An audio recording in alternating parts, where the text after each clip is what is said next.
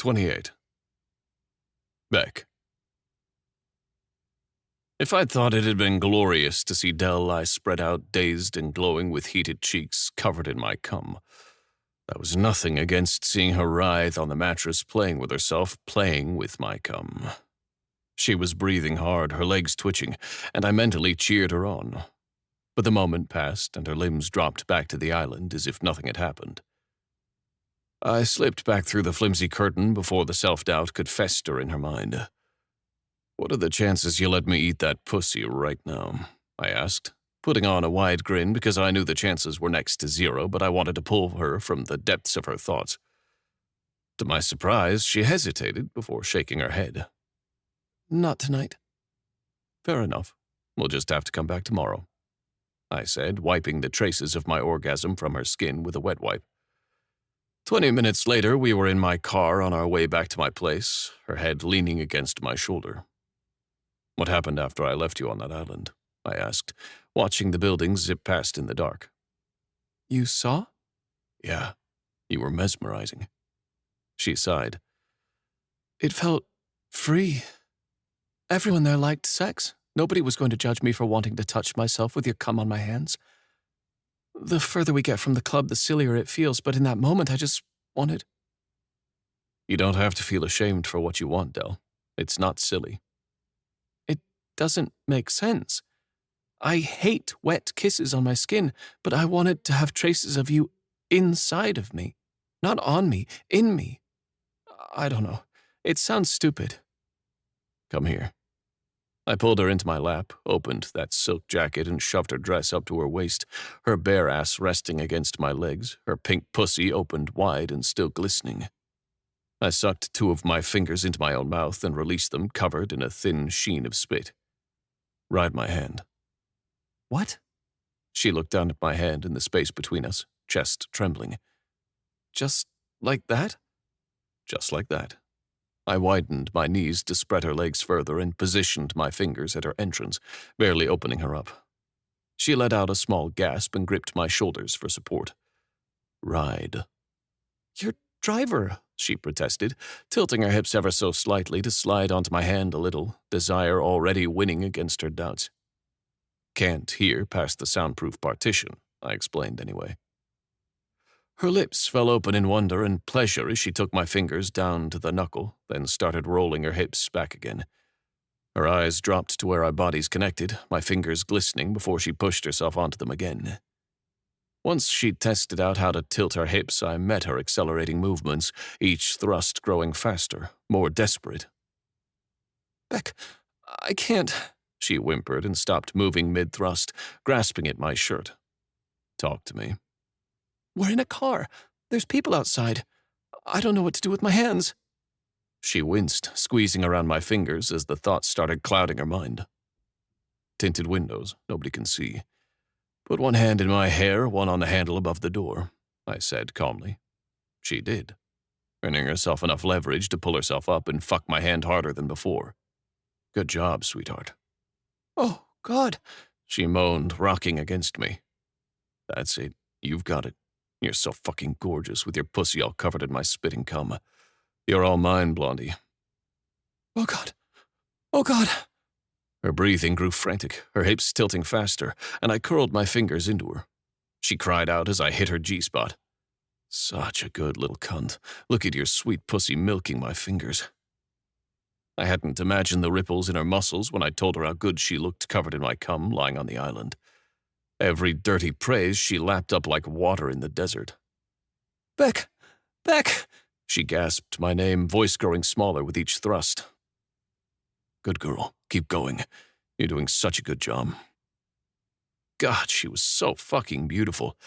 And she unraveled in my lap with a series of high-pitched moans, fisting my hair, tears rolling down her cheeks before collapsing against my chest, sobs rocking through her. I waited until her pussy stopped quivering before I pulled my fingers out and started rubbing her back instead.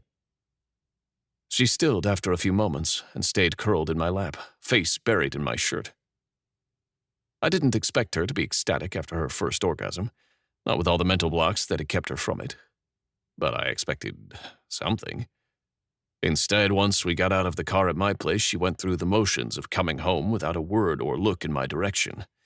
She was damn near catatonic as I boxed us into the shower and washed the night from her skin and hair, then toweled her down and sat her down on the edge of my bed. It wasn't until I pulled a shirt over her head that she even seemed to blink. Fuck. Had I broken Blondie? "This isn't my shirt," she said, voice small. "Sure it is. I told you I'd take care of it." She furrowed her brows in a deep frown and bent her spine, rolled her neck, shaking her head. No." She contorted herself to reach behind her and pulled on the neckline of the pink shirt that was an exact carbon copy of the one I'd ruined by tying her to my refrigerator with it. "I cut out my tags."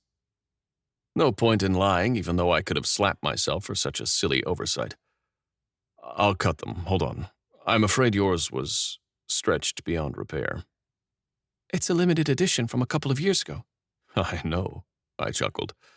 A limited edition Taylor Swift shirt was not as hard to procure as the tone of her voice made it seem. "Don't worry, it's practically brand new. You're the first one to wear it." "How did you get it?" she asked as I brushed wet strands from her neck to access the scratchy little tag in the shirt. "I bought it." "People have offered their firstborn for that shit." "Don't worry, my future children are safe." I threw the tag out and switched off the overhead lights, crawling into bed next to her. "Come here, Del." I was not the kind of man you got into bed with to cuddle, but this was well underway to being the third night that Del spent in my bed just to sleep. She picked out her favorite pillow with deliberate fingers and wedged it between her head and the mattress, leaving 10 inches of space between every part of her and every part of me. "Are you all right?" I asked after a moment of watching her stare into space. "No," she huffed. "Are you hurt?" "What the fuck?" She threw her arms out, slapping my chest involuntarily, but that was all the prompting she needed. "How fucking selfish has everyone in my life been to tell me that it was okay if I just enjoyed having sex for the companionship? This is what I've been missing all these years? Is this what it's like to come every single time? Because if so, I demand my money back for all the nights I've just laid in bed while some asshole came inside me without caring about whether or not I was getting off. I'm not hurt, but my pride sure is.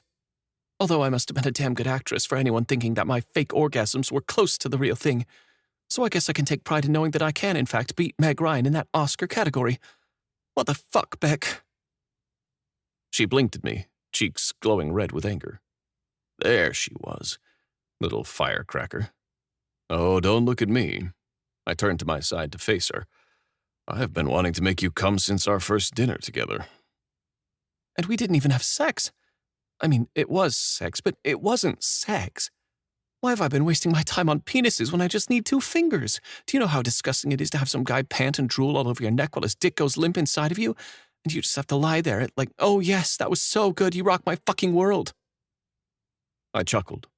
I can't say that I have personal experience with that. Under different circumstances, the idea of anyone's dick inside her would have pulled a much different reaction from me.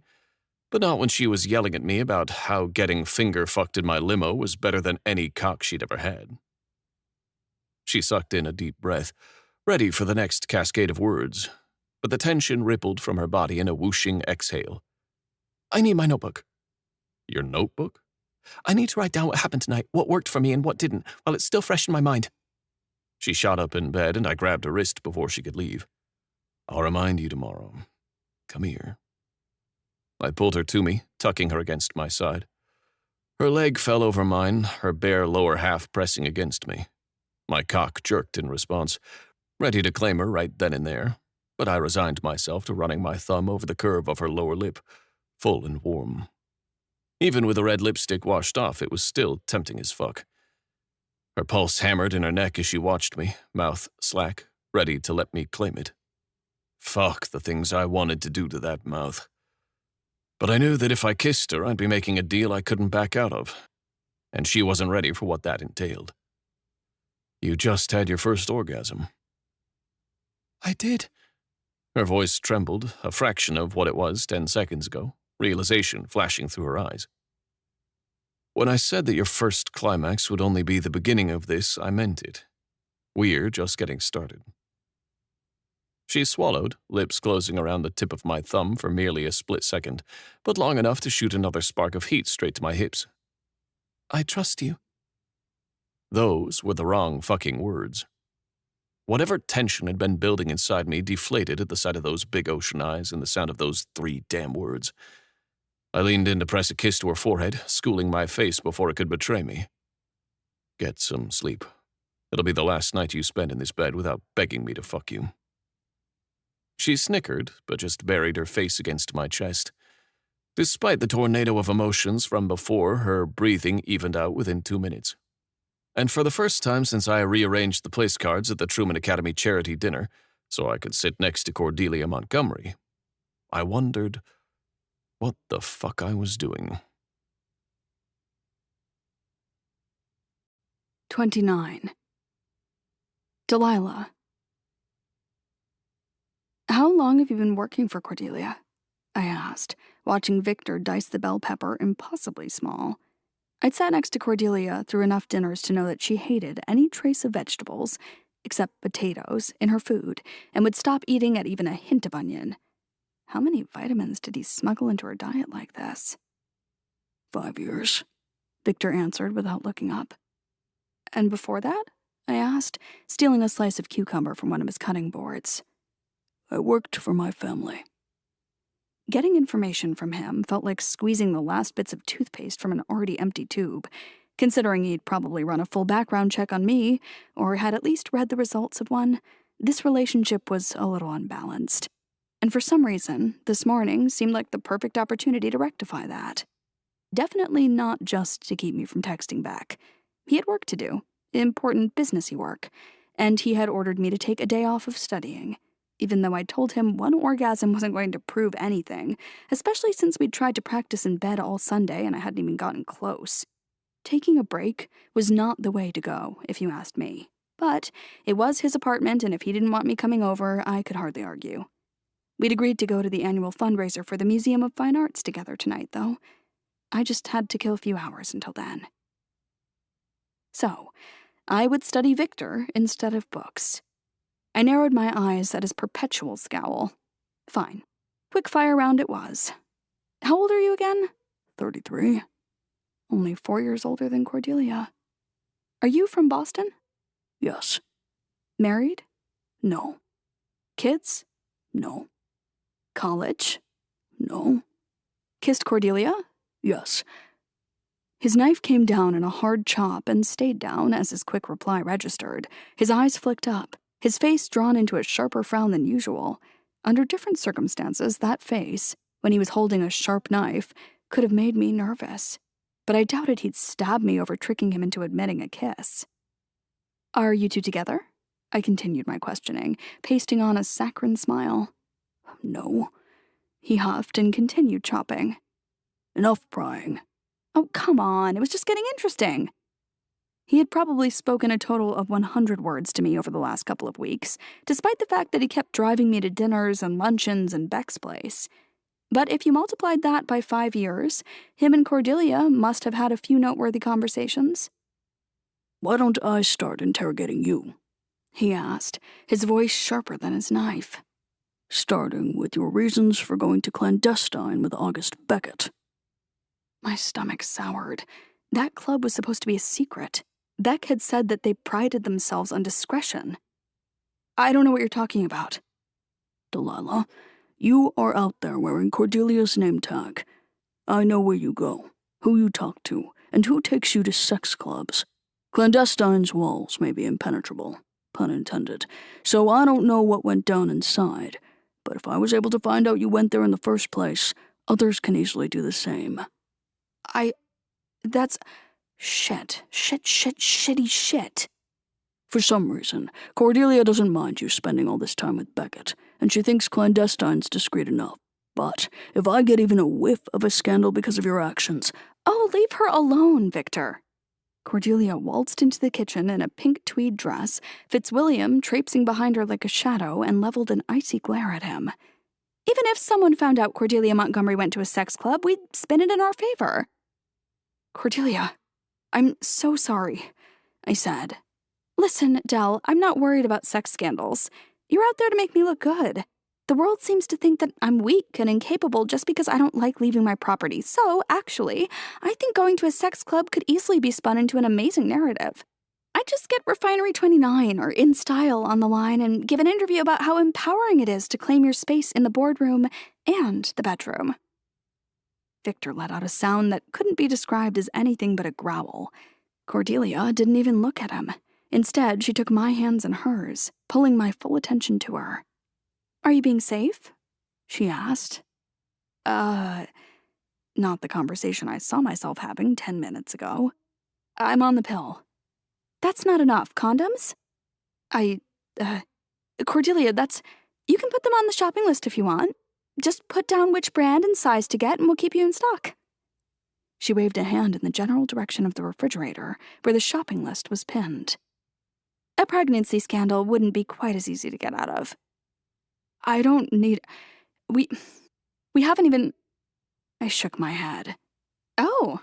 Surprise lit Cordelia's features. "Wait, so what exactly do you do all day with him?" "Did you think I was going to his house 8 hours a day to have sex?" I gaped at her. "Well, I figured some eating and cuddling was involved too, in between, to refuel, but..." She shrugged. "I read," I squeaked. Not necessarily the full truth, but the core truth. "You read?" The corners of her mouth twitching as if she'd just found an onion in her chicken soup. "He has over 2,000 books." "Huh. You read." She caught a glance at Victor, but I couldn't understand the quiet conversation that played out between them. Maybe that was why he didn't like to talk. He and Cordelia were telepathically linked. "Is he seeing anyone else?" she asked after a moment, turning back to me. I wanted to laugh at the question, but it made sense. It made too much sense. If he wasn't sleeping with me, he'd likely have someone else tending to his needs. And if he had someone else, then I was putting Cordelia in a position of being labeled the other woman. "I don't know," I answered truthfully. We spent a lot of time together, but there were many nights for him to go out, date, meet women at clandestine. "Ask him, would you?" She clicked her tongue. "Okay." She stared pointedly at me. "Right now? You have his number, don't you?" 30. Beck. There was nothing as excruciating as board meetings, except board meetings on a Monday morning. Except board meetings on a Monday morning after I'd spent a perfectly good Sunday staying in bed with Dell. I'd wanted to recreate the limo experience for her, and I got plenty of moans out of her, but she kept cycling through everything that happened on Saturday night in her mind. Instead of climaxing, she'd started rambling about the statistical probability of all the events that led up to her orgasm. At that point, I got her notebook and pens from the library and sat down with her to methodically write it all out. She even had me describe how, when I fingered her, whether I thrust from my wrist or my shoulder. And to demonstrate what she meant, she gave me a hand job, alternating between jerking me off with wrist and shoulder-based pumps. Following that kind of Sunday with a Monday morning surrounded by a bunch of old men who wanted to rule the world? Fuck no.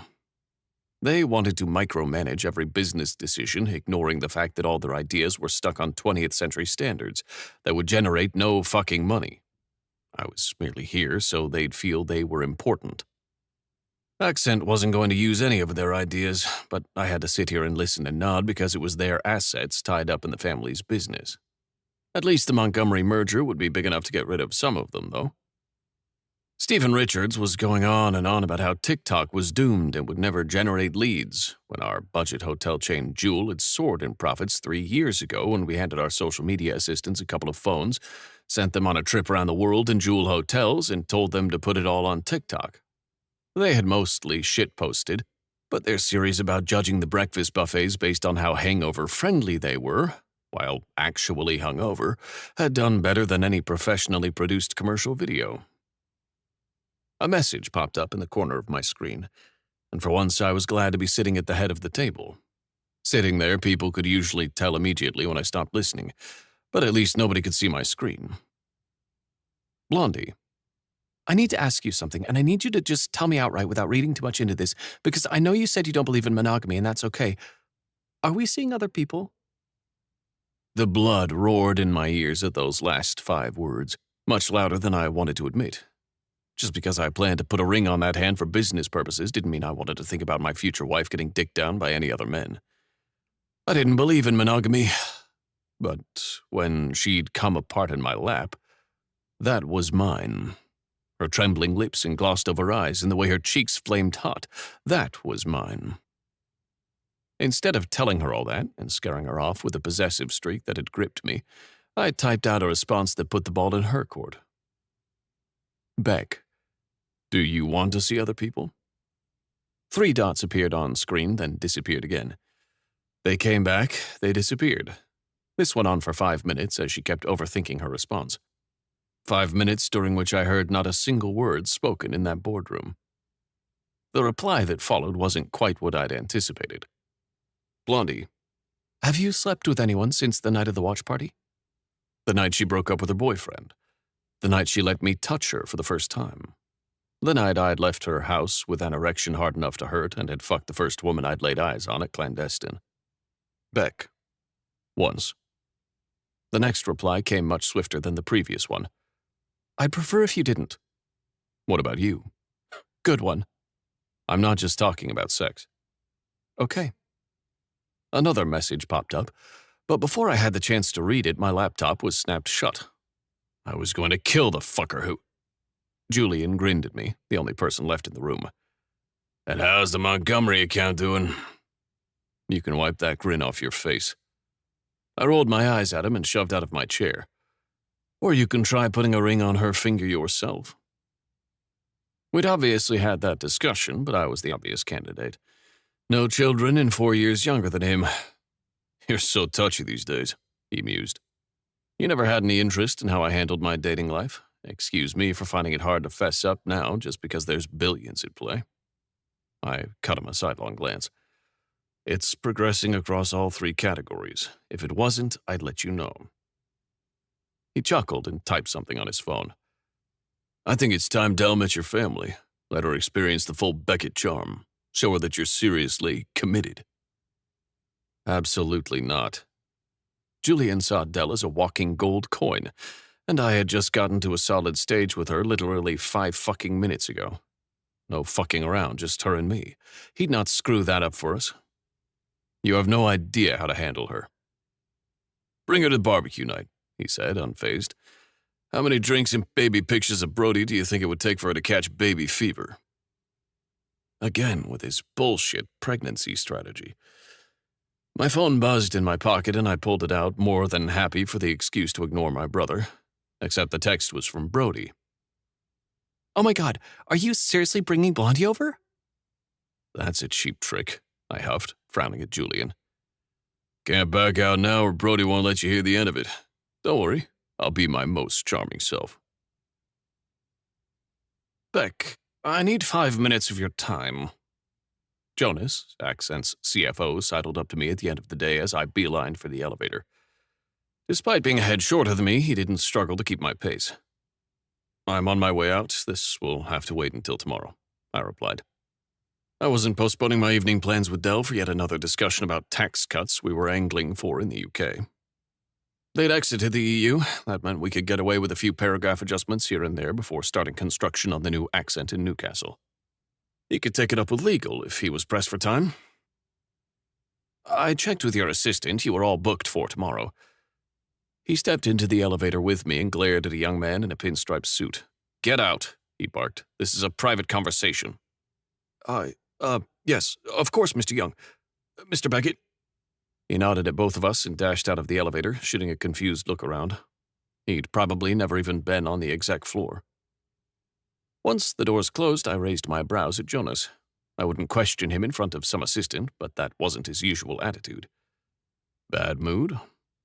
He ran a hand through his hair. "Our numbers don't add up." That got me to turn my full attention on him. Even before asking for details, I knew that whatever he'd tell me in the next 60 seconds would ruin my night. "What do you mean they don't add up?" I mean, he whispered as if anyone could overhear us in this whirring metal cage, there's a hole in the boat and I can't patch it up until I find it. How much? Enough for me to come to you instead of handling it myself. Shit. How did nobody notice until now? This couldn't have happened overnight. Because we had to do the numbers by hand the other day when the servers were down. And here I thought we'd gotten through that day without hiccups. Actually, I'd forgotten most of that day, favoring the memory of coming home to learn Dell had used my bed to her advantage. What are you saying exactly? The numbers add up in the system, not on paper. The elevator stopped and opened its doors to the grand lobby where all foot traffic led in one direction. Out. I worked my jaw and hit the button for the 20th floor again. Show me. Once upstairs, I motioned for Jonas to give me a minute while I dialed Dell's number and slipped into an empty conference room. She picked up in a heartbeat. I'm afraid Dell can't come to the phone right now. She's dead. Oh no, I chuckled, wishing I could see her bright smile instead of facing a mountain of paperwork. That's horrific. She was so young. How did she die? She was too overwhelmed by the sheer number of shoes in her closet. The white ones with a round buckle. She tisked at me, and I knew the exact eye roll that went with that sound. You don't even know what I'm wearing. No, but your ass looks great when you wear them. I grinned and narrowed my eyes at the view from the window. The general direction was correct, but there were miles and hundreds of buildings between us. Okay. Wow, Casanova, lucky you. I was planning on wearing a white jumpsuit, so they could actually work. They're damn uncomfortable, though, so if I wear them, you better be prepared for another foot rub in exchange. Might as well rip the Band-Aid off. I won't make it tonight. I'm stuck at the office. Oh. Okay. I'm sorry. I meant it, too. I had no doubts that she would have looked amazing, or that she would have let me take off far more than her heels tonight. It's okay. Her voice didn't sound like it was okay. But then I won't wear the white shoes. I can send Fred if you need a ride. It's fine. Victor should be able to drive me. I can hear your brain churning through the phone. The KIT event was so much easier with you there, she said, voice small. You're really good at striking up conversations. Dell, I promise you, everyone thought you were charming. If only she could have seen herself from the outside, seen how everyone she talked to had been genuinely laughing and smiling between all the fake niceties of that event. It didn't have anything to do with me. I'm good once people spill the beans about their lives, but you're the bean can opener, slicing through the cold, hard exterior before we get to the good part. That had to be the strangest compliment I'd ever gotten. Do you want to know my 2 best tricks for this kind of networking? Yes, she mumbled. Please. First, you ask people about the day of the week or even the month. Just say something like, wow, can you believe it's already August? Or, what a week and it's only Monday, right? And they'll steer the conversation to talk about their business plans, family vacation, or whatever they actually have on their mind. And then if they give clipped answers or you just want them to keep talking, you stay silent. You smile and nod like you expect more, all your attention on them. People hate awkward silence, and they'll fill it as long as you keep looking at them. That sounds fake.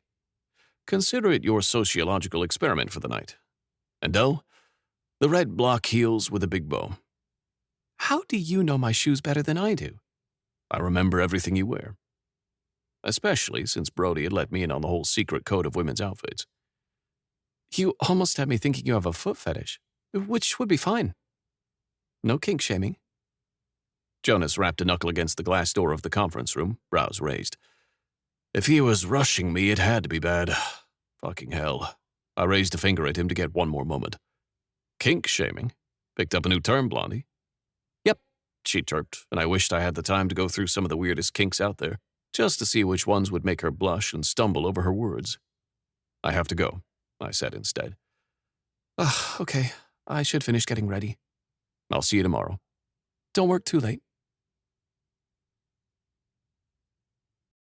31. Delilah. I sat in the back of Beck's limo and picked at the loose thread at the hem of my pink summer dress. Cordelia may have ordered my whole summer wardrobe online, but the designer label in the back made it pretty clear that this dress should not be coming apart at the seams. Beck's hand closed over mine. stilling my fingers before I could rip the fabric. "Sorry," I whispered, slipping my hands out from under his and flattening them against my stomach instead, forcing my breathing to even out. I'd gotten better at the whole event scene, but this was different. This was family. Say the word, and we turn around right now. I'm good. I'm a social fucking butterfly," I muttered under my breath. He chuckled and braced his hand on my knee, rubbing soothing circles into my skin. I glanced up from his hand on my naked leg, his profile outlined against the car window. The last time we'd been in this back seat, he had shattered my concept of human touch, and it was entirely unfair that he could look so absolutely at ease here. Thoughts? He prompted. Just remembering the last time we were in this car together. Care for round 2? Nope. He raised his brows at me, hand lightly squeezing my knee. Might help you relax. Have you met me? Fair enough. He chuckled. I just think it's cruel that you waltz around in that pretty little sundress, and I don't get to hike up that skirt and suck your clit until my name is the only thing left in that big brain of yours. You're being overly confident. I shook my head, unable to stop the grin from forming on my lips. Besides, on an analytical level, I don't think stimulating my clitoris will get you anywhere. Nothing has ever gotten me as close as your or my fingers inside of me, so I'm assuming most of the nerves I derive pleasure from are engaged during penetration. He was looking at me with an unreadable expression. What? I just realized that I'm dating a total nerd. We're not dating, but I'll take that as a compliment. Nerds are cool. Well, if you're just using me for nerdy sex, I probably shouldn't introduce you to my brother. Do you actually want to take me out? I just took you out. On a real date? That was a sex club, I protested, just as the car door was opened. If Fred had heard me, he knew better than to react. But my cheek still flamed red hot. No matter how easy it was to talk to Beck about sex, I couldn't ignore that it still felt wrong the second someone else was within earshot. Beck draped an arm around my shoulder and leaned down. At first, I thought he wanted to press an encouraging kiss to the top of my head, but instead, his voice brushed over my ear in a low hum. Consider yourself wearing a red ribbon in my brother's company. The growl of a warning rumbled under his words, and my breath hitched in my throat at the reminder of what the red ribbon meant and what it entailed. If he touches a single hair on your body... Beck couldn't finish his sentence because the door flew open and a bouncing ball of a girl jumped out. At least Beck's warning hadn't extended to the whole household because Brody wrapped me in a tight hug before I even had a chance to sidestep her. She was almost as tall as Beck and had the muscles of a pro athlete, rendering breathing impossible. "I'm so glad you've not dumped him yet," she squealed. Yet? Beck asked. "She's clearly out of your league." Brody leaned back. Her toothy grin immediately made her look her age, despite all that muscle mass. "Clearly," I agreed, and shot Beck a smile. Brody led us down the hallway, and through the tastefully bright modern living room. I barely took anything in, stuck on the last few minutes of our conversation, first in the car, then with Brody. Did Beck actually want to take me on a date? Was that why he had brought me here? His niece already thought we were together. But despite everything, we hadn't kissed. He hadn't shown any interest in romance. But you didn't introduce your fuck buddy to your family, did you? We followed Brody to the deck behind the house. The low sunlight dipped the entire wooden patio into a warm glow that perfectly matched the smell of smoke and grilled meat. I was beginning to think you'd stand us up. Beck's brother looked so much like him. My spine stiffened at the sight. Just as tall, just as tan, same dark hair and dark eyes. Beck was a few years younger, but the only detail that betrayed the age difference was the sprinkling of white hairs on his brother's head. Where Beck sported a well-trimmed stubble, Julian was clean-shaven. He set down the barbecue tongs and walked over, a pearly white smile splitting his face. You must be Cordelia. I'm Julian. He stretched his hand out for me, and I instinctively shrank against Beck's side. "Hi, I gasped, mentally replaying the memory of sharp pain shooting through my flesh just because I'd shaken another man's hand. Nice to meet you. To his credit, Julian dropped his hand without dropping his smile. First things first, do you eat meat? Up close, he looked even more eerily like Beck, except Beck's nose was just crooked enough to add a little spice to his features, and Julian's was straight as an arrow, ripped straight from the pages of a fashion magazine.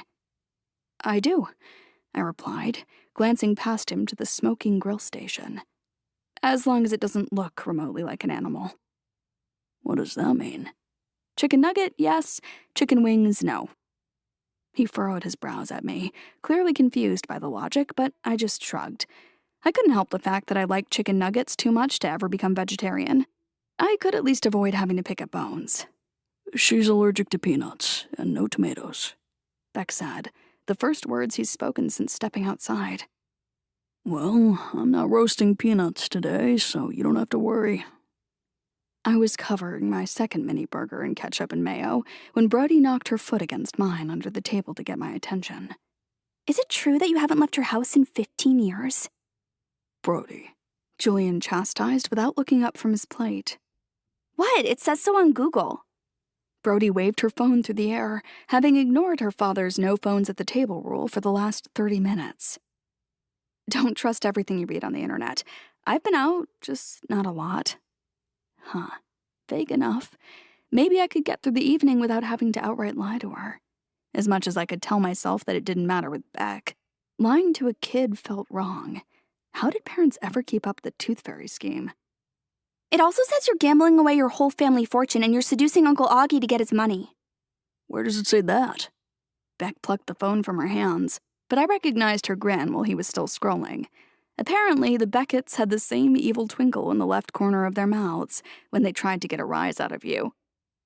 At first I was only in it for the money, and I was going to leave him high and dry, I mused. But it turns out he's really good in bed. Brody screeched with laughter, while both men at the table paled. If I knew anything about teens, it was that you had to meet them at their level. If she could joke with me about seducing her uncle, so could I. Oh my God, she gasped. No, but seriously, what happened here? You're way different than Ashley. She was such a grade A bitch. Language, Beck hissed, at the same time that Julian moaned, Manners. Ashley? I asked, after a moment of nobody else speaking up. My ex, Beck supplied. The one you Googled and considered age-appropriate. Oh, right.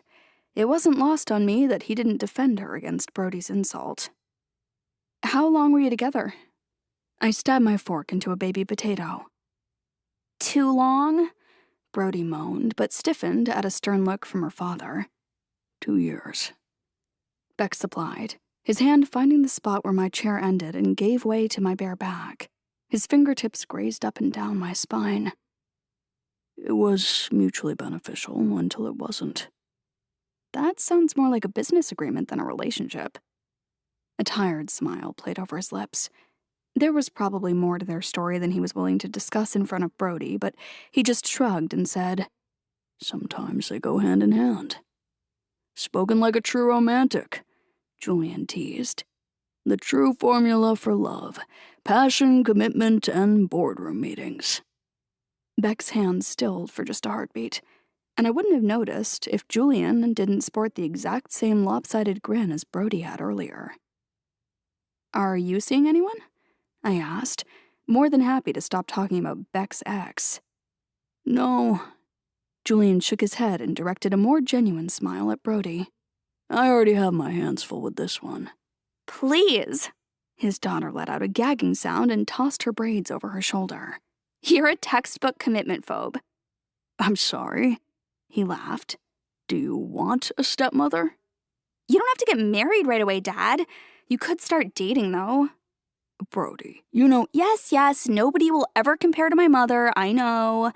She rolled her eyes. I just think you need someone to keep you busy when I go off to college.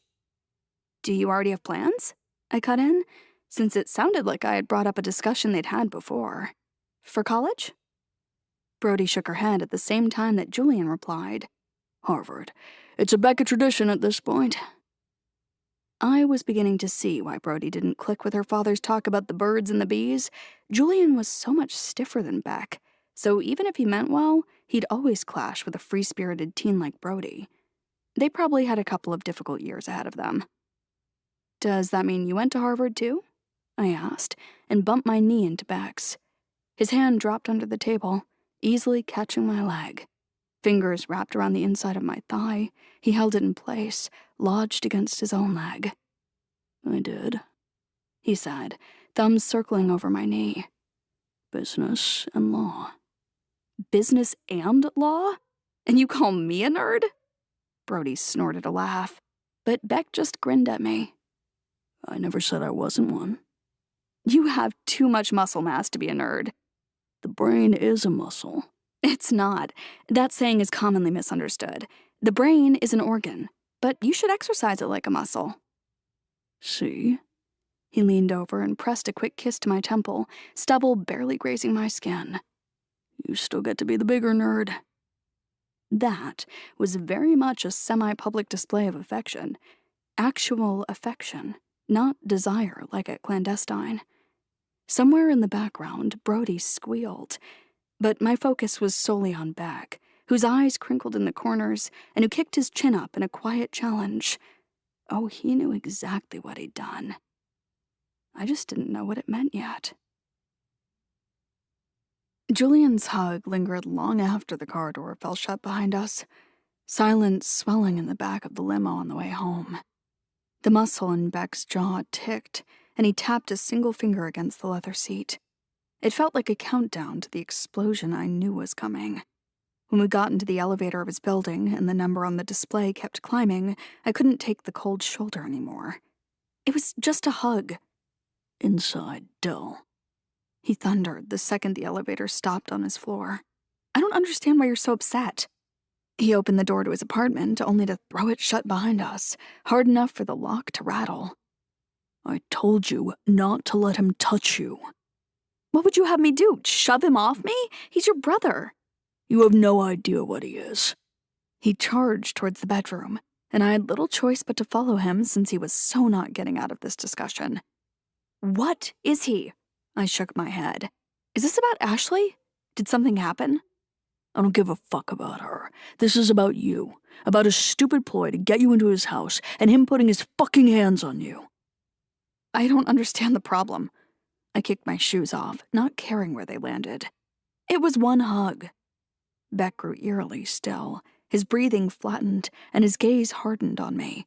It felt like being watched by a lion just before the kill. Take your dress off, he growled after a beat of silence. No. Was he serious? That was so not the mood right now. Take your dress off. No. Do you want to know the truth? He stalked closer, step by step reminding me of the towering height he had on me. Yes, I breathed. Julian thinks you're a joke. The words stung like a slap across my cheek. Every smile he gave you tonight was followed by a side eye at me. Every little joke you shared with Brody, he grimaced the second you weren't looking. He had made his mind up about you long before ever meeting you, taunting me, needling me for information he could use to ridicule you. Young, naive, sheltered, just another woman that should do her hair, open her legs, and stand behind her man. And he had no right to touch you. He snarled the last few words. My eyes watered at the thought of that man making fun of me, and of the things I shared with Beck in private. I'd never been good at reading the subtext of a conversation. I'd been the butt of the joke too many times throughout my school years. I thought I'd put all that behind me. What did you tell him about me? My voice wavered. I told him fucking nothing. He cupped my face in his hands and ran his thumbs over my jaw and cheekbones, his touch too soft paired with his rough one. Do you think I'm a joke? I'd accused him of taunting me once, of making fun of me by sending me a vibrator, but he'd spent the last few weeks finding ways to slip under my skin. Maybe I shouldn't have let him. It only took one glance at his luxury minimalist apartment and his custom-tailored suits to track that we weren't actually occupying the same universe. I was okay with being different. I was not okay with being looked down upon. No, and it doesn't matter what Julian thinks. You're not a joke. His reply came swift and stern, and his eyes softened for a moment before turning back to steel. He leaned down, ghosting his lips over the corner of my mouth, warm and soft. You're mine. His tender kisses traveled down my neck, and I broke out in goosebumps. Every hitched breath, every racing thought, every inch of skin is mine. Now take off that dress so I can remind you of who gets to touch you. He left a last kiss on my collarbone before leaning back and waiting. I may not have tracked Julian's intentions, but Beck had always told me outright what he wanted. He told me he prioritized consent and communication before he'd ever touched me, and I believed him, even now. He was waiting for me to take off my dress so he could touch me. God, I wanted him to touch me, to make me forget this whole stupid two-sided afternoon. I wanted something simple, straightforward. His touch, my body's response. I unbuttoned my dress and let it fall to the floor. For a moment, I just stood in front of him, in nothing but a silky pair of white panties, and his eyes drank in every inch of exposed skin. Beck pulled his hand off me and straightened to his full height. Get on the bed and face the headboard. My stomach clenched at his tone, but I didn't protest. This was so easy. He told me what he wanted. I did it. And something inside me buzzed at how easy it was. I didn't have to worry about signals crossing or misunderstanding him. I'd just knelt down between the pillows when Beck came back from his chest of drawers with a piece of thick black rope. He tied it around my hands, yanking my wrists together. I winced, prompting a "too tight" from him, but I shook my head because the burn was just enough to overpower the quietest of my anxieties. I didn't even have to worry about what to do with my hands. He tied them to the top of his headboard, and I glanced down, realizing I had no way of lying down on the mattress. My breath fluttered, realizing I also had no way of turning to him. Beck climbed onto bed behind me, pushing his body against mine, the stark outline of his growing erection hard against the curve of my ass. What do you say if you need me to stop? I say stop. You stop, I whispered, the anticipation racing through my blood. Good. His warmth ebbed from my back, and then his hand was in the hem of my underwear. With a sharp yank, he pulled it tight into my crease, exposing my cheeks. Your ass is so fucking beautiful, he rasped, fingers digging into my flesh, pulling my cheeks apart, pushing a thumb into the dip of my panties where they covered my entrance. He knew I'd never even experimented with anal, and that little bit of pressure already set off a spark in my belly. Tell me who gets to touch your ass, Del. You, I replied, already breathless. My answer was followed by a sharp slap to my left cheek while his thumb still pressed against me. The pain burned and radiated over my skin, the heat rippling out like an earthquake. Who gets to touch your ass? He asked, thumb pushing aside my panties and dipping in. I whimpered at the unfamiliar sensation that made my toes curl. You, I gasped. Another slap to my ass followed. The heat shot straight to my core, moisture pooling between my legs. Who gets to touch your ass? He asked again, and pushed his thumb down to the hilt, a different sharp pain wrangling a cry from my lips. You, I whimpered, just you. That's right.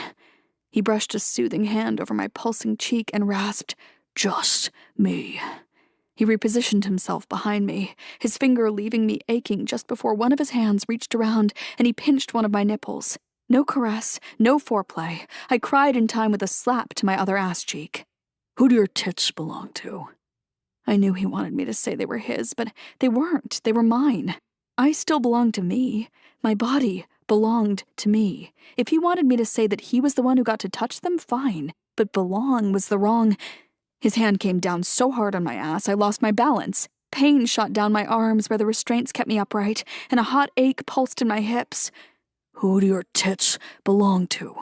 He asked again, finding my other nipple and squeezing it between his fingers, the blinding mix of pleasure and pain clouding over all rational thought. You, I panted. Just you. I scrambled to regain my hold, get back to my knees, but before I could, a hard jerk on my hips ripped the fabric of my panties. Look at you, dripping wet.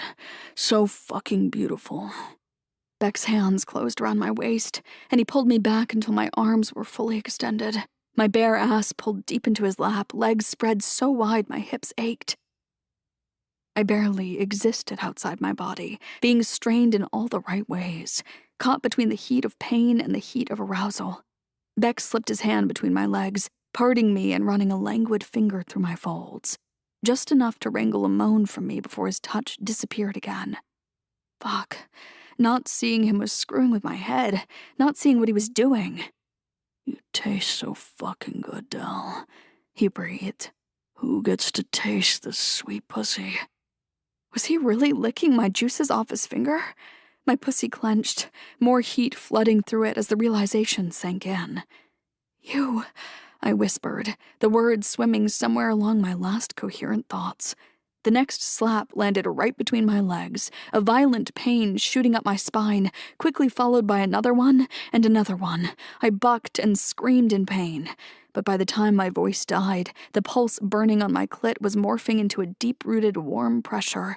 I was barely aware of two of Beck's fingers slipping into me at first, but he stretched my walls with merciless rhythm, plunging them deep and hard. The slick sound mixed with the loud, ragged breaths I was heaving as I pushed against him and swayed, needing something, wanting, feeling, just feeling. His hands on my body were all that mattered. But then his fingers left me, and I was suddenly too cold and too empty. Who gets to taste your sweet pussy, Del? You! My voice was hoarse from screaming. Just you! That's my girl. He rasped and yanked my hips back again, my arms crying at being pulled taut, but a different sensation pierced through. Him. He was hot and solid, sliding his tip up and down my fold, thick enough to part me wide without even entering me. Last question, sweetheart. Who gets to fuck that beautiful tight pussy of yours? He positioned himself at my entrance, both hands on my core to work me open. I let out a strangled sound somewhere between pleasure and protest. Please, I whimpered. I earned myself another slap on the ass for that answer, but that barely broke through all the other beautiful, terrible pain. Who gets to fuck you, Blondie? Just you, I whispered, dooming myself. He pushed himself into me inch by inch, my moans turning to sobs as I was stretched beyond comfort.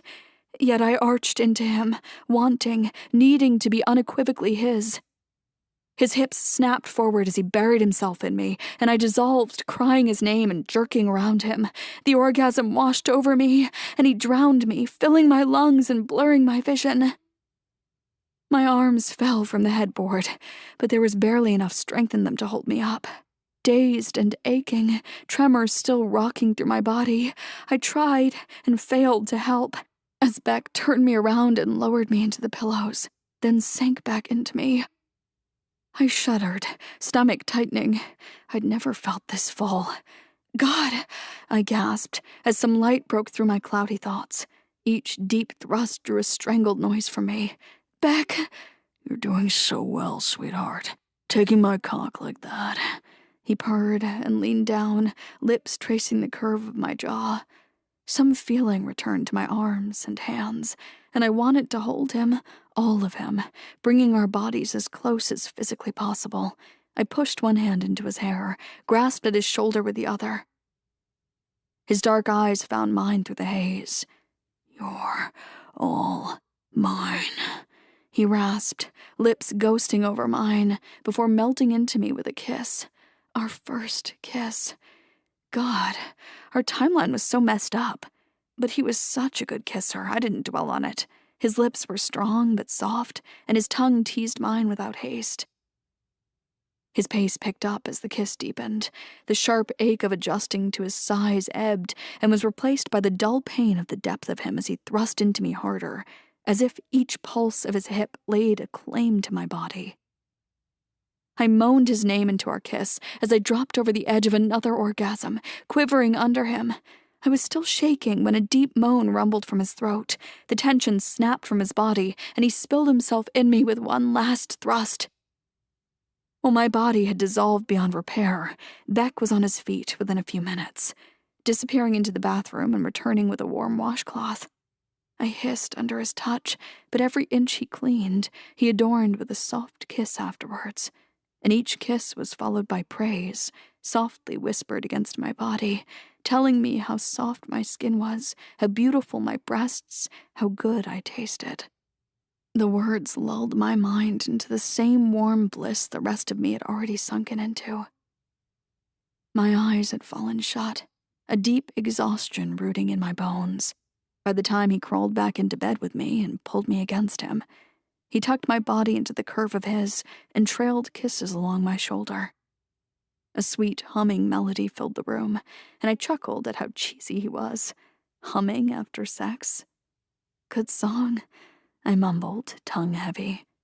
Good night, he whispered back. 32. Beck. I fucked up. 33. Beck. I panicked for a brief moment when Dell wasn't in bed the next morning, tossing the covers back as if her small frame had disappeared into the folds of my sheets. The clanking crash of pans and pots betrayed her before I got the chance to consider just how much I'd fucked up the day before. I found her in the kitchen wrapped in my bathrobe, fishing eggshells from a bowl that looked about as appetizing as cat vomit. Cooking skills aside, she seemed okay. Her eyes seemed bright as ever, and a soft warmth tinged her cheeks. The girl I'd broken and stitched back together last night was gone. "I'm making breakfast." She beamed as she spotted me walking into the kitchen. "What are we having?"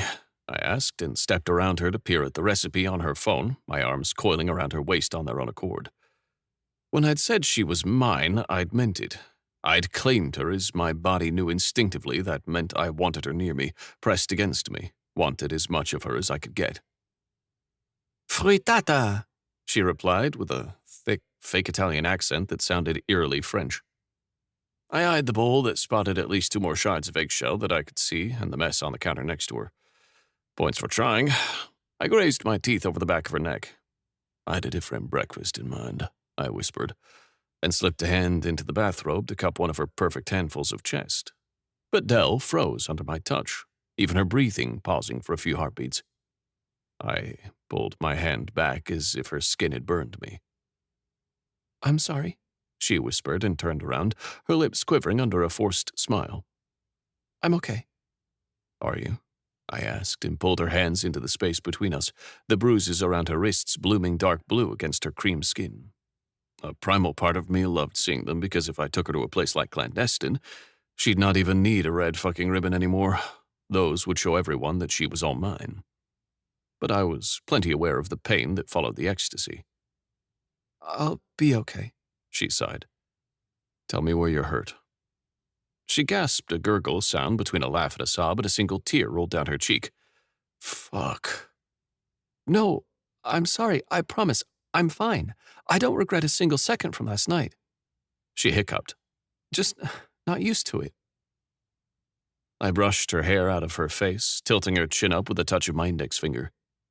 "How many times must I tell you not to apologize?" "I don't want you to think that I didn't—" She hiccuped again, nose taking on a traitorous red tint. "Come here," I sighed and wrapped my hand around hers, careful not to touch her wrist. I grabbed the first aid kit from its spot on the wall and pulled her to the breakfast counter. Bathrobe untied and slipped off her shoulders. I assessed the damage. I'd done a lot fucking worse before, but considering this was the first time Dell had even let me fuck her beyond fingering, I'd overdone it. It had been Julian's fucking wink over her shoulder as he hugged her goodbye that had triggered the most possessive parts of me. I pushed the image aside and focused on the bruising that marred her body. Her wrists were the worst, closely followed by the dark hand-shaped shadows on her thighs and ass. Even her breasts had some minor yellowing marks. As much as I admired her soft, milky skin, it also seemed prone to bruising. Can you sit? She shook her head. Just your ass. She shook her head again. Shit. I vividly remembered the primal scream she'd let out when I'd spanked her pussy. It had been fucking wild, but of course it had left its mark. You don't have to pretend you're okay, I said, and popped the first aid kit open on one of the bar stools. You're physically hurt. Isn't that just what happens when you have sex like this? I tilted my head to the side because it was that simple, but it also wasn't. And I wasn't sure how much she'd read up on the things that happened after the orgasm. Now comes the part called aftercare, I explained as I spread cooling gel around her wrists and wrapped them in bandages. Because the pain you enjoyed last night might now be a whole lot to deal with, physically and emotionally. Mostly physically, she sighed and closed her eyes when I let go of her wrists and spread some of the gel on the fingertip-sized splotches across her chest.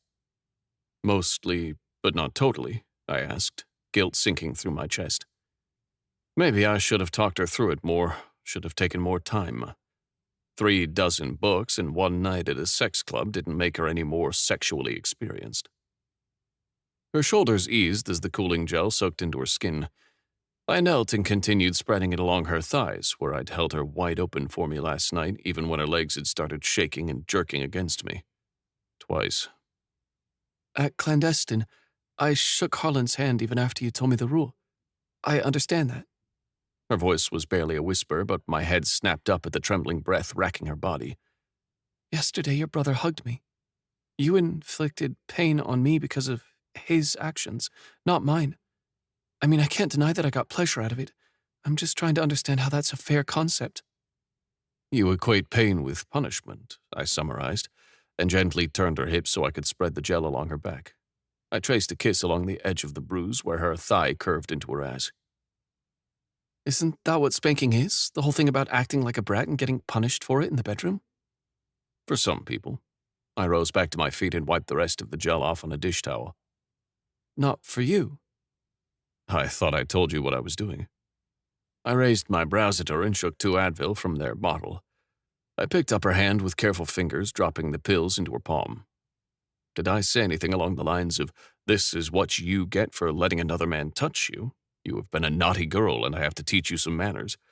This will make you think twice before disobeying me again"? My voice had taken a gruff edge, and Dell shrank under the words, her hand curling into a tight fist around the 2 pills. No, she said after a moment of contemplation. I got a small bottle of orange juice and an ice pack from the fridge and handed her the former while wrapping the latter in paper towels. For me, it's not about punishment or discipline. I don't care for women acting like brats to get a rise out of me. I waited until she had taken the Advil, then claimed her mouth in a kiss. She gave it willingly, melting into me. I locked her against me by the neck before I slipped the ice pack between her legs. She hissed and shoved both fists against my chest, but deflated within the same moment as the cold comfort seeped through her skin. It'll help with the swelling, I whispered against the corner of her mouth, holding the ice pack in place. She closed her eyes and folded into me, face buried in the crook of my collar while I held her, thumb tracing up and down the back of her neck. For me, it's making you feel with every fiber of your being that you're mine. Every muscle spasm, every sound, everything you feel is because of me. I'm the only one who touches you. I'm the one who knows every dip and curve of your body.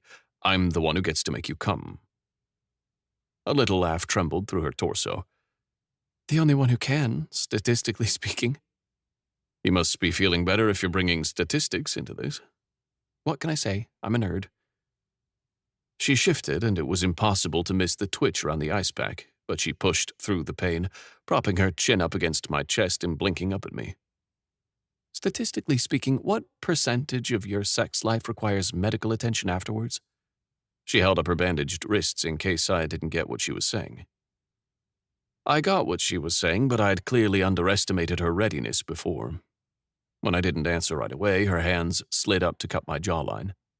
Curiosity, not judgment, she reminded me. Blondie, I'm not worried you'll judge me. I'm worried that you'll be scared off. Well, statistically speaking, 100% of my orgasms happened on the nights when you spanked me, so I might be more aligned with you than you think. I barked a laugh. All right. Statistically speaking, when I'm single, 100% of my sex life requires intensive aftercare. I usually frequent clandestine because the women there either have partners or a good enough understanding of their own needs to not require my attention the next morning. Her eyes flashed, but before the anxiety could weasel its way into her thoughts, I slipped my arm around her waist. This doesn't happen often, but when I agree to an exclusive arrangement with a woman, I looked at her pointedly, a 100% rate isn't feasible. I would estimate 70% of the time you'll be perfectly fine, like when I tied you to the fridge with your shirt. Her thighs clenched around the ice pack at the memory. 25% of the time you'll walk away with some bruises and a bandage here and there. I tilted my head to press a kiss to the inside of her wrist, causing another jerk around my hand. I was beginning to think those might not just be painful for her, but if I acted on it, her soreness would outweigh any pleasure. "And the other 5?" she asked breathlessly. I smirked because her big eyes were so eager for more information. "I won't just fuck you. I'll wreck you. I'll drive you to the point of passing out, caught between pain and pleasure. You'll scream so loud you'll lose your voice, and when you think I'm done with you, I'll start all over again. Your body will break in ways you didn't know were possible, and you're going to beg me for more." With every word, her thighs squeezed my hand harder, and when I was finished, her throat bobbed. "Well," she breathed, "we'll see about that. You owe me a proper date first." 34. Delilah. I slept on my stomach for 2 nights after my stay at Beck's. On the first day, Victor caught a glimpse at my wrist bandage slipping out from the slouchy hoodie I'd thrown on after coming home. He cocked his chin in a silent question, eyes sharp enough that I had no doubt he'd rain hell on anyone who dared to lay a hand on Cordelia. Even fake Cordelia. I shook my head and smiled at him, and that was that. I wasn't entirely sure what to do with myself. My research project had come to a somewhat surprising and abrupt end. I wouldn't mourn the descriptions of foot jobs and diaper fetishes, but I'd grown used to curling up in Beck's library, spending hours upon hours with him, surrounded by books. It would be weird if I kept taking up all his time, though. Cordelia spent most of her time holed up in her office these days, and spared me only vague greetings in the hallway. When I poked my head through the door a few days later, she was digging her nails into her cheeks, frowning at her screen. "You wanted to talk?" She'd sent me a calendar ping, not even a text. "Yes." Her head snapped up. Her nails had left crescent indents on her face. "You, lavender room, tonight." I blinked at her. "I'll need more detail than that." Right. She shook her head and raked her fingers through her bangs while she scanned the mess on her desk, shooing Fitzwilliam aside from where he'd been snoring on a stack of papers. That traitor didn't scratch her, snap at her fingers, or do so much as hiss. He just moved aside and curled up on a stack of mail instead. Safe to say, my cat had switched sides. "I can organize that for you, you know." I pointed at the paper mess on her desk. "Get you on a filing system?" "This is perfectly organized, huh?" She grinned and snatched up a thick linen card. The swirling font on it glistened purple as the light hit it. "Cordelia Montgomery has been invited to join the Marigold Club." I took the card from her, brows furrowed. "I'm still going to need more details than that." "The Marigold Club is, how do I say this? It's where rich women go to drink tea." She made some air quotes with perfectly manicured fingers. "Which is just code for gossip, make backroom deals, and ogle the servers, who usually work there for no more than a year before being snatched up by modeling agencies." She rolled her eyes. "But it's highly exclusive. They only invite 3 new members a year, and most of them are legacies. So I need you to accept this in person tonight, so I get access to the members-only website and network.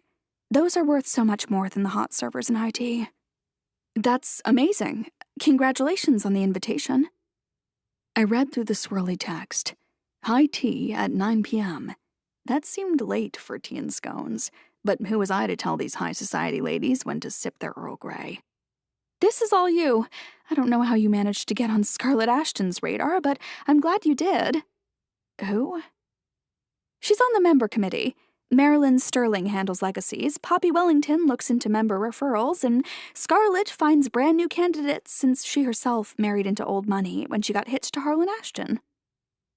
The name clicked into place, and I bit my tongue before the words, "Come slut Scarlett," crossed it.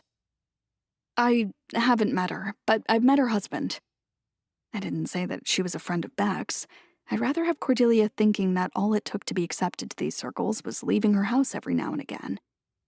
That felt like less of a slap in the face than leaving the house, going to sex clubs, and sleeping with the right men. Amazing! Cordelia clapped her hands together. I'm loving this energy. Cocktail attire for a tea party? I flipped the card over, trying to find any more details on what I could expect tonight. Cordelia shrugged and turned back to her screen, hammering away at her keyboard again. All right, guess I was dismissed. 10 minutes later, I'd pulled every dress from my closet and sat on the floor staring at my phone. Frap sluts. Dell. Where do I find a long-sleeve cocktail dress? Tabitha. ASOS. Defna. Ethicalonlineshops.pdf. Dell. Buy tonight. Tabitha. Shrug emoji. Defna. Long-sleeved in July? I don't know, Macy's? Tabitha. It's way too hot for long sleeves. Right. I hadn't caught them up on the most recent details of the Beck situation yet. I clicked on the button that started a video call on the GC. Tab picked up immediately. She had her headphones on, the phone angled at her face from below as she huffed and swayed from side to side, sweat dripping down her face. Somewhere in the background, the Peloton instructor yelled at her. It took Defna a minute longer to pick up. When she did, she was pushing a white veil from her face. Anything you want to tell us, Defna? Oh, yes. I booked that commercial for the new jewelry brand. Or rebrand? I don't know. Just getting fitted for the wedding scene. Being friends with a budding actress/model sure sobered one's perception of Hollywood glamour. Then again, jobs around here were limited, and she couldn't move to New York until she finished grad school. What's up? Tabitha asked. I took a deep breath, then shared the details of why exactly I needed a dress that covered my thighs and wrists. Not the Julian of it all, but the rest. Defna's eyes had grown to the size of saucers, while Tabitha huffed faster, paddling harder into her workout. I can't say I'm surprised. Tabitha huffed through her workout. He looks like he fucks. I'm more surprised by Dell, Defna said. What do you mean he looks like he fucks? I asked. I mean, there are people you sleep with, and there's people you fuck. You usually pick men you sleep with. August Beckett looks like he fucks. And you can tell just by looking at them? Yep, Defna chirped. Yeah, Tabitha bit out through clenched teeth. Neither of you felt like you should share this information with me? Like 3 boyfriends into my complaining about my sex life? Delilah, you don't look like you fuck. Tabitha laughed and groaned as the instructor yelled aloud, "Release," in the background, and she leaned back, her pace slowing. I opened my mouth, then closed it again, because I couldn't argue with her on that front, ballet flats and all. Back to the fashion issue at hand, Defna said. How bad is it? I raised my unbandaged wrist to the camera. The twin cups of bruises had subsided from dark blue to purple and green, but they were still too starkly contrasted against my pale skin to cover them up with a bit of makeup. Oh, that's not bad at all, darling. I can take care of that for you. An older woman with cherry red curls piled into a beehive popped up behind Defna. Defna, I hissed. I told you I'm at work. I've seen and heard so much more scandalous things, honey. The woman tisked at me. I have the perfect dress for you. Size 4? Yes. 2 hours later, Defna, still wrapped in layers of white tulle, watched me as the owner of the bridal shop, Janice, stitched the sleeves in place. See, no problem at all. I looked at myself in the mirror. The dress was creamy white and draped around my body in a fluid curve down to my knees. The sleeves were soft, translucent taffeta, flowing with every move, down to my wrists, where they were secured with 4 inches of the same cream fabric that hugged my body. It was the cocktail version of a dress made for a Greek goddess. "You're a genius," I sighed, waving my arms around. She'd tightened the cuffs 1/2 inch, so the fabric barely slipped. If I moved carefully, nobody would even get a glimpse at the bruises. "Hold on." She waddled away and came back with a massive golden can of hairspray. She undid the small gold buttons around my cuff, sprayed my wrist in sticky hair product, and refastened the buttons, then did the same on the other side. "Works better than any double-sided tape." I'd not even considered double-sided tape, but Janice made it sound like it should have been obvious. "You look amazing." Daphne sighed, her voice sounding clogged. I turned to find her rubbing a tissue around her nose. "Are you crying?" "You're going to make such a beautiful bride someday." "Oh my God," I laughed and rolled my eyes at her. "You're the one in a veil right now." "Yes, but this is fake." I gave her a pointed stare, and she just shrugged. To be fair, this couldn't be easy for her. She'd broken off her engagement the day before her wedding last year. I thought she'd moved on, but putting on a wedding dress had to be a lot. "You have a boyfriend that you can marry someday," she sniffled. "I don't have a boyfriend. I wasn't even sure what we were. This relationship was all over the place. But at least the limbo allowed me to pretend it didn't matter that Beck didn't even know my name. "Uh-huh, sure," she said in a tone of, "you tell yourself that." "Because August Beckett is the kind of man who takes just any girl home to meet his family." "Oh, shut up." "I'm putting a pair of extra buttons and a small sewing kit in the box, just in case one pops off your sleeve," Janice said, waving a small envelope at me before putting it in the big pink dress box. "And you have to take off that dress now." She leveled her eyes on Daphne. "But I feel so pretty," she whined, smoothing her hands down the structured corset. I should have charged the dress to Cordelia. She wouldn't even notice the $12,000 missing from her accounts, whereas my savings were now non-existent until I got paid for the Ellie Saab dress, because apparently, bank transfers of $10,000 or more could take forever to process. Not the kind of money I usually received, so it had been flagged by the bank, and not come through yet. It was just that Cordelia had outfitted me in plenty of dresses. I could hardly ask her to buy me more just because my sex life had taken a surprising turn. At least Janice reassured me that if I brought it back flawless, she could give me a partial refund. Not full because of the alteration she'd made, but I'd take a $600 refund over no refund at all. 35. Beck. I dropped the princess cut diamond back on the velvet pouch. It still caught the light and scattered rainbow sparks across my desk, including the revised prenup Accent's lawyers had drawn up. That damn diamond was mocking me. Even if I didn't touch it, those flecks of colorful light would remind me of its presence. I hated that ring. Just because Julian had the platinum band removed didn't mean it wasn't the same diamond my father had used to keep my mother on a leash. She'd signed a prenup too, one that guaranteed she'd end up with nothing but the fucking ring if she walked. Not even the right to see her children.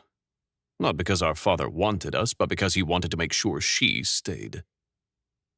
My phone buzzed before I could ride too far on that train of thought. Dell's name lit up the screen alongside a selfie she took of us the other day. She sat in the front, I sat at my desk in the background. Snapped just to prove to her friends that she was really here in a fully clothed, co-working capacity. "You're calling late?" I picked up the call and slid a paper over the diamond. I didn't want that thing bringing any of its bad luck into my relationship. Wait, relationship? "So, hi," Dell said, sounding out of breath. "Hi," I said. "Are you okay? Is this a booty call?" Uh, Dell?" "Hi," she said again, erupting in giggles. "What's up? Was she out?" There were some noises in the background, but it didn't sound like a party or a bar. "Hi means hi. The hi in the hi."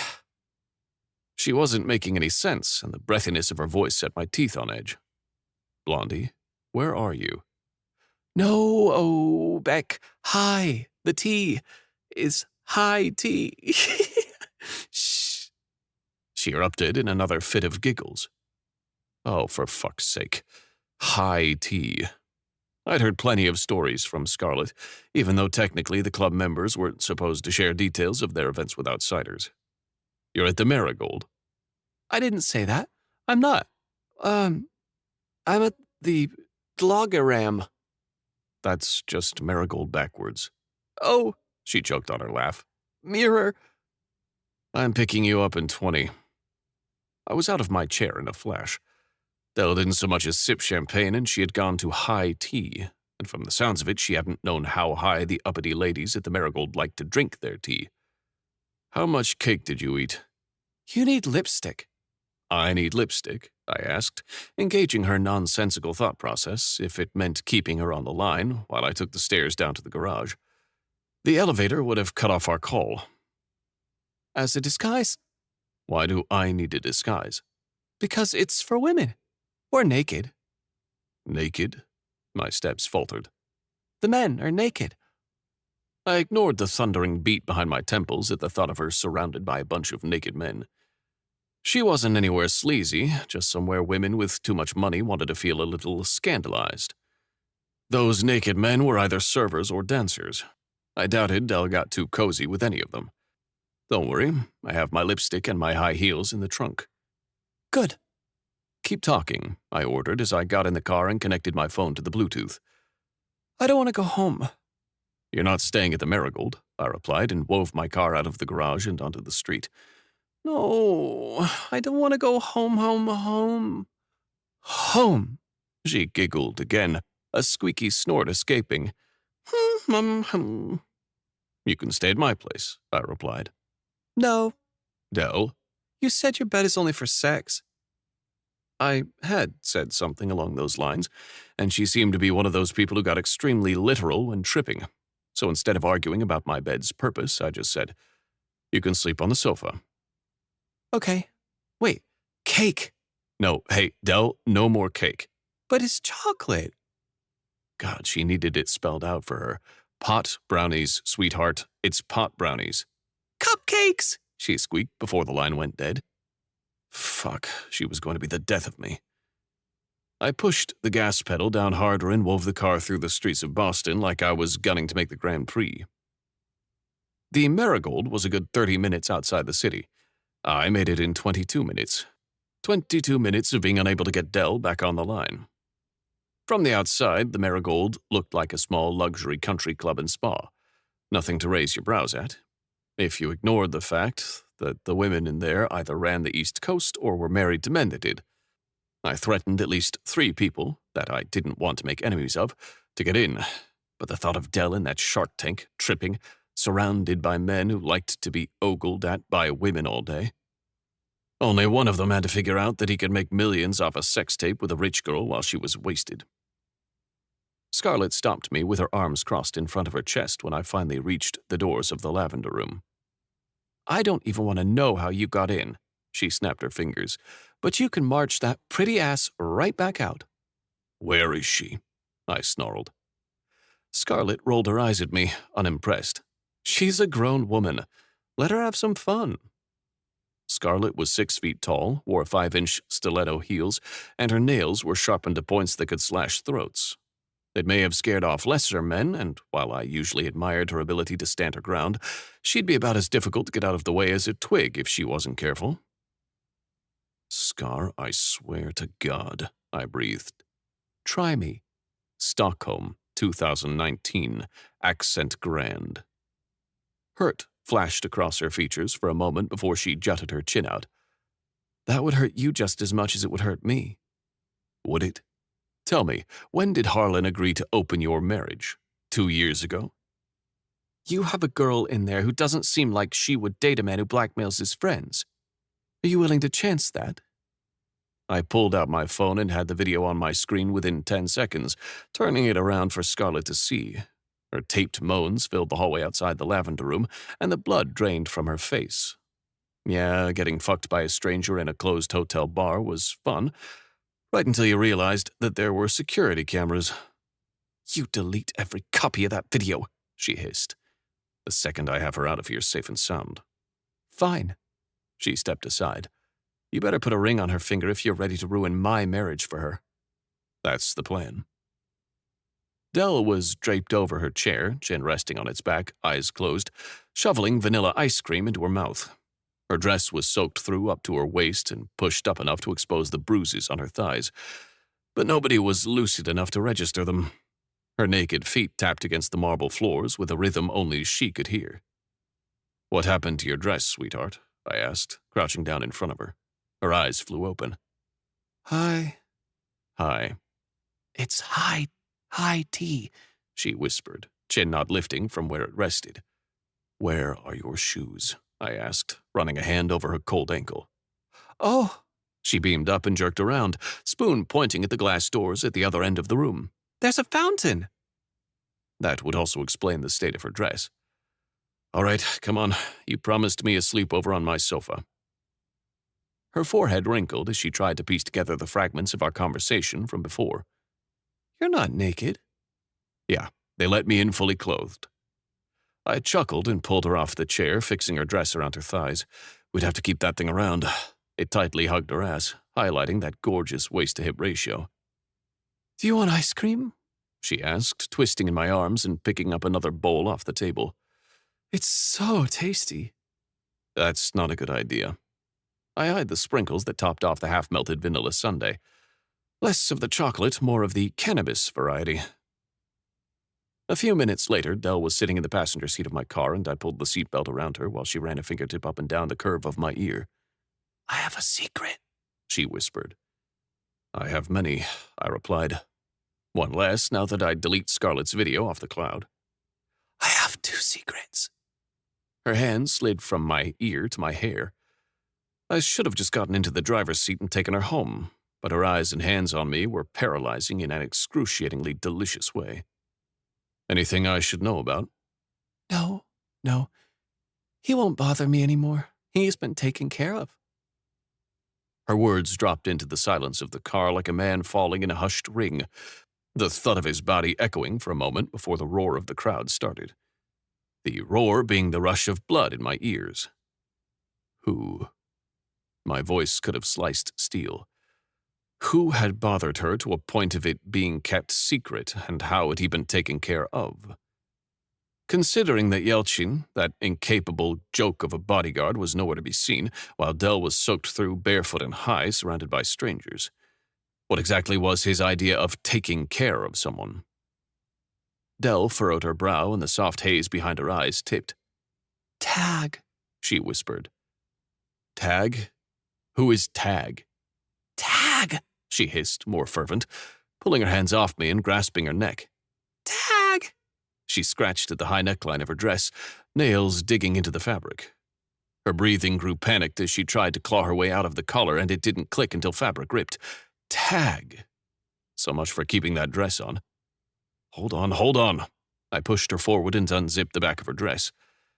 The culprit was a thin black piece of scratchy fabric that I tore out with a single yank. A bigger paper tag slipped out of the dress, still attached to the fabric one. If you asked me, $1,200 was too cheap for a dress this devastating. But with her aversion to any tags in her clothes, this seemed like an unlikely oversight. She sagged back, sighing in relief, eyes fluttering shut, and I slipped the tags into my pocket before getting in the driver's seat. A few minutes later, Dell snapped upright, gasping. You're driving. I prioritized speed over comfort tonight. Look at all those lights. Her hand snapped for the dashboard, and I gently pushed it back into her lap before she could put on the warning signal. Hey, look at those lights. I pointed towards the window and had her distracted for the rest of the ride with that, my thoughts spinning back to her words. He won't bother me anymore. He won't bother me anymore. He won't bother me anymore. I put Dell to bed. I kicked the shit out of the punching bag on my sun deck for 20 minutes. Then I picked up my phone. Beck, I need you to find someone. It was past midnight, but the reply came immediately. Julian. Who? 36. Delilah. So, I don't remember the full extent of how I ended up here.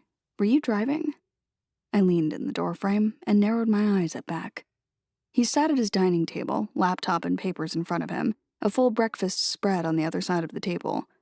My stomach gurgled in protest just at the thought of having to digest solid foods right now. I was. He replied and closed his laptop to look at me. Were you wearing lipstick? No, but you were trying to get me to. You thought that would help me blend in at the Marigold. A smile flashed over his lips. Oh, yes. I nodded. All that separates you from the prim and proper ladies of the Marigold is a bit of makeup. You need to drink a lot today. Mr. Changed the Topic reached over and pushed a bottle of water across the table.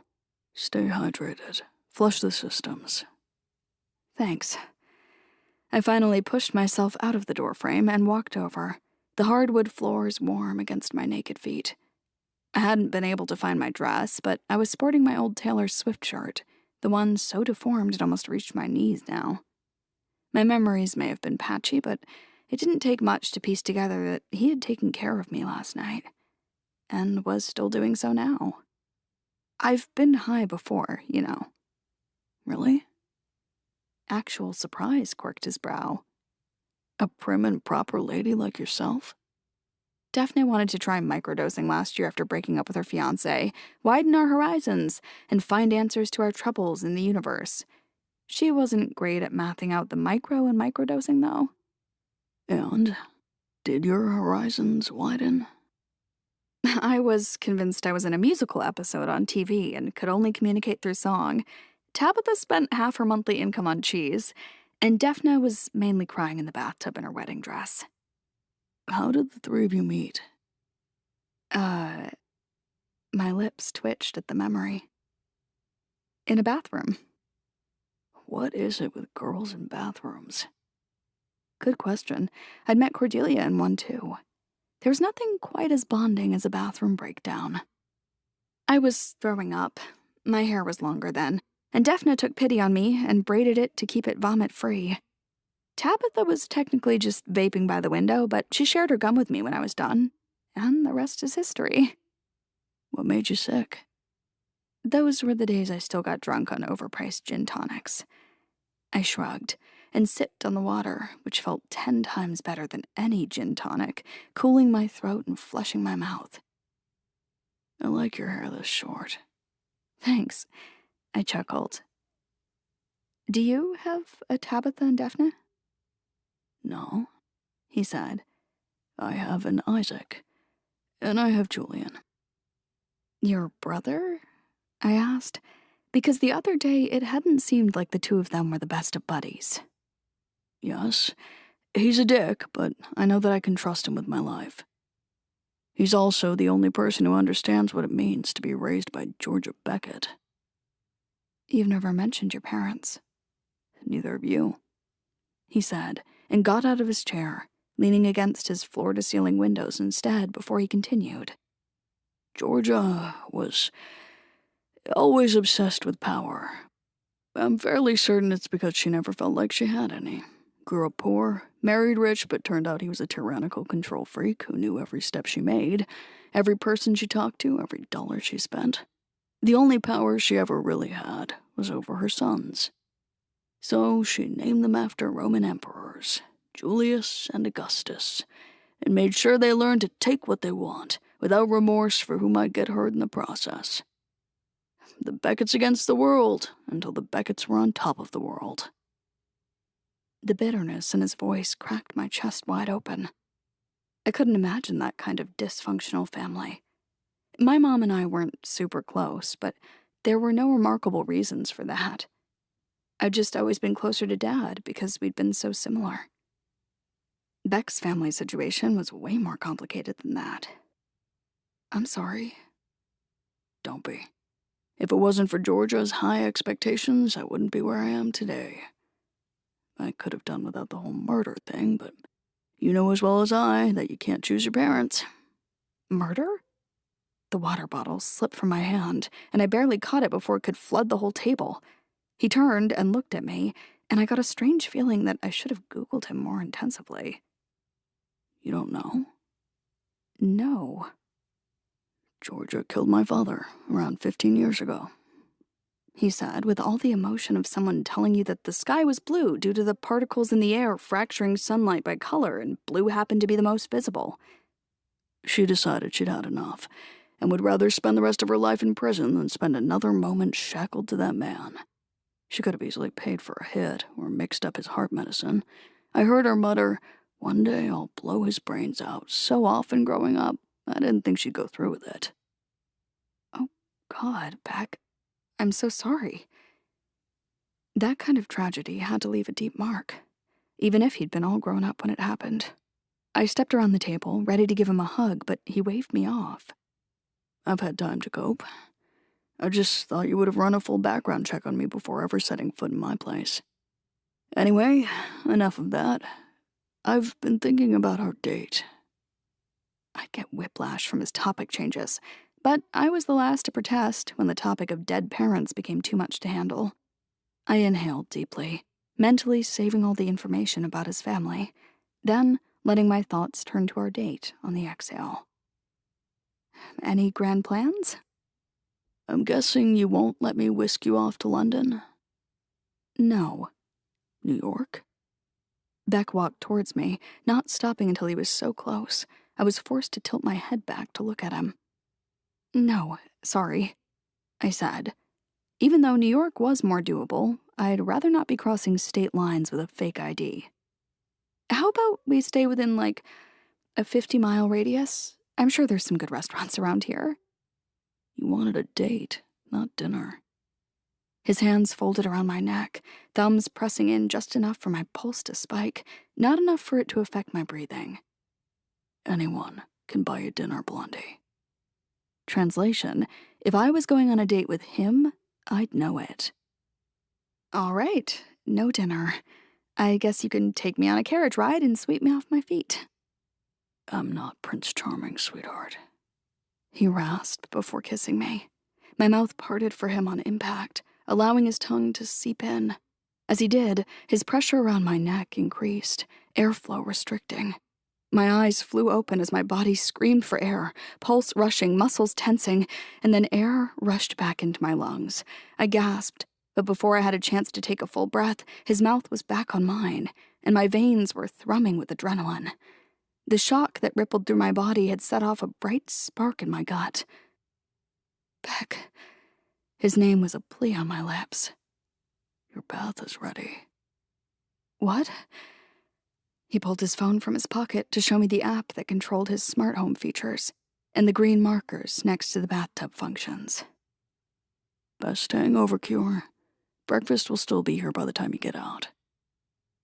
Thoughts still blurring from the feel of his hands wrapped around my throat, I trotted to the bathroom and got in the bath on autopilot. I let the warm water and bubbles engulf me and played with the settings for the lights and the massage jets.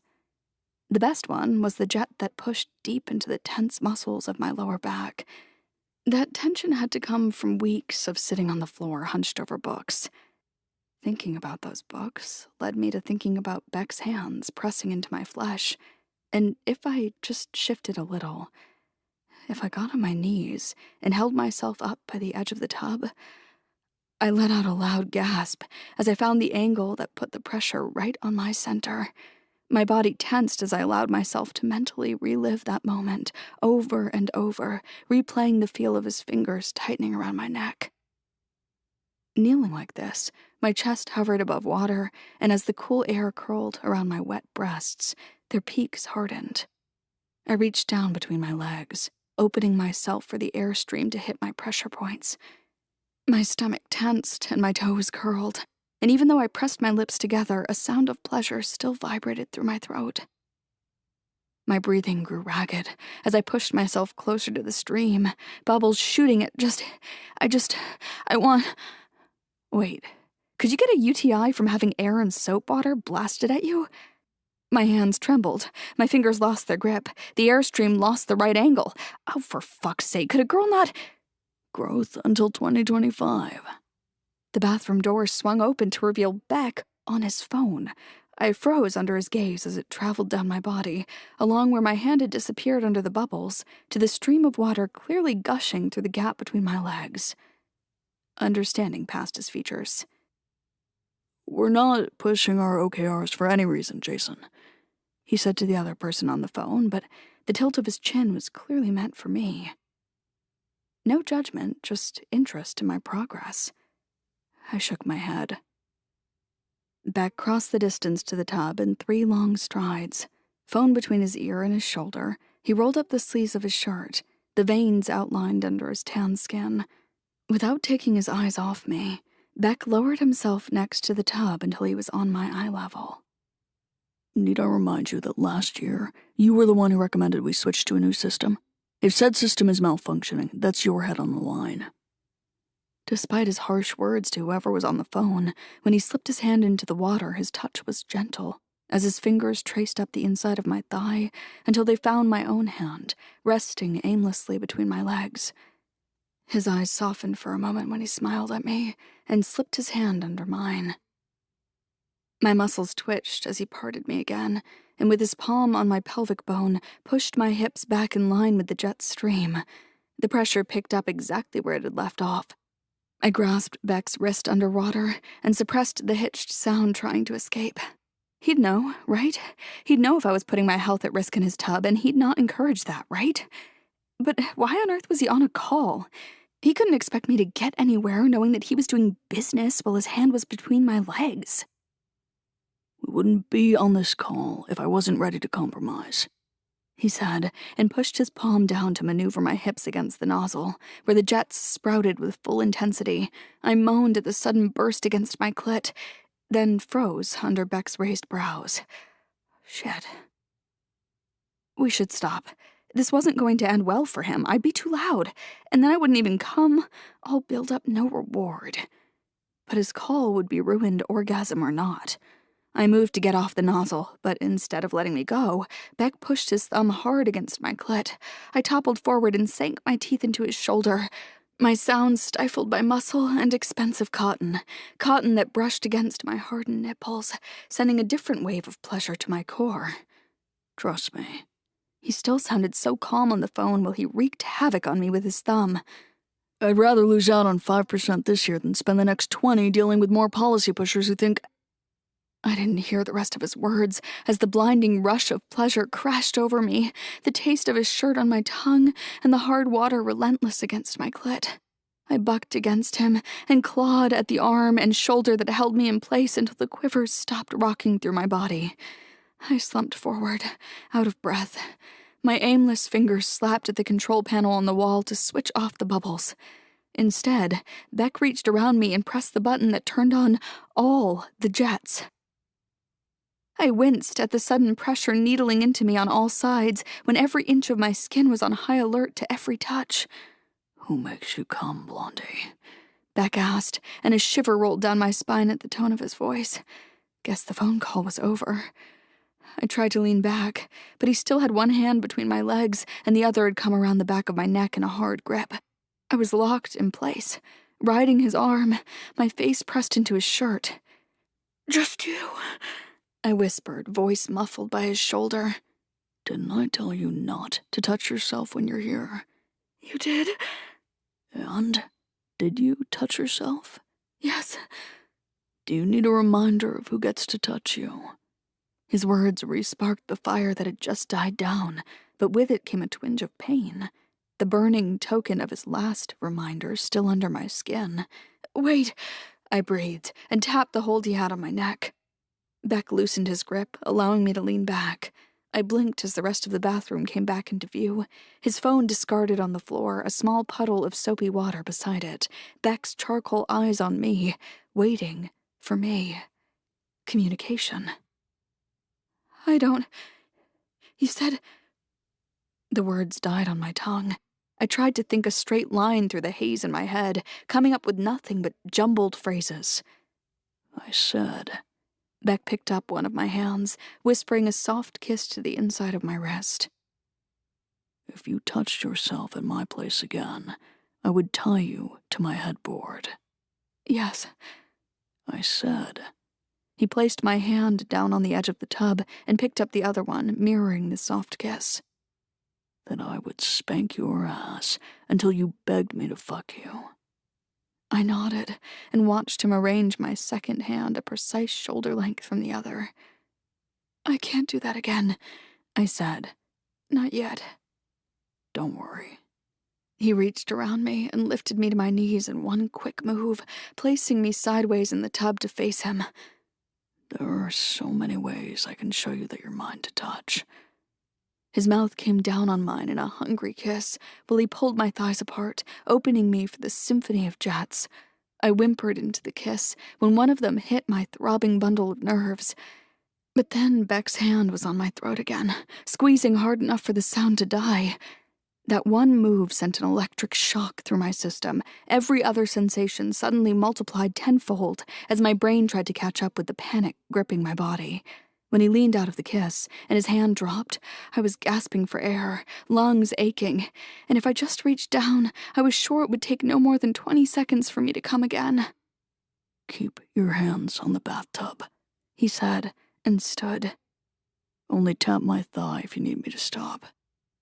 Before I could formulate the question, he freed his thick, pulsing erection. He was already glistening with pre-cum, and when he grabbed my chin and pushed his thumb against my bottom lip, my mouth fell open readily. Look at that pretty mouth. So eager to please. His thumb dipped past my lips, pressing down my tongue. His taste and strength mingled in my mouth and stole the breath from my lungs. When you're choking on my cock, what's that going to remind you of, Blondie? He removed his finger to let me answer. That you're the only one who gets to touch me, I gasped. That I'm yours. That's right, he said, positioning his tip on my lips, his delicious, salty taste making me heady. And I'm the only one who gets to fuck that mouth of yours. He slammed his cock past my lips so hard, tears sprung to my eyes. He fisted my hair, locking me in place. But he didn't move, giving me a moment to adjust, temper my breathing, relax my throat around his girth. I blinked up at him, almost surprised to find nothing but warmth in his eyes. His thumb caressed down the side of my face, soothing the sharp pain in my jaw. You're so fucking beautiful, he breathed, chest rising and falling hard as he pulled his cock back an inch. Now open wide, so you can take the rest of me. Open wide? Wider? Rest of him? My mouth was already— Fuck! He snapped his hips forward, pushing himself deeper into me. I couldn't breathe, and I couldn't swallow, and I struggled against his grip on me, scalp burning, and then he pulled back, granting me relief and air for just a second. He thrust forward again. Pain shot through my neck and my jaw before he pulled out. He kept repeating each violent thrust, coming faster and harder. That's it. You're taking me so well. Tears welled over my lashes as I squeezed my eyes shut. Beck suddenly paused, pulling back slowly. Look at me, he rasped. I blinked up at him through the tears and winced when he pulled out. My lips trembled, but I swallowed his taste, my jaw easing at the moment of respite. He glanced down at me with so much affection my insides tensed as he brushed the tears off my cheeks. I'm good, I croaked, my throat rough.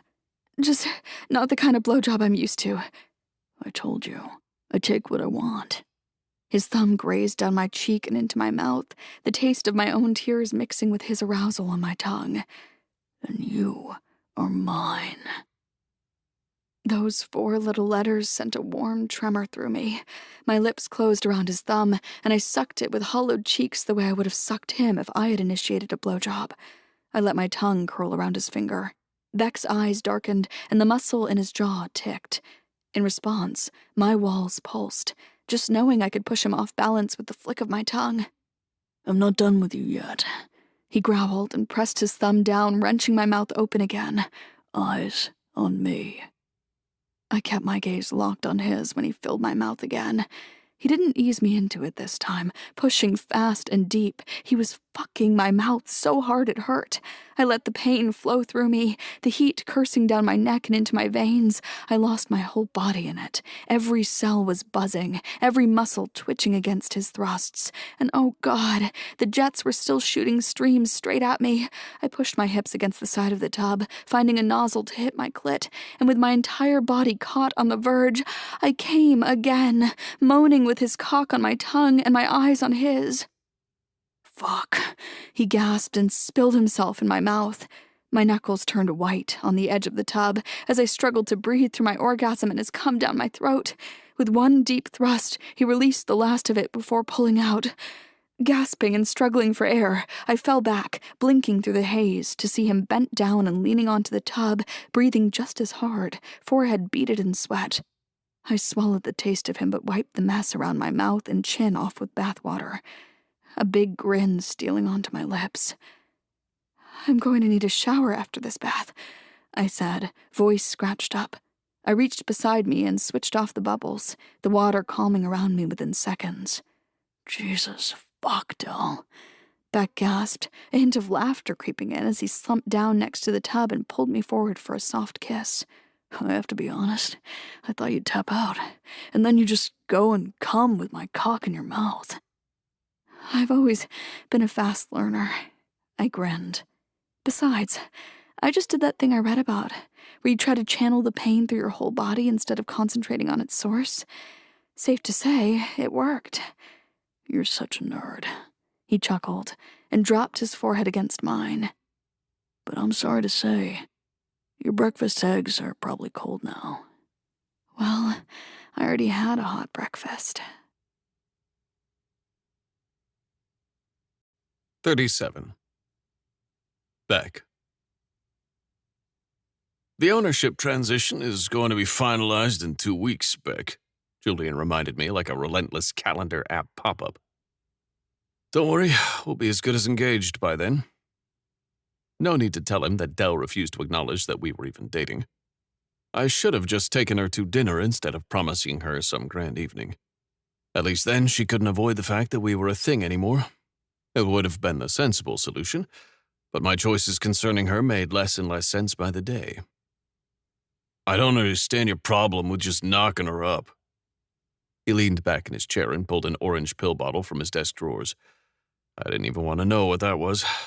I shot him a withering glare, but he just responded with a shrug. That would make things so much easier. I doubt she'd say no if there was a baby in the picture. She'll say yes. I should help things along. He opened his laptop. I snapped it shut. Julius, I warned him, his birth name slipping out in a tone eerily similar to George's.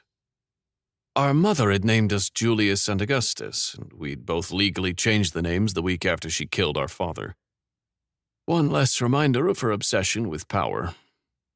Not that it wasn't ingrained in us. He held up his hands, capitulating. Show me some real progress by the end of the week or I'll go digging. Don't you have more useful things to do? Did you find who's been troubling Dell? There are no traces of blackmail, he shrugged. No remarkable assets shifting. Blackmail was usually where things started. Every year some new asshole cropped up thinking they could make money or climb the social ladder by holding something over your head. But blackmail wasn't where these things ended, and I doubted the ghostly look on Dell's face had been down to some asshole trying to get rich quick. Dig deeper. Not to point out the obvious, but maybe we just ask her. If this is something that could endanger the merger, we should know. The merger was the last thing on my mind when her words still echoed in my ears. You won't bother me anymore? The hollow note in her voice so similar to my own when I'd announced our father's passing to the public. Couldn't even feign mourning, that bastard. She doesn't even remember telling me. Then get her high again. He pulled another pill bottle from his desk with a huge grin, placing it next to the first. You realize you're not above the company's drug policy, right? I have prescriptions, he shrugged. I could hack Cordelia's emails if you think that would help, but it'll take some time to make sure it won't come up if the Axon-Montgomery merger is ever investigated. Fucking hell. I rubbed my eyes and waved him off. Within 10 minutes, he'd suggested impregnating and drugging Dell as well as some light privacy infringement via cybercrimes.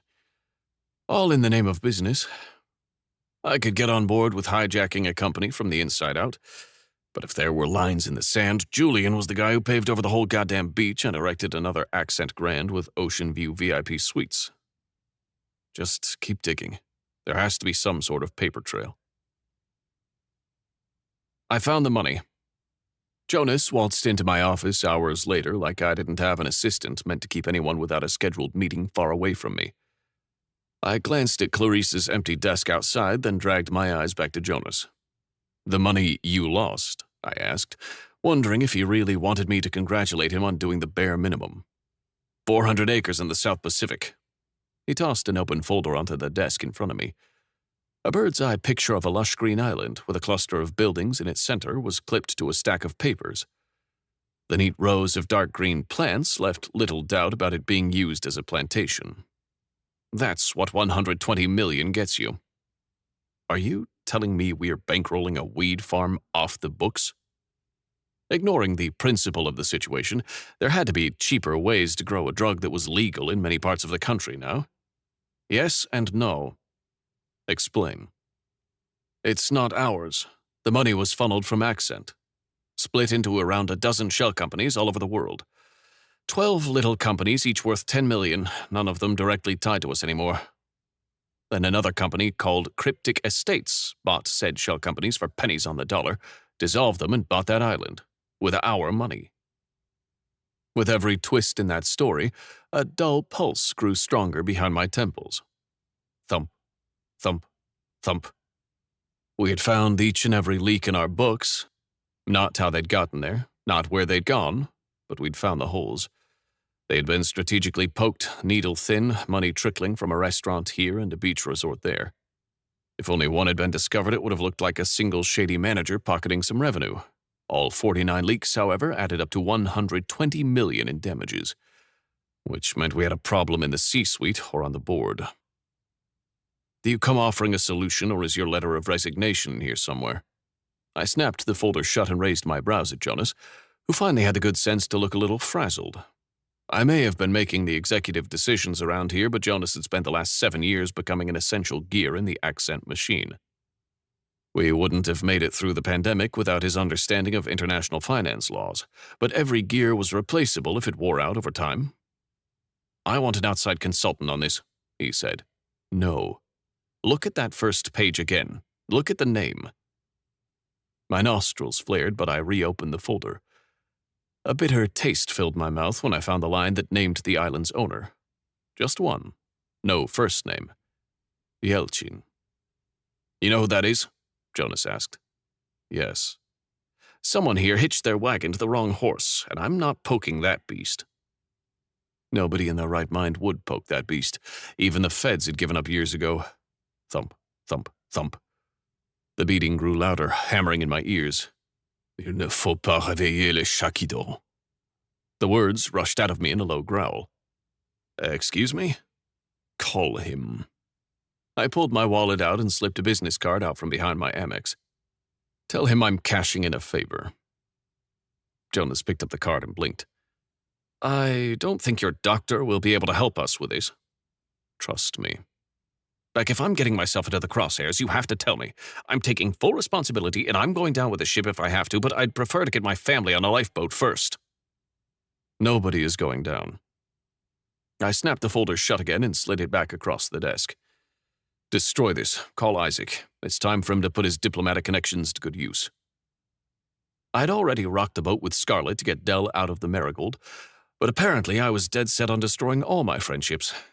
I could have found a different way out of this, given time and resources. One that didn't require Isaac to become the man he never wanted to be. But I didn't have time, not when Dell was living under the same roof as Victor Yelchin. I didn't need to know how he was connected to all of this to figure out that the consequences for Blondie could be catastrophic if he so much as suspected we were looking into him. If this had landed on my desk weeks ago, I wouldn't have trusted a word out of Dell's mouth, figuring they worked together to target me just like I had targeted her. She just wasn't that good an actress.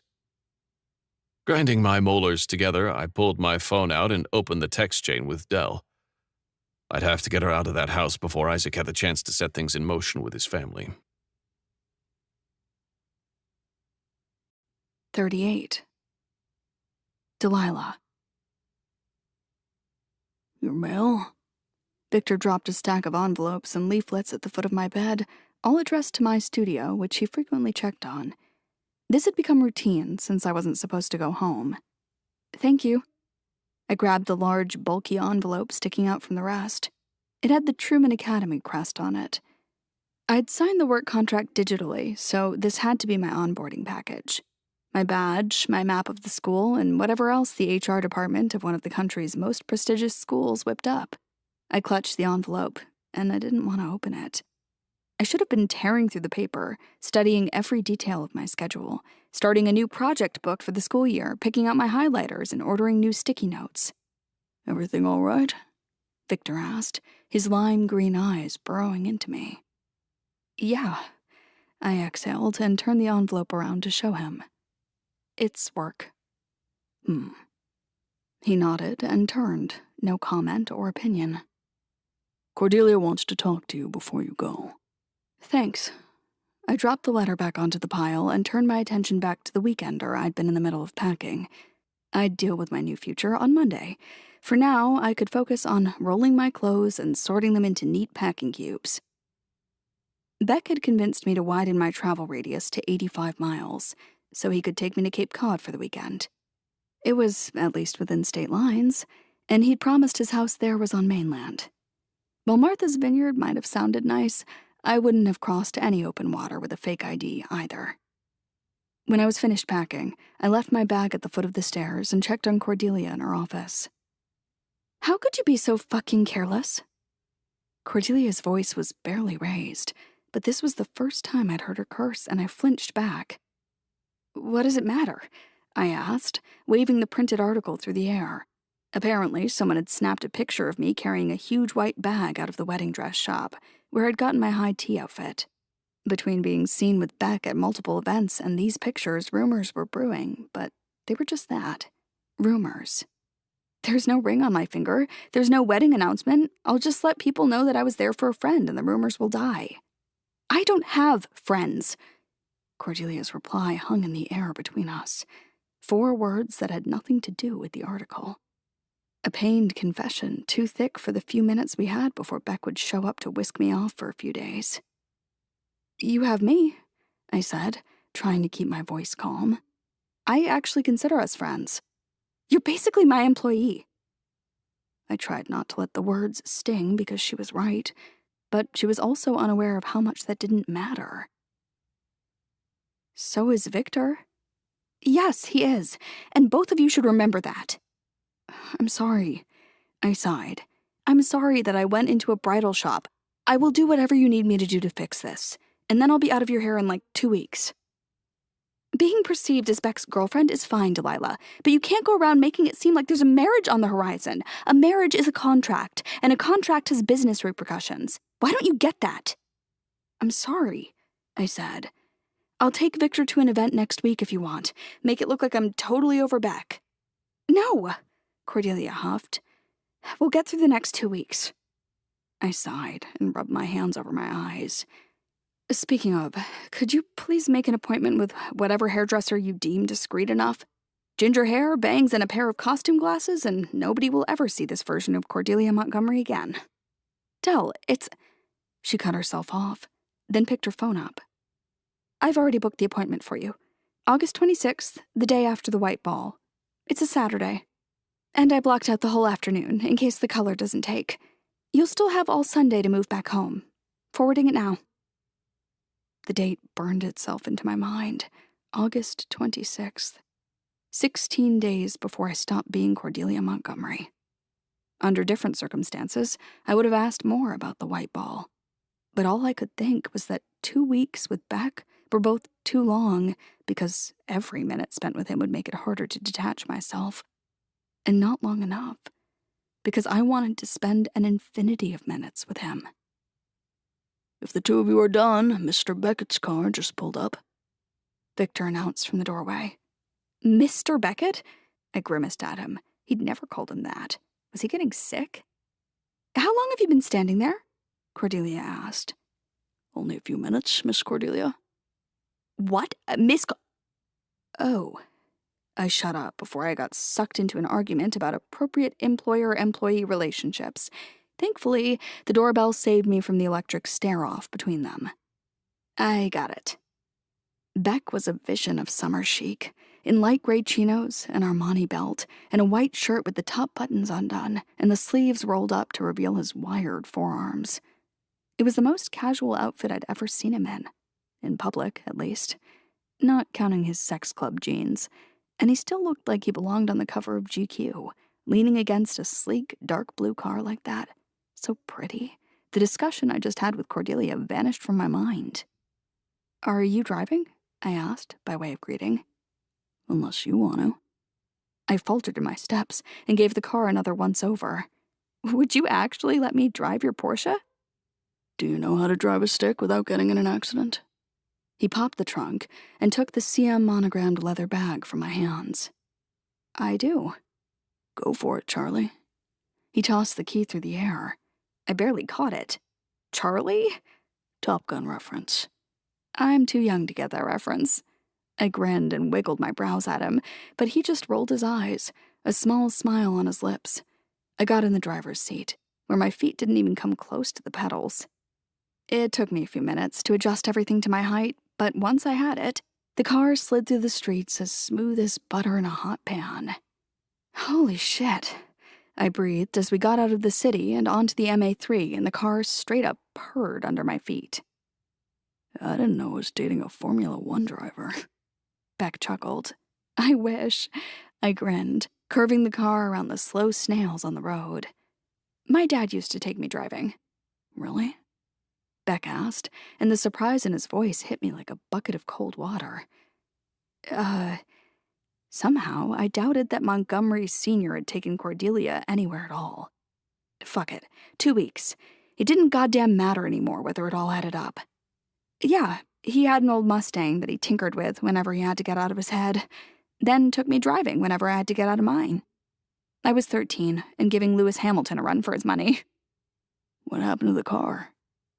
"It's collecting dust. I considered taking it, but I've not been able to look at it since he got sick." My dad got sick a few years before Cordelia's, but that hardly mattered in the grand scheme of Cordelia's. A dead father was a dead father, right? "I'm sorry, Blondie." "Don't be.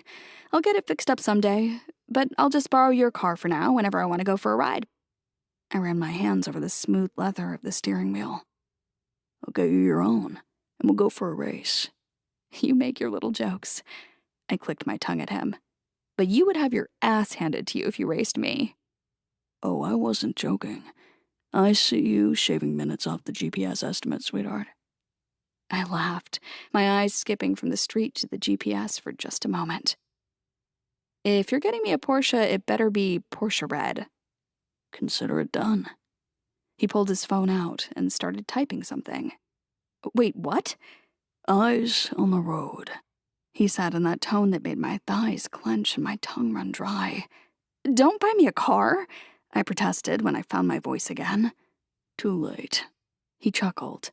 "How can it be too late? It's been 60 seconds. "I have a guy." "You have a Porsche guy?" "More, vehicle guy." He reached over, slipping one hand into the back of my neck, and I had to bite my lip to keep my attention on the road. "Bikes, cars, boats. I tell him what I need and he gets it for me." "You don't need another Porsche," I said, the argumentative parts of my brain weakened by his fingertips running along the nape of my neck. "I do, so I can give it to you and race you." "Well, you better keep the receipt because—" "There. Done. It'll be waiting for you once we get back." He placed his phone in the Bluetooth holder and put on a playlist of summer oldies. Mr. Blue Sky filled the car, the cheerful melody making it impossible to keep the smile off my face. You're incorrigible. 39. Beck. Don't get me wrong, but this isn't what I expected. I know. Which was exactly why I'd brought her here and not to the villa on the Amalfi Coast. This is the house my grandfather bought when Accent took off. She ran her hand over the weathered metal plaque on the gate to the front yard. Swirling letters proclaimed the house to be Casa de Camila. Was Camila your grandmother? Yes. I tried to see the house through her eyes, not those of a boy who spent his favorite summers here. I spared no expense to keep the small cottage in top shape, gardening, housekeeping, maintenance. And years ago, my father had bought all the land behind it to ensure it would always be a beachfront property. But it was always going to be just a yellow two-bedroom bungalow with less square footage than my living room. I hadn't even changed the bright blue window shutters or expanded the patio behind the house, although both would have made sense. Can we go inside? No, you saw it. Now we can turn around and go check into the Nantucket Montgomery Inn. She spun around, brows drawn so deep her glare could have pierced armor. Kidding, I added, and grabbed our bags from the trunk. Julian hadn't blinked twice at signing his half of the cottage over to me since it was a residential area, and he laughed at the profit margin of tearing down the cottage to build a mansion to sell. Dell ran careful fingertips over the tall lavender trailing up to the house, eyes wandering over the plants, then the carved woodwork of the patio, before finally landing on the large C etched into the door. I gather your grandfather really loved your grandma. I unlocked the door and motioned for her to go in first. If he didn't, I wouldn't be here today. Inside, a vague scent of fresh linen lingered thanks to the housekeeper who had readied the place for us. The layout was modest, with the master bedroom and bathroom on one side of the entry, the kids' room on the other side, and the living room and kitchen at the back end of the house, with large windows granting a look at the beach. I hate to break it to you, but a lot of lineages are born from sex, not love. That's not what I meant. I placed our bags on the master bed, feeling her eyes trained on my back. They lived in Boston, but neither of them wanted more than this. I twirled my finger to indicate the house. A small house, kids. I gestured to the room on the opposite side of the hall where 2 twin beds were neatly made, and a restaurant to call their own. But my grandmother was unhappy in the city. No matter how well she dressed, how successful the restaurant was, how well-mannered and eloquent she was, she was still a Mexican woman in 1950s Boston. Even on a good day, people would still make fun of the way she spoke, so my grandfather sold the restaurant and asked my grandmother for 1 more year. I slipped my hand around Dell's and pulled her down the hallway to the living room, where a hand-painted business sign hung on the wall above the sofa. And he opened the first Accent Luxe, a luxury lounge for the richest people of the city, including 3 exclusive hotel rooms that were only rented to members, not the public.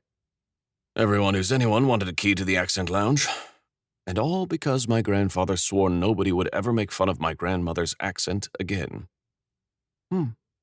She tilted her head, regarding the old Accent Luxe sign with its swirling 50s font. What are you thinking? She opened her mouth, then closed it again and turned to face me. I need you to be honest with me. Okay. Is this your move? Do you bring girls here and sweep them off their feet with some love story? Because that's a really good story, and I'll be extremely cross with you if you're just making that up to get in my pants. I've already been in your pants, Blondie. I shook my head at her and turned her by the shoulders to the wall behind her, to the framed black and white picture of my grandparents kissing under the Accent Luxe sign. Camila and Frederick Beckett. Her features softened, and she leaned in to inspect the picture closer. They look so happy. They were, madly in love their whole lives. Lucky, she sighed. Very few people have that. I'm glad they got their happy end. Luck and a lot of work. They made many compromises throughout their lives, adjusted expectations, having only 1 child instead of 2, having a vacation home on the beach instead of living there full-time. Dell straightened, eyes wandering over the rest of the pictures on the wall. Is this you? She pointed at a picture of me on a boat when I was around 24. One of the last editions my grandmother put up. Yes. You were around my age in this, weren't you? A little younger, but not far off. I would have never gone out with you at that age. No. If this was your dating app picture, I'd expect you to tell me about your media startup, your podcast, and Elon Musk's latest stroke of genius within the first 5 minutes. She giggled to herself, tapping the glass of the frame. But now I know what Tabitha meant when she said you looked like you fuck. I do what? This guy looks like he sleeps with women. Dell grinned and patted the frame like the head of a puppy, then turned to me and pointed her finger up and down my body. But all grown up? This guy looks like he fucks. I feel like I should give Tabitha a call. Daphne agrees with her. Apparently it's a thing. How attached are you to your friends? How attached are you to your genitals? Fair enough. We finished the tour of the house with a quick glance into the kitchen, just big enough for one counter with all the essential appliances and a small table with 4 mismatched chairs. The back door led from the kitchen to the back porch. There was still a whole lot of beach between the house and the waterfront, but at least the ocean was in view. It would be even closer for the morning high tide. I thought Dell's presence was intoxicating when we were cooped up in my library, but that turned out to be nothing against Dell on a beach. She kicked her shoes off after a few steps off the patio, started running, and I had no chance of keeping up for the rest of the afternoon. She charged into the ocean and ran back out, squealing when a wave chased her. She collected a dozen identical shells and gave each one a name, placing them in my palms. And I learned the hard way after dropping Wallaby in the water that she would mourn the loss of a single shell for at least 15 minutes. So I pocketed them all. She told me about not being diagnosed with anxiety until she was 21, and autistic at 22 because her father had been convinced overthinking every minuscule detail was normal. Turned out he was also autistic and had anxiety, and she told me about adopting her cat shortly afterwards as emotional support. Only to be given the least affectionate, grumpy cat in the world who hissed at her if she tried to pet him. We bought snacks and drinks in town and sat on the porch swing. And I told her about going to boarding school in England for 2 years, and the year I studied in France and started writing poetry, convinced that would get me laid. I told her about my father micromanaging every aspect of his life, but not giving a shit about his sons until they were 16, old enough to have a sensible conversation with. She asked to try a drag from the Cohiba I'd brought, but dissolved into a coughing fit and chugged a grape juice like cheap beer to chase the taste. Chocolate and coffee, according to cigar lovers. Wet leather and moldy driftwood, according to her. She spent 20 minutes in the bathroom brushing her teeth when the juice didn't help. Not a bad first date, she sighed and dropped into the pillows face down. She wore the soft Afghan blanket from the living room around her shoulders, covering the short, silky nightgown that had given me half a heart attack 5 minutes earlier. I eyed the heap of crochet skin and blonde hair in bed next to me. This was good. Not how I'd expected it to go, but everything considered, there could be worse things than spending the rest of my life with a girl whose company I actually enjoyed. Are you still alive, Blondie? She made a non-committal sound. I need to ask you something, I said, trying to get a rise out of her. She just turned her head, blinking at me through a curtain of blonde hair. The wedding dress shop. She groaned and rolled over, folding herself into the Afghan like a burrito, glowering at me. What? Anything you want to tell me? I needed a dress for high tea, and I had to buy it discreetly because it had to be fitted to hide my bruised wrists. She rushed the words out in a tone that suggested I wasn't the only one who had asked about those pictures. Daphne knows the owner, that's all. Daphne knows the owner? Yes, that's all. Don't worry, I'm not dragging you down to the altar. Dell, the owner is the one who tipped off the press. What? Janice Terry. She made the call at some point while you were in the shop. That's how the photographer knew where you were. Oh my God. She pulled the Afghan up over her head. Hey, I leaned over and slipped a finger into the blanket, pulling it down just enough to kiss her. For what it's worth, when I get married, I won't need dragging. I'll be the one waiting at the altar. What? She blew strands of hair from her face, wriggling for a better view. You said that you don't do monogamy. Pointing out that plenty of marriages were non-monogamous probably wouldn't help. Not that I'd even been tempted by anyone since Dell had started rearranging my bookshelves. Even before that, the only woman I'd been with in weeks had been nothing but a quick release after Blondie had gotten my systems going. Yeah, but I also used to look like someone who sleeps with women, and now I look like I fuck. People change. She snorted a laugh. Okay, you almost had me. God damn it. I reached over and pulled her to me by the back of her neck, wrangling a choked squeal from her lips at the sudden roughness of my touch, and I kissed her long and hard enough for desperate gasps to sneak in between our lips. She tried to untangle herself and reach for me, but her hands were caught in the loose yarn of the Afghan, sparking around a dozen ideas of how I could make this cocoon work for me. For now, I leaned back and held her with my hand around her throat, forcing her chin up to meet my gaze. I told you, Blondie, you're mine. I don't care how we got here or if you need a ring or anything else as a reminder of that, but that won't change Ever. Her pulse was hammering fast under my hand, and her lips trembled as she looked up at me with those ocean eyes. I'm sorry. For what? I... She swallowed, throat bobbing under my touch, then tapped my wrist. Please stop. I'm too tired for any reminders tonight. Sorry. I pulled my hand off her and cursed myself for my fucking choice of words. Dell turned over, hiking the blanket higher again, driving home the point that I was not to touch her tonight. At least, not like that. I switched the lights off and stared at the ceiling, a throbbing crescendo behind my temples as I listened to her breathing even out. It shouldn't have bothered me that her mind had gone there when I'd just told her.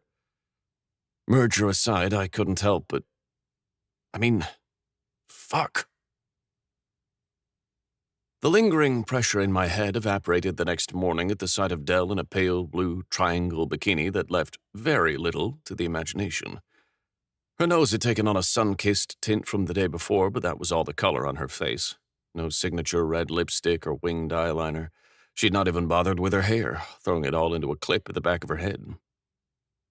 I leaned in the hallway, watching her zoom through the living room and back to the kitchen, back and forth, while she filled the basket that usually housed a bunch of old boating magazines, muttering instructions to herself. Sunglasses, sunglasses, sunglasses. She touched the top of her head, no sunglasses, and scanned the living room before her eyes finally found me. Hi. Her face lit up, and whatever ache I'd felt in my temples last night plummeted to my chest. Want to come swimming with me? Breakfast? I had plans to show her how to make a good frittata with less eggshells and sugar. Already packed.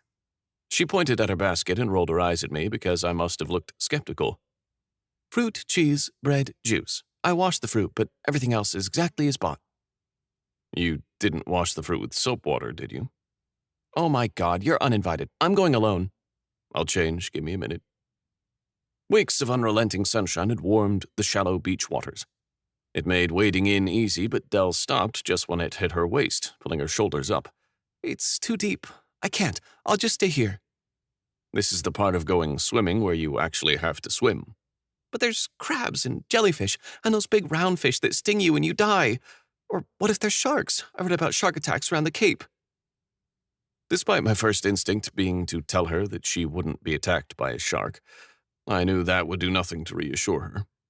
If you get attacked by a shark, you pee at it and you whack it in the nose. Are you serious? Yes. Human urine and a punch in the nose. Best shark deterrents. Come here, I sighed and lowered myself in front of her, back turned towards her. She climbed on without question, wrapping her arms around my neck and her knees around my waist. Tension burrowed through my hips at how her body pressed against mine. See? Not so bad, I said after walking far enough for me to keep both of us afloat, a few feet between me and the sea floor. I never swam in the ocean before. Her words were a quiet admission by my ear. Never? She shook her head. Tried many times, but never made it further than up to my belly button. I reached up and pulled her around to face me. I held her steady by the waist, but her fingernails still dug deep into my forearms, her lips trembling as she looked down to the chasm of dark water between us. How are you feeling? Very close to having a panic attack. She hiccuped a nervous laugh. Please don't let go. I won't. How are you so calm right now? I don't know, I replied honestly, because I didn't fully comprehend how her brain kept trying to convince her that the worst-case scenario was always the most likely one. I don't worry as much. I worry all the time. I can't eat food beyond the expiration date, hate going into basements, don't do heights. I even break down in tears at the dentist. Her breath stuttered. Ironic, isn't it? The girl with the mermaid story can't even go in the ocean. You're already in the ocean, I said. I am. She breathed, brows crinkling, eyes locked to the water. We stayed like this, bobbing in place, the current pushing us closer to shore, then pulling us back again, until her grasp on my arms eased up and she blinked and looked up, finding my eyes. You're a very patient man, August Beckett. I'd been called many things, but patient wasn't one of them. A cynical part of me wanted to claim that I was just working a long con, but a more integral part that was growing louder by the day was very aware of the fact that I wanted to be there for every new first in her life, no matter how long she took to work up to them. Only when I want to be. I think you're nicer than you want to admit. Blondie, I'm not nice. Agree to disagree. She slid her hands up my arms and pulled herself closer by my shoulders, legs mingling between mine. Good thing I have a soft spot for nice boys with private libraries. She smiled and leaned in for a kiss, and before our lips could meet, I snatched her bottom lip between my teeth and bit down, at the same time as grabbing her ass and squeezing hard. She let out a high-pitched squeal, eyes widening. Call me nice boy one more time, I warned. Voice dropped to gravel as I maneuvered us closer to the shore, to where I could stand, but she couldn't. I mean, her chest trembled against mine. You already know that all of that works for me. That means you're literally trying to prove that you aren't nice by providing me with a good time. 2 precise tugs and the strings of her bikini top came loose. I pulled it off her and balled it in my fist. Dell gasped and immediately pushed herself against me, eyes darting left and right. Her soft curves pressed against my chest, and heat that had nothing to do with the summer sun simmered beneath my skin. How about now? I asked, and pushed my hand into the tight space between our bodies. My thumb brushing over her nipple, playing with it, flicking it, rolling it under my finger, I watched her face tighten. This is a private beach, right? She asked, voice shaking. Theoretically, I said, and pulled my hand back, but plenty of people passed by, running, walking their dogs. Peck. As soon as my name was over her lips, I pulled on the strings of her bikini bottoms and yanked them off her. She squealed and tried to hold on to them by clenching her thighs, but I already had them in my fist. Still think I'm a nice boy. This isn't funny, she breathed. I know. What was it? Get arrested? Get photographed or filmed? All the nature going everywhere?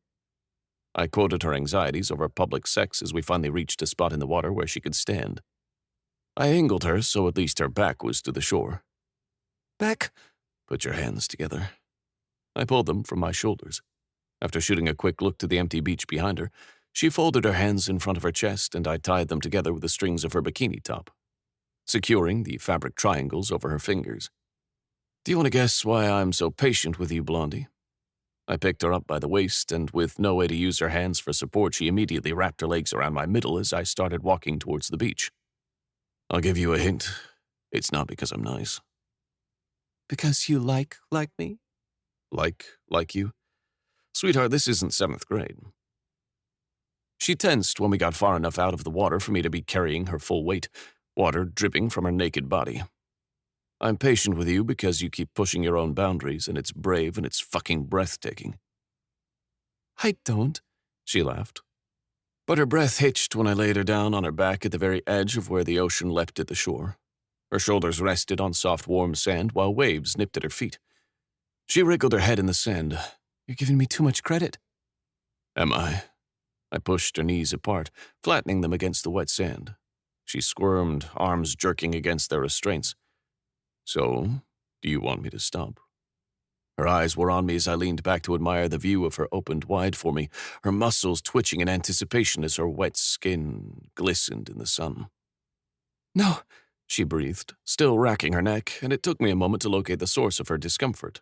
I reached for the clip, and her hair fell free the next second. She dropped her head back with a sigh of relief. Thanks. Oh, this is going to be useful. I tested the claw clip a few times, her eyes growing wide. There were a lot of fun things one could do with clamps, but the hooks on this one seemed just a tad too pointy to be used on skin in a spur-of-the-moment situation. So instead I yanked up her bound hands and clipped them in place above her head. She tried to move them and hissed when the restraints tugged on her hair. Are we pushing past your comfort zone yet? Beck, I swear to God. She huffed and tried to turn hands and head to get another look at the rest of the beach. Well, that was no reply at all. But as she lay before me, goosebumps started breaking out on her flesh, and it was the hottest fucking thing I'd ever seen. I dropped 2 fingers into the dip of her collarbone and dragged them down her body, between her breasts and down the slope of her navel. Her spine arched, body desperate to meet my touch. I stopped just above her pelvic bone, removing my fingers, and she whimpered, hips bucking in protest. I pushed her jerking legs back down into the sand, keeping her wide enough to see the sweet arousal gathering around her opening. Look at how wet you're getting for me, Blondie, and I've barely touched you. Beck, please. The ocean pushed a bigger wave to the shore, the water lapping up to Dell's hips, and she gasped, her whole body shivering. The longer you wait, the more likely someone's going to see. From where I'm sitting, it looks like you quite enjoy being seen. I grinned and bit my lower lip because her nipples were peeking into the air, and she was breathing harder by the second. If she was going to come just from being spread out, that would be my crowning achievement. Only by you. She jerked her knees up and pushed them back down, except this time I slid my hands down to her center and pushed my thumbs into her slick lips, parting them for an unobstructed view of her swollen clit. She moaned, pushing herself against me, but I just held her open, no friction, no release. You're doing good, sweetheart. I'm not doing anything, she whined, twitching, her moisture dripping down her sweet pussy. Agreed to disagree. My cock was painfully strained inside my wet trunks, but fucking her now would defeat its purpose because I didn't care about who saw me. In fact, I would have fucked Della on the main stage of Clandestine just to show everyone that she was mine. Beck, please. She tried to lift her head and jerked back with a frustrated groan when her bonds kept her movements restrained. So fucking hot. All mine to play with. What do you want from me, Del? Please touch me, she whined. I am touching you. I grinned and pulled her apart a little wider. Her core throbbed for me, but Dell's moans were growing impatient. Please, she begged. Just need... Do you want me to make you come? Yes, please, she whimpered. I have one condition. Fine. You haven't even heard it yet. I don't care, just please touch me. Blondie, I'm going to eat your pussy like it's my last meal. But when you come, I want you to be loud. What? Moan, scream my name, curse heaven and earth. I don't give a shit. I want you to come as loud as you can. Fine. The second the word was out of her mouth, I leaned down and dipped my tongue into her. She moaned my name, hips bucking while I savored her sweet and salty taste. Between the fruit she'd been eating and the ocean water still clinging to her skin, her pussy was intoxicating. And I drank her up like she was my only relief in the desert. Every long and languid stroke of my tongue had her back arching as she moaned. When I flicked her clit, she cried out, and when I thrust my tongue into her, she pleaded my name like a prayer. Beck, oh God, Beck, hold on, someone's coming. Her voice was breathless and her legs jerked around me. Someone's coming. I glanced up and followed her gaze. Someone was coming, but they were barely an ant on the horizon. Looks like you should come a little faster. I grinned and lowered my head again, except this time when I pushed in, her reaction was strangled. I told you to be loud. I can't. Please, Beck, they're here. The alternative is I just lean back. I did as I said, and we wait, and they can find you tied up, spread wide open, and that sweet pussy glistening so beautifully. She jerked and winced against her restraints once again. Oh, for fuck's sake, fine, just please keep going. That's my girl. I dipped my head back in between her legs, and she moaned with pleasure when I sucked and teased her clit. I glanced sideways at the jogger, who was close enough to make out their red windbreaker. Since I had no intention of traumatizing Dell, I decided to mix in a little pain with her pleasure. That always seemed to work. I pulled her clit in between my teeth, nipping at her nerves, at the same time that I pushed 3 fingers into her pulsing opening. More than she'd ever taken before. She cried out loud enough for the whole neighborhood to hear, shuddering and convulsing around my fingers and falling still after a few more thrusts. Her body was still pulsing with aftershocks when I scooped her up and sat her on our blanket. I released the claw clip and wrapped her in a large towel just moments before the runner went past. I still had my eyes on the guy, making sure he wasn't lurking, when Dell erupted in giggles. I can't believe we did that. She held her hands out to me, eyes glassy but a content smile between her flushed cheeks. I loosened her bikini top from her hands and she took them out before dropping on her back, arms outstretched on either side. The towel still pooled around her waist, but she was baring her chest to the world, free, beautiful. Are you still going to pretend sex in public isn't your thing? Or can we agree that you have an exhibitionist side? Another bout of cute giggles erupted, her chest trembling. Maybe. Seriously. She snapped back up and clasped my face in her hands. That was thrilling. I have never smoked a cigarette in my life, but I would even take another drag from your disgusting cigar right now. I feel like this is the kind of orgasm that warrants a cigarette after. I can't offer a cigarette, but I saw that you packed some cookies. Good enough, I'll take it. Just this morning, I'd thought that the fresh-faced bikini-clad summer morning Dell was my favorite version of her. But I changed my mind. This tousled hair, glowing cheeks, towel wrapped around her hips, and not a care in the world who might see her tits while she scraped the milk cream off her Oreo. This version was 1,000 times better. 40. Delilah. So Camila is the one who taught you to cook? Yes. He replied, and pointed at a metal nutcracker contraption thingy hanging on the wall behind me. I twisted around where I sat on the counter and handed it to him. He squeezed a small white nubby vegetable through it. A split second later, the scent of garlic filled the kitchen. Huh. I'd never seen fresh garlic, apparently. It was just like reading, a way for me to get away from my mother's idea of what I should be doing for a while. Georgia never dared go up against my abuela. That wasn't a fight she could have won. He shot me a smile that hinted at just how much he admired his grandmother. My mom had moved back to Hartford to be closer to her mother after my dad's death. But to me, Grandma had always been just a relative you saw for birthdays and holidays. Why did you keep up with it? Cooking? Because it tastes better than takeout. Here, try. He held a spoon of bolognese sauce up to my mouth. I already know you're a great cook, I said, but tried the sauce anyway. Since he'd even adapted the recipe to work without wine, it was the perfect mixture of sweet tomatoes and hearty beef, and I nodded enthusiastically. He beamed and stole a quick kiss from my closed lips. God, he was so cute when I approved of his cooking, all proud of himself for a job well done. You're going to ruin my taste buds. How am I ever going to be content with a cheap hot dog from a street cart again? You should never have been in the first place. He chuckled and put a lid on the sauce before stepping into the space between my knees. But if this means those taste buds are all mine to please, I'll take it. You're so possessive. You have no idea. He claimed my mouth in a lip-bruising kiss that gave me a very good idea of it, though. He only stopped when the little egg-shaped timer beeped to remind us that the pasta was ready, leaving me breathless and flushed while he finished preparing dinner. I sank back in my chair after eating enough spaghetti bolognese to put me in a food coma. Maybe I should have thought that through, considering my bodycon dress now made me look 5 months pregnant and I was unable to move. But any plans I had to look sexy or do anything sexy had dissipated by my second plate. Wait here, Beck said, and disappeared into the house, leaving me alone on the patio with the flickering candles and the ocean waves crashing in the distance. This had to be the best first date I'd ever been taken on. Before the small twinge of guilt in the back of my mind could spiral out of control, Beck stepped back onto the porch, holding a matte black box with a red bow on it. I figured you might like this better than flowers or chocolates. You didn't have to get me anything. If I'd known I'd buy you a Porsche, I might not have splurged on this.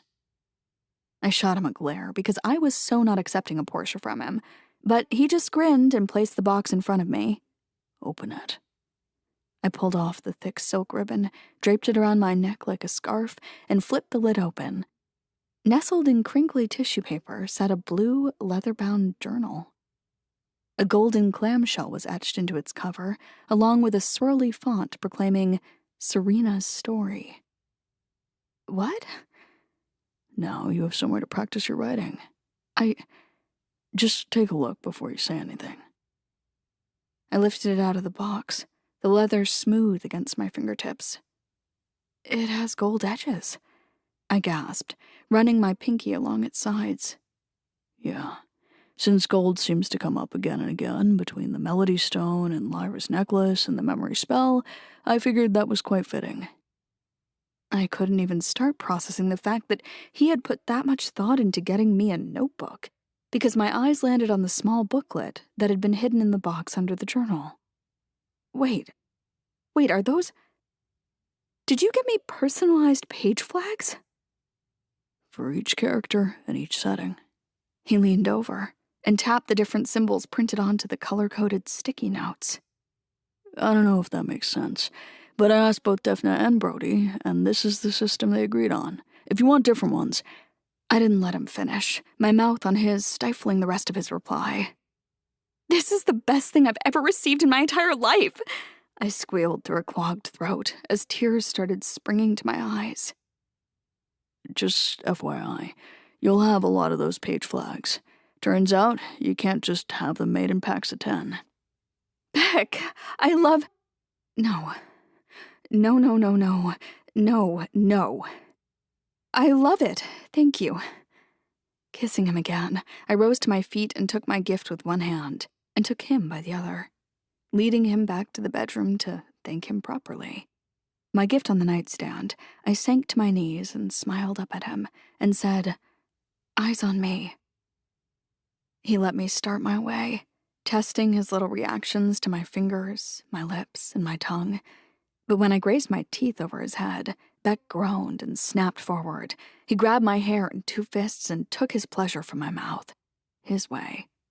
Afterwards, I cleaned myself up in the bathroom and slipped on my nightgown, only to find Beck lying in bed completely naked. He was the textbook definition of gorgeous, all lean muscles and olive skin, tanned from 2 days in the sun. "Are you trying to seduce me, Beck?" I laughed, arms crossed over my chest. I'm the picture of innocence. Uh-huh. Come here. He grinned, that damn twinkle in the corner of his mouth. "Not with you looking at me like that." Like what? "Like you want to leave a permanent mark on my body." Beck groaned and pulled a pillow over his face. I used that chance to climb over him and lie flat against his chest, soaking up his warmth and his intoxicating fresh smell. Next time, I promised, and whispered a kiss against his sternum. "When you haven't fed me 4 pounds of pasta." I can go slow, he promised, his hands folding around my back. "Would you even enjoy that? Vanilla sex?" Trust me. I will enjoy fucking you in each and every way. "Hey, Beck." I pushed myself up, the inkling of an idea forming. "You say stop, I stop." What are you talking about? He raised his brows, but let me direct his hands up to the headboard.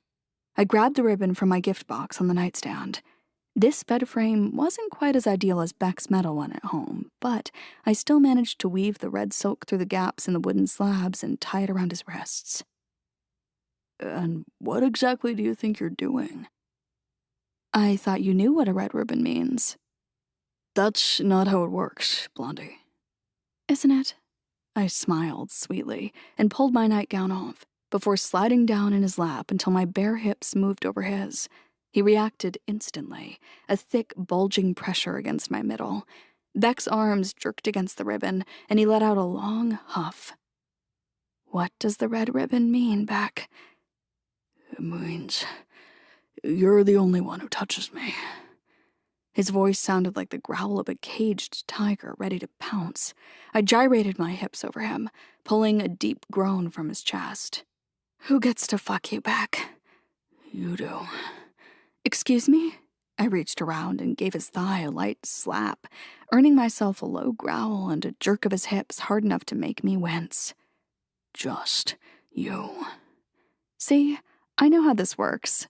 I lifted myself just enough to position himself inside my fold and let him slide back and forth.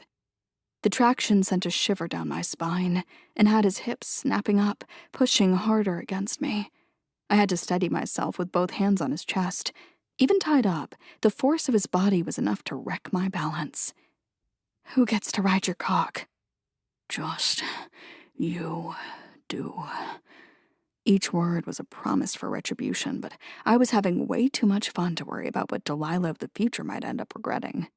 I slid up his length until his tip was just at my entrance, and when his hips writhed dangerously, desperate to thrust upwards, I slipped one hand around his throat and squeezed. He made a surprised, strangled sound.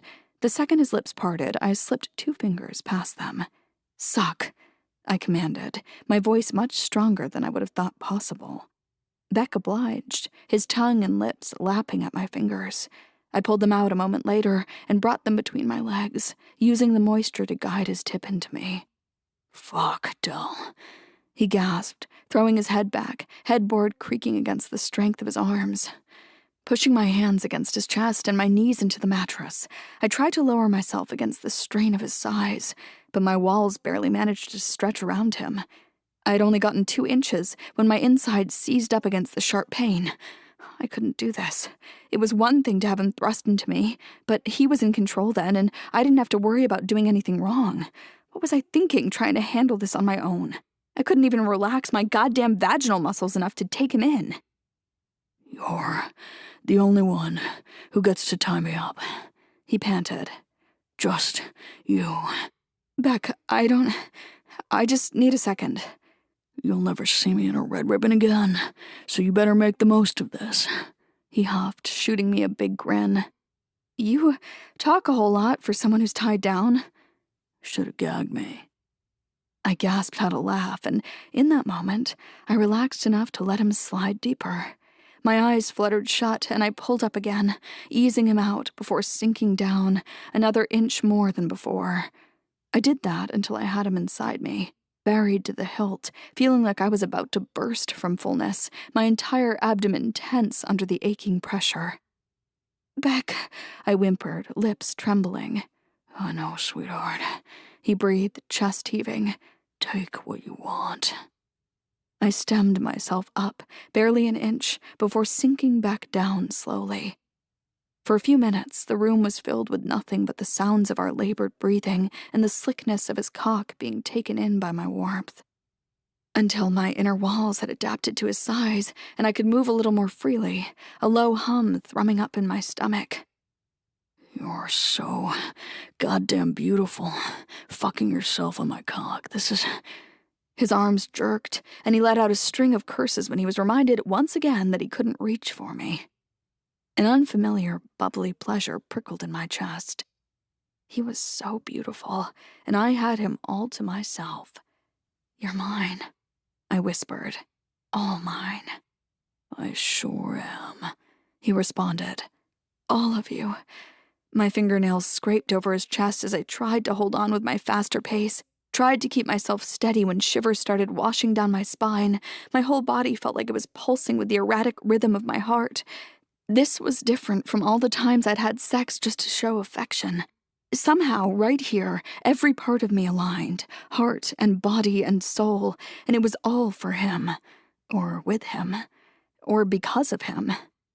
Just yours, Dell, he hissed, his words barely piercing through my heated haze, and I came apart on him. The orgasm crashed over me, and I cried his name, nails digging into his skin, until I collapsed on his chest, panting, when my muscles no longer supported my weight.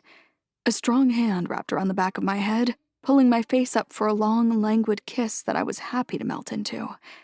It wasn't until he rolled us over and gave a slow, leisurely thrust that my eyes flew open.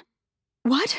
I gasped, and looked up to where he had one hand hooked into the headboard, but the ribbon was gone. You tied it with a bow, Blondie, he chuckled. We'll have to get you a book on the art of tying knots. He could have gotten himself out of that the entire time. The realization washed over me with another shiver. Beck had given his precious control to me because he wanted to. He'd given himself to me. Mine, I whispered again, warmth bursting in my chest, and I pulled him to me for a kiss filled with that word. Mine, mine, mine. Don't pull out. I want you to come inside of me. A deep hum rumbled through Beck's chest, but he just replied to my words with a single deep thrust. We hardly slept that night. When I blinked against the sun the next morning, Beck's body curved around mine, his chest against my back. Our intertwined hands rested on my stomach, and our wrists were still tied together with that ribbon. Just a bow, not a knot. I mean, you're a very busy man. You could be writing emails while I drive and we'd be home faster, so you would be back to your beloved computer, I argued, frowning at Beck's hands on the steering wheel. The only upside to him driving was the prime view of his flexing forearms. You lost. Your hands are bigger. Scissors beat paper. It doesn't matter how big the scissors are. Fine, I grumbled. How about a trade? He opened his mouth and then closed it again, shooting me a look from the corner of his eyes. Ever the negotiator. What's your proposal? If you let me drive, I'll go down on you at the next rest stop. I was only half kidding. He barked a loud laugh. You're leaning into the exhibitionist kink now, huh? The next stop is coming up in 10 miles, I said, pointing at the street sign we whizzed past. Counteroffer. I go down on you at that rest stop, and then I'll drive you home. We're negotiating for the driver's seat, not the sex. Shame. Besides, I don't want your mouth down there when I'm still... You know. I gestured at the towel between me and the fine Italian leather seat. The thing not a single book in Beck's library had prepared me for, a lot of great sex led to a lot of great orgasms. But if you didn't use condoms and you fell asleep instead of properly taking care of it, gravity would do the job for you the next morning. Leaking cum? He asked, not a note of attribution in those words. Shouldn't that be my concern, since it's my mouth coming in contact with my cum? 2 miles, I said, instead of answering him. Counteroffer. He said again. I let you drive, and you let me take you to New York next month. My mood plummeted. No. We go to the big Barnes & Noble. You buy every single book you want. First of all, we would go to the Strand, shop indie. Second of all, no. I'm offering to buy you books and let you drive.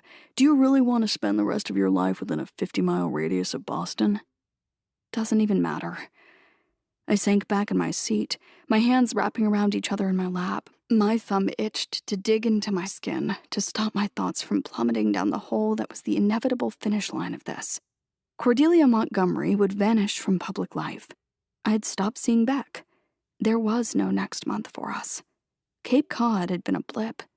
2 days of forgetting the outside world existed, but it did. And we were getting closer to Boston and our lives by the second. Of course it matters. What do you want, Del? No, I mumbled. We just passed the rest stop where we could have switched seats. You can keep driving. I didn't even see the other car bulleting towards us. More than anything, I heard the crash. The crunch of metal folding in, the high pitch of glass shattering, bones cracking, and then everything went silent. 41. Beck. I could have only been knocked out for a second, because the airbag was still deflating when I opened my eyes. The adrenaline was pumping through my veins, clearing my thoughts as I assessed the damage to my body, glass shards jutting from my left arm, and a throbbing head. Then assessed the situation. The car had flipped onto the driver's side, but it looked like it had been run off the road. Good. No risk of other cars crashing into mine.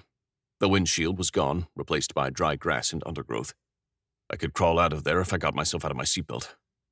I reached out, and it released with a snap, dropping me an inch to the ground into a sea of shards. I didn't even register the glass cutting through my clothes, because as I pushed myself upright, my eyes caught on a wave of blonde hair streaked with crimson. Because I hadn't been alone in the car. Moments from before the accident flashed through my mind, big blue eyes turning from mischief to ice, smile faltering. I stared at her for a split second, suspended above me by her seatbelt, blood cresting her brow and trickling from the corner of her mouth. Not moving, not walking. I'm going to take you to New York, to London, to Paris. The words rushed out of me like a bargain, and I pushed myself up against her. I tried to hold her head up and steady her neck with my shoulders as I fumbled for the seatbelt, but it was fucking stuck. I clicked and clicked the damn button, but it didn't come loose. You better be listening, Blondie, because you're not winning this argument by default, you hear me? She didn't respond. I kicked the seatbelt. It snapped open, and her limp body collapsed onto me. I cradled her face against my chest with my bleeding arm and used the good one for leverage against the roof of the car. I've got you. I've got you. I've got you. I kept mumbling the same words over and over, dragging us backwards through the shattered windshield. Once outside, I could see the dark fumes rising from the car, and my instincts screamed at me to put as much distance between us and the vehicle as possible. As soon as we were a couple feet away, I laid the lifeless body down in the grass. Her right arm was bent at an unnatural angle, but that was the least of my worries. She was so pale. Pale skin, pale hair, pale blue dress, and all the blood contrasting against that, soaking into her hair from the cut on her forehead and into her dress from where a piece of glass jutted from her ribs. Ribs that weren't fucking moving. Counteroffer, Delilah. If you wake up right now, I'll dress up as Mr. Knightley for the wedding, I promised. I smoothed her wet hair from her face and tipped her head back before I lowered my ear to her nose. Her breathing was slow and shallow, but it was there. That's my girl. I sighed and tried to find a pulse on her neck, but came up blank. It had to be so weak. Fuck. Just hang on, sweetheart. For the first time, I looked up. We'd toppled down the steep ditch, the street at least 20 feet above us. An older woman stood at the side of the road, phone by her ear. She waved at me when she saw me looking. I'd take that as a sign that she'd called 911. Except she didn't stop waving, and my gaze followed her pointed fingers to the other car. Right. We hadn't just toppled over out of the blue. The wreckage of a silver car was smoking and creaking several feet away. My attention fell back to the only woman I never wanted to leave, and who would never let me hear the end of it if I didn't leave her right now to see if anyone else needed help. Last offer, Delilah, I whispered and laid a careful kiss to her brow. You don't die on me and I check the other car, okay? A breath rattled through her lungs just a little stronger than the previous ones. I'll take that as a yes. My left side shot sharp arrows of pain through my chest, but I'd cracked enough ribs in the ring over the years to push through. The driver's door of the silver Volvo hung ajar, window gone, and the man behind the wheel let out a low groan from behind a mop of thin brown hair. His seatbelt gave up on first try, and I got him out of the vehicle with a single pull, laying him out in the grass. His hair fell back and my stomach tightened. I know you.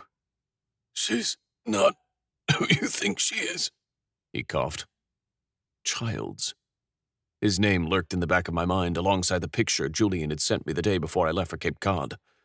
His face was bruised and swollen now, but I dug so deep into this bastard's entire online presence I could have picked him out from a lineup with a hood over his face. Roger Childs. You better hope she's dead, or she'll ruin your life like she ruined mine. His breath spluttered as he coughed up droplets of blood. He won't bother me anymore. I still didn't have details on how he'd bothered Dell. Childs had been her boss up until a few months ago. He hadn't even cropped up when we first ran a background check on her, because Dell's records stated that she'd left her job due to mental health issues. No reason to doubt that when you knew about her anxiety. After I told Julian to dig deeper, he'd found Childs' life in shambles. Somehow, over the course of a few weeks, the same few weeks in which Dell had taken on Cordelia's name, he'd lost everything. It didn't take much to put two and two together. Someone had simply failed to tell Dell that there was nothing more dangerous than a man with nothing left to lose. You followed her. Followed us. I did you a fucking favor, man. Her name's Delilah, not Cordelia. Fucking bitch. A favor, I mused, cold creeping into my bones. Only a few feet away, Delilah, who stole soap from rich people on principle, who came up with wildly sweeping fantasy tales about friendships to beat the odds, and who had given up her own identity as an agoraphobic heiress without so much as a penny flowing into her accounts, spending her own money on dress alterations instead, was barely breathing. Because of him. Funny. Doesn't feel like a favor. I just rammed the passenger side. You're gonna be fine. You know what's a real shame, Roger? I pushed myself up to look over the wreckage of his car. Sirens had pulled up on the street, but nobody had made their way down the slope yet. To waste such a pretty face on such a prickly girl. He laughed, choking on the sound. He was severely misreading my alliance here. That I ran over here and I pulled your body from this wreck, and after all that, I wasn't able to save your life. Confusion marred his features, and understanding flashed, just as I gripped his thinning hair and his stubbled chin. His neck snapped like a twig in my hands. I didn't waste a single second more on him, leaving him in the dirt where he belonged, and dragged myself back to Delilah's side. 42. Delilah. My head was throbbing, and that goddamn song didn't stop.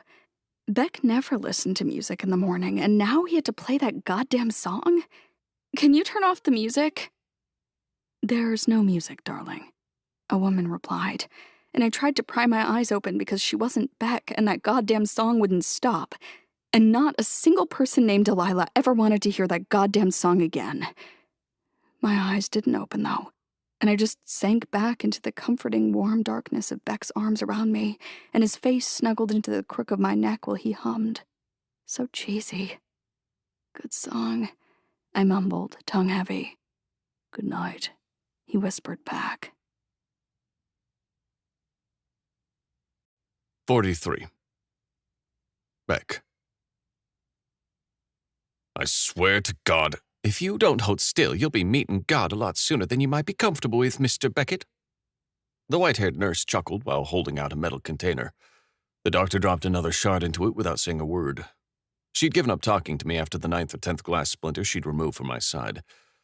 At least they had moved onto my arm now. If they'd just hand me the damn tweezers, I'd dig the tiny pieces of car window out of my flesh myself, after checking on Delilah. Is that a threat? I asked. Oh, no, I'm just informing you of the dangers of open wounds getting infected. She snorted, but didn't hide her frown when another particularly jagged piece landed in the bowl, laced in a film of blood. Are you sure you don't want painkillers, honey? I'm sure. How many more? The doctor sighed and shook her head. Not that many, the nurse cooed, clearly unbothered by the fact that I had somewhere else to be.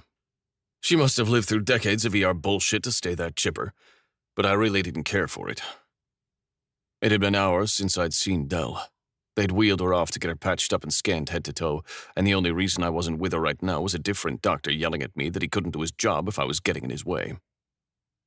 The door to the exam room swung open, and Isaac let out a long breath when his eyes landed on me.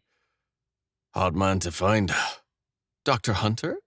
The nurse furrowed her brows, giving Isaac a long once-over. He had thrown his white coat over a Pink Floyd shirt and ripped jeans, which probably wasn't his usual attire. Hello, Denise. Looking lovely as ever. He pasted on a bright, beaming smile and winked at the woman. Did you get a haircut? The doctor next to me snorted and pulled another shard from my arm, wiping blood off my skin with a piece of gauze, while Nurse Denise giggled and blushed. Oh, Dr. Hunter, stop your nonsense. Sign this. Isaac held his clipboard out to me, still eye-fucking the woman old enough to be his own mother. Self-discharge? I asked, taking the clip from him with my good arm. Don't sign that. I'm not done yet, the doctor grumbled without looking up. Isaac handed me a pen and turned to me for the first time since entering the room, his charming facade dropping. We have to go. We hadn't talked since I'd sent Jonas his way, but his words left little room for protest. The back of my neck prickled because if he didn't elaborate in front of his colleagues on why we had to go, my chances of sitting in a chair next to Dell's bed waiting for her to wake up had just slimmed to zero. I signed the discharge form on the dotted line. Immediately, the doctor dropped the tweezers on the medical tray and held her hands up in surrender. Shout? Isaac asked. Gone. Take this until we get to the car.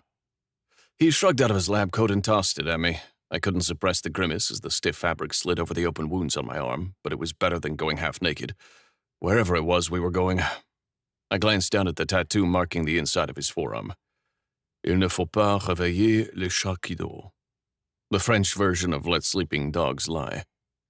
I hadn't, and I was about to face the consequences. Care to tell me what's happening?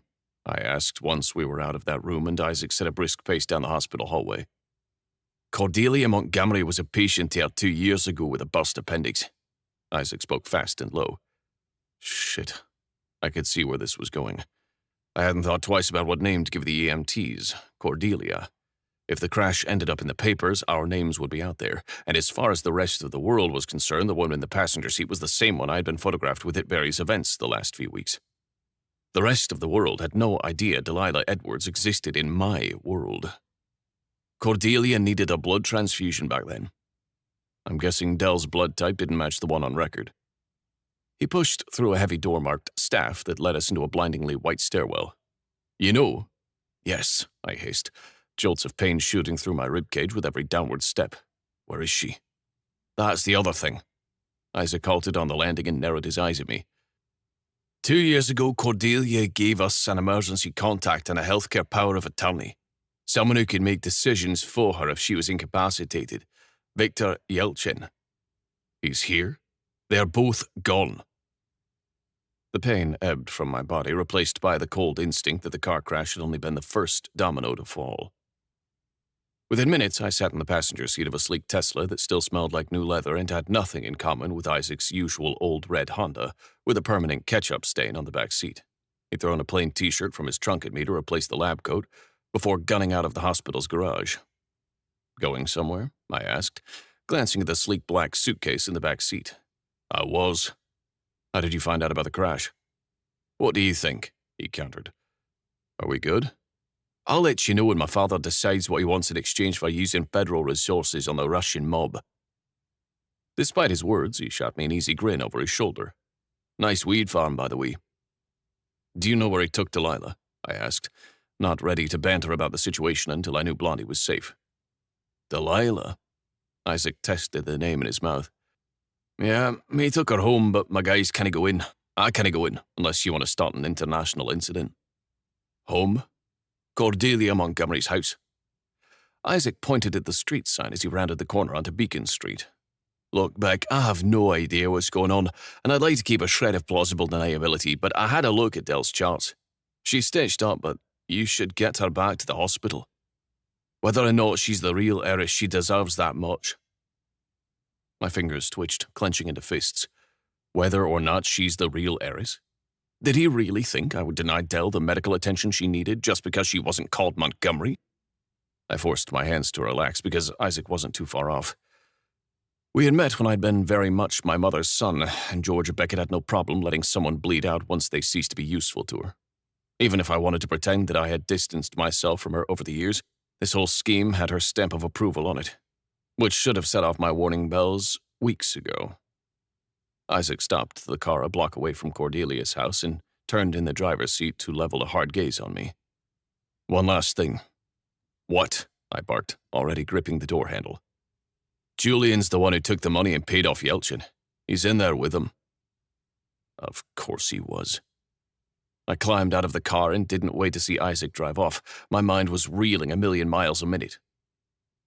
Julian had known about Delilah as long as I had.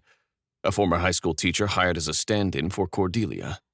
But when did he find out about Yelchin's part in this? 3 strategies. Go.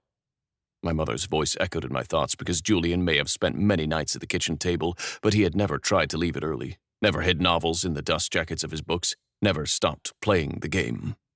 He didn't break George's rules. Once he had gotten so frustrated that he had flipped the table, had picked up some small marble sculpture and had smashed it into the wood until the table legs splintered off. Then he sat down in his chair and stayed there until he came up with one last strategy. That was the Julian I expected to walk in on. 44. Delilah. I'm sure the Boston Memorial staff is very competent, but I'd rather not have you die due to a hospital infection. Julian sighed and fumbled with the plastic switch on the IV drip. I tried to blink through my blurred vision, but all I got was patches of pastel blue walls and a dark sky beyond my windows. Julian's words swam through my hazy thoughts. Hospital. This wasn't the hospital. We were in my bedroom. My voice died a raspy death after just 2 words, and I squeezed my eyes shut, trying to think, trying to piece together the scenes in my head. Don't worry. You'll get all the medical attention you need. We have great physical therapists on staff to make sure there's no lasting damage to your range of movement. If you want, I'll set up an appointment for you with one of the country's top therapists, so you can work through today at your own pace. Julian rambled on, his voice grating against my nerves. His words drifted in and out of my head as I replayed the snippets. I'd been in a car crash. Then black. I'd been in the back of an ambulance. Then black. I'd been at the hospital. Then black. No, not I. We. We had been in a crash. "Where's Beck?" I croaked. He'll be here tomorrow. Tomorrow? Here? In my room? Why was Julian in my room? My temples ached under the pressure of all the questions. I'm tired. I know, Del. Try to catch some sleep. We can discuss the next few weeks of recovery later. Julian pulled my blanket higher before leaving me be. He turned off the lights, and I allowed myself to sink deeper into the pillows and close my eyes. Before sleep could catch me, the lock on the door clicked shut. My eyes flew back open at that one mechanical sound. I pushed myself up against my headboard and in the dark room. Something tickled the back of my mind. Another dark room. A melody. That goddamn song on Beck's lips as he nuzzled closer to me. Good song, I mumbled, tongue heavy. Good night, he whispered back. He knew. He'd known since the first time I'd slept with him. The sound of glass shattering would have been poetic if it hadn't been followed by a pained scream.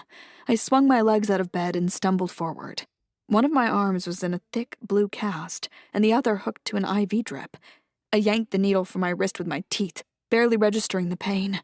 I was either tripping on some heavy painkillers, or I'd become really good at that whole pain channeling thing. 2 more steps towards the door confirmed it was the painkillers, my legs wobbling under me. I leaned on the bedpost and took a few steadying breaths. Whatever the hell was going on, if Beck had known for weeks, I'd asked him to call me Del. Had he ever even referred to me as Cordelia? I couldn't focus. My head felt like the air above hot asphalt, all thoughts reduced to a dense, shimmering mirage. Julian was here, at Cordelia's house, and there was a chance he knew I wasn't really me. No, hold on. I was still me, but I wasn't really Cordelia. Cordelia was somewhere in this house, though. Pressing a hand against my forehead as if that could steady my mind, I stumbled towards the door. Of course, it was locked. What on earth had he locked me in here for? Where had he even gotten the key? The scream. Someone had screamed.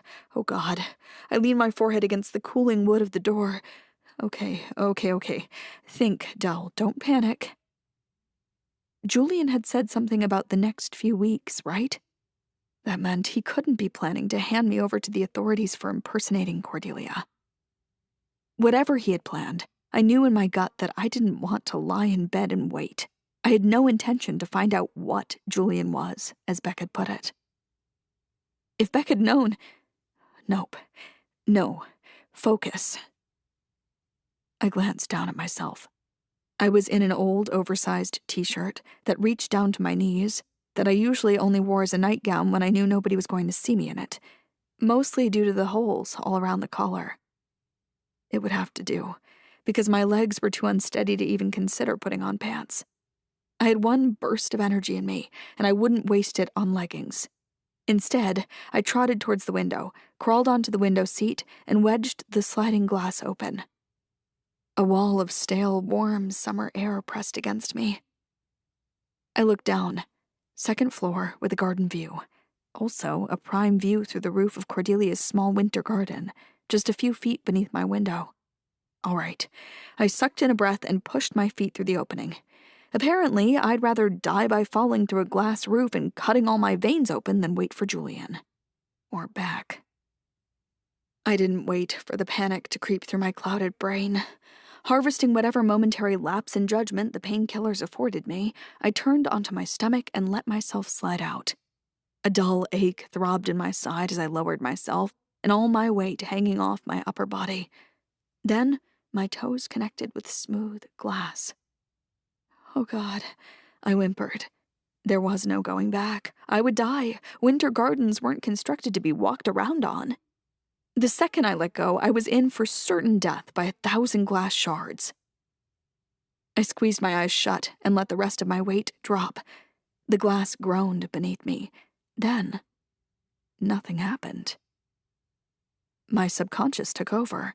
Some old knowledge about weight distribution on unstable surfaces making me lower myself onto my stomach, flat palms pressing against the cool glass. This way, I pushed myself to the side of the roof, only to realize I'd forgotten a little detail in my escape plan. It was an foot drop to the ground. If I fell and hit my head, if the wounds from the car crash reopened, nope, no. Teens climbed out of windows and off roofs all the time. It was going to be fine. I pushed myself further, feet dangling first, then legs, and then I just had to let go and gravity pulled me off the roof. I landed on my butt, a sharp pain radiating up my tailbone and clearing some of the haze from my head. "You're such an idiot," Cordelia laughed, voice bitter, and I forgot all about the pain. I couldn't see into the house from where I'd landed because potted plants lined the glass walls of the winter garden, but I could still hear the shuffling of feet and clatter of cutlery inside. My eyes landed on the glass door a few feet away from me, which stood ajar by just an inch. Weird. I'd never seen that door open. I crawled towards it, listening to Cordelia's words. "Even if Delilah marries your brother, you won't get access to the Montgomery estate." Marry? Who the hell was marrying who? Not this Delilah. "Well, not yet," Julian mumbled through a full mouth. Was he eating? What the hell?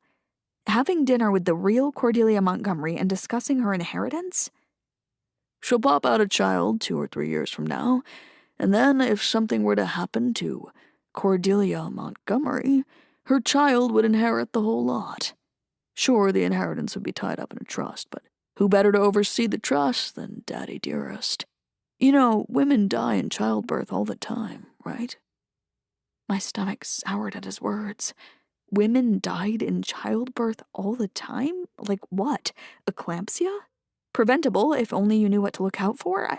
I was beginning to see what Beckett implied. Just another woman that should do her hair, open her legs, and stand behind her man.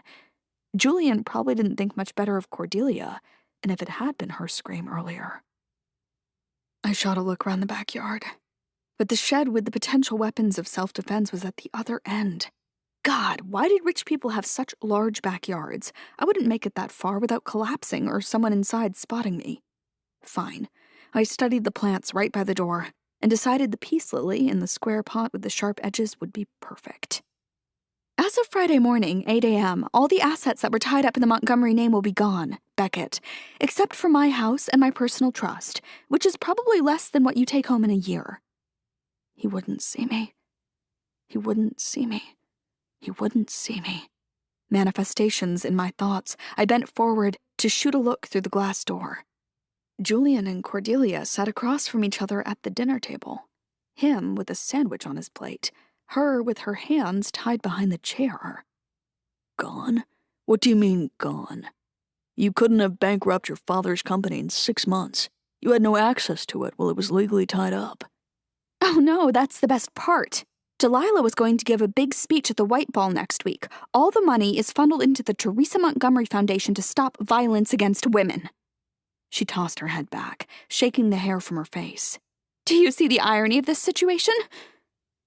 And once the company was gone, Cordelia Montgomery would disappear from the public eye forever.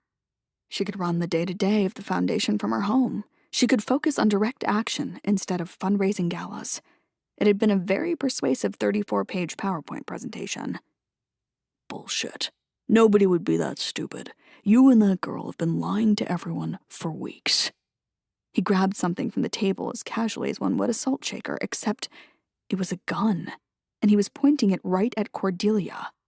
"This is just another lie. Trying to weasel your way out of here so you can crawl back to your little boy toy and pretend the world doesn't exist." Boy toy? Did he mean Victor?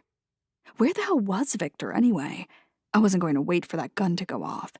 As fast as my shaking limbs allowed, I jumped up, swung through the door, and grabbed the peace lily. "Hey!" I chucked the plant at him, aiming for the gun, but it crashed at his feet instead. Soil exploded all over the floor. Julian raised an unimpressed brow and shook the dirt off his leather shoe. "Didn't I tell you to go to sleep?" Has nobody ever taught you how to treat a lady? I countered, slowly stepping forward. I had no plan other than keeping him talking to keep the gun down. "Lady? Her?" He swiveled out of his chair and waved his gun in the general direction of Cordelia. "That's rich coming from you. Weren't you pretending to be her?" Is that what this is about? You're pissed because you didn't get to meet the real Cordelia Montgomery? "Please. He grunted. I'm glad you replaced her. I doubt the real Cordelia would have dropped her panties within 3 weeks of meeting my brother.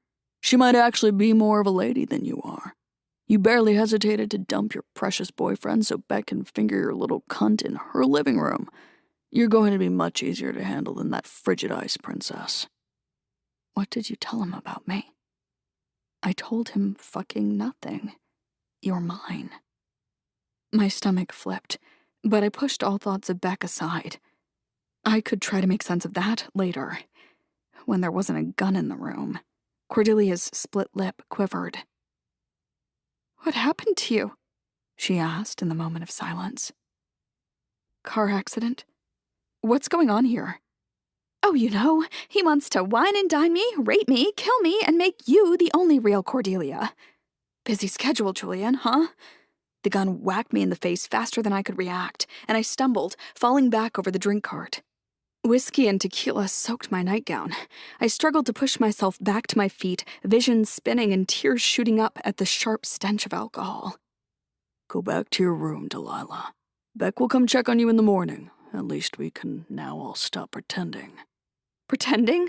I blinked and blinked, but my vision remained blurred. I reached up to stop my brain from whirring in my skull, and my hand came back bloody. Oh dear, you really are as blonde as you look, huh? Julian, what the fuck? Beck's voice droned from the door. Oh good, there you are. You can catch your future wife up on our plans. Didn't happen to bring the engagement ring, did you? Delilah belongs in a hospital. There it was. My name. On his lips. I could hardly make him out beyond vague shapes and colors, but his voice was crystal. He stepped past his brother, and then his arms were around me to pull me to my feet, and for a moment that was so easy. His scent, his warmth, but reality washed over me in a cold wave. Don't touch me, I hissed, struggling to break out of his arms without falling over. You're bleeding. You need to see a doctor. He wouldn't let go, and his arms were too much because Julian was right there, and he was taunting me because I was weak and naive, and Beck knew who I was. Stop, I winced, and Beck froze, letting me stumble for Cordelia's chair, which had to be enough support until the world stopped spinning. The room was silent for a moment before Julian's grating voice piped up again. Cordelia, dearest. Real Cordelia, that is. Why don't you tell fake Cordelia why you wanted her to go out with August Beckett? Good press, Cordelia replied, short and to the point. Good for the image. I'm not stupid, I pressed out, closing my eyes because my stomach was starting to rile up against the spinning room. Beck? Care to fill in the blanks? Julian, why the fuck is Delilah not in the hospital? If I didn't dissolve the company, I would have to take over as the owner, Cordelia cut in. My father's papers are airtight. The Montgomery business stays in the Montgomery family. Dating Beck was good for the image because even the idea of August Beckett marrying into the Montgomery family put stakeholders at ease, until I could move forward with the foundation. Stays in the Montgomery family, I repeated. Julian's words from before clicked.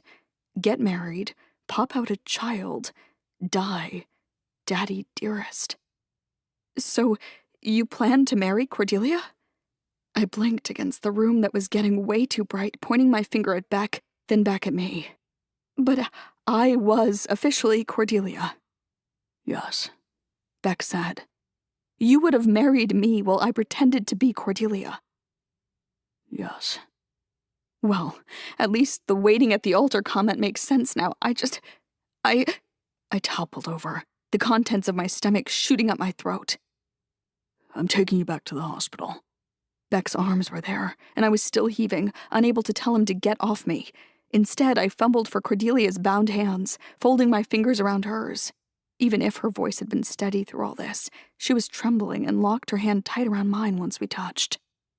When old Montgomery died, I really was going to let you play this out, Beck, but then I realized we weren't the only ones in this game. You really should have gotten her pregnant. It would have been such a quick solution.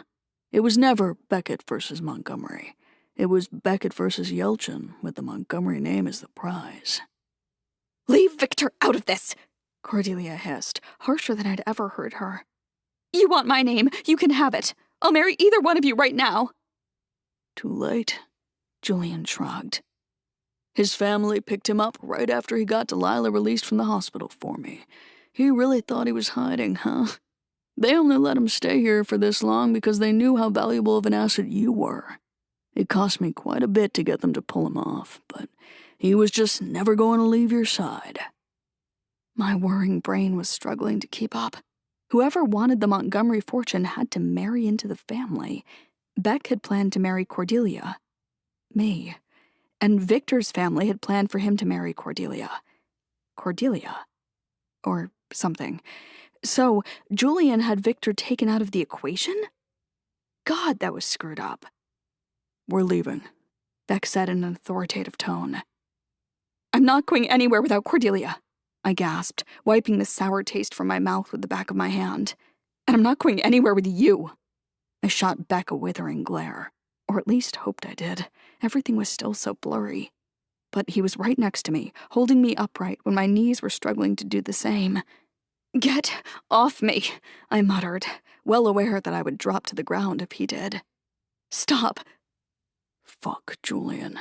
At least get a first aid kit before she loses any more blood." I said stop. I tried to push against Beck. He'd played me. He'd gotten close to me because he wanted Cordelia's inheritance. "I say stop. You stop." "Del, not now. You need help." "I say stop. You stop," I repeated, my voice dying in my throat as I wavered on my feet. "Julian, now. Jesus fuck, always so dramatic. She'll live. You don't need her to be fully functioning to marry her." Julian moaned but angled for the door. A bitter laugh crept up my throat because who the hell was he calling dramatic? My laugh died a moment later, when 3 muffled mechanical blows pierced the air, followed by the thump of a body hitting the ground. Julian hitting the ground. Beck's arms stiffened around me.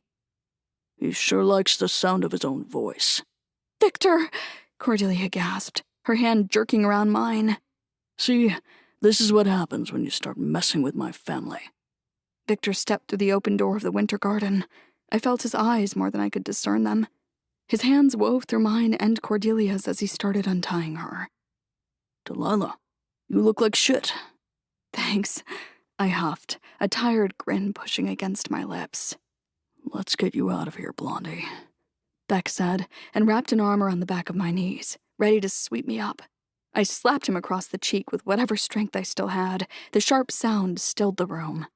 "I told you to stop touching me." "Cordelia?" Victor asked. "I'm fine." "I'll take Del," Victor said, and I wrapped my arm around his neck the second he was close enough. "Clean up your mess, Beckett." 45. Delilah. The days in the hospital blurred past as I drifted in and out of a deep, exhausted sleep. Victor was there a lot. Tabitha and Daphne visited. But I rarely had the energy and brain space to talk to them. I barely even had the energy to process everything that had happened the day of the car accident. I didn't hear from Beck besides flowers and chocolates being delivered to my hotel room. I gave all of it to the nurses. Victor just said I didn't have to worry about the Becketts anymore. Not to worry was his standard answer, no matter what question I asked. Was he really tied to organized crime? "Don't worry about it." What happened to Julian? You shouldn't worry about him. Was Cordelia okay? Let me worry about Cordelia. The day I was released from the hospital, he helped me into the back seat of Cordelia's town car, only to take me back to her place. I'd figured the whole ruse was over now, considering they'd checked me into the hospital under my own name, but apparently I was still a resident of the Montgomery mansion.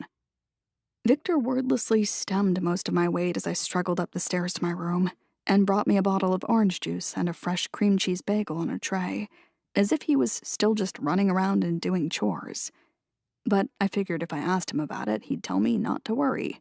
So I forced myself to worry about the one thing that seemed within my control, I tucked myself into bed, ripped open the large envelope from Truman Academy, and spilled its contents onto the blanket.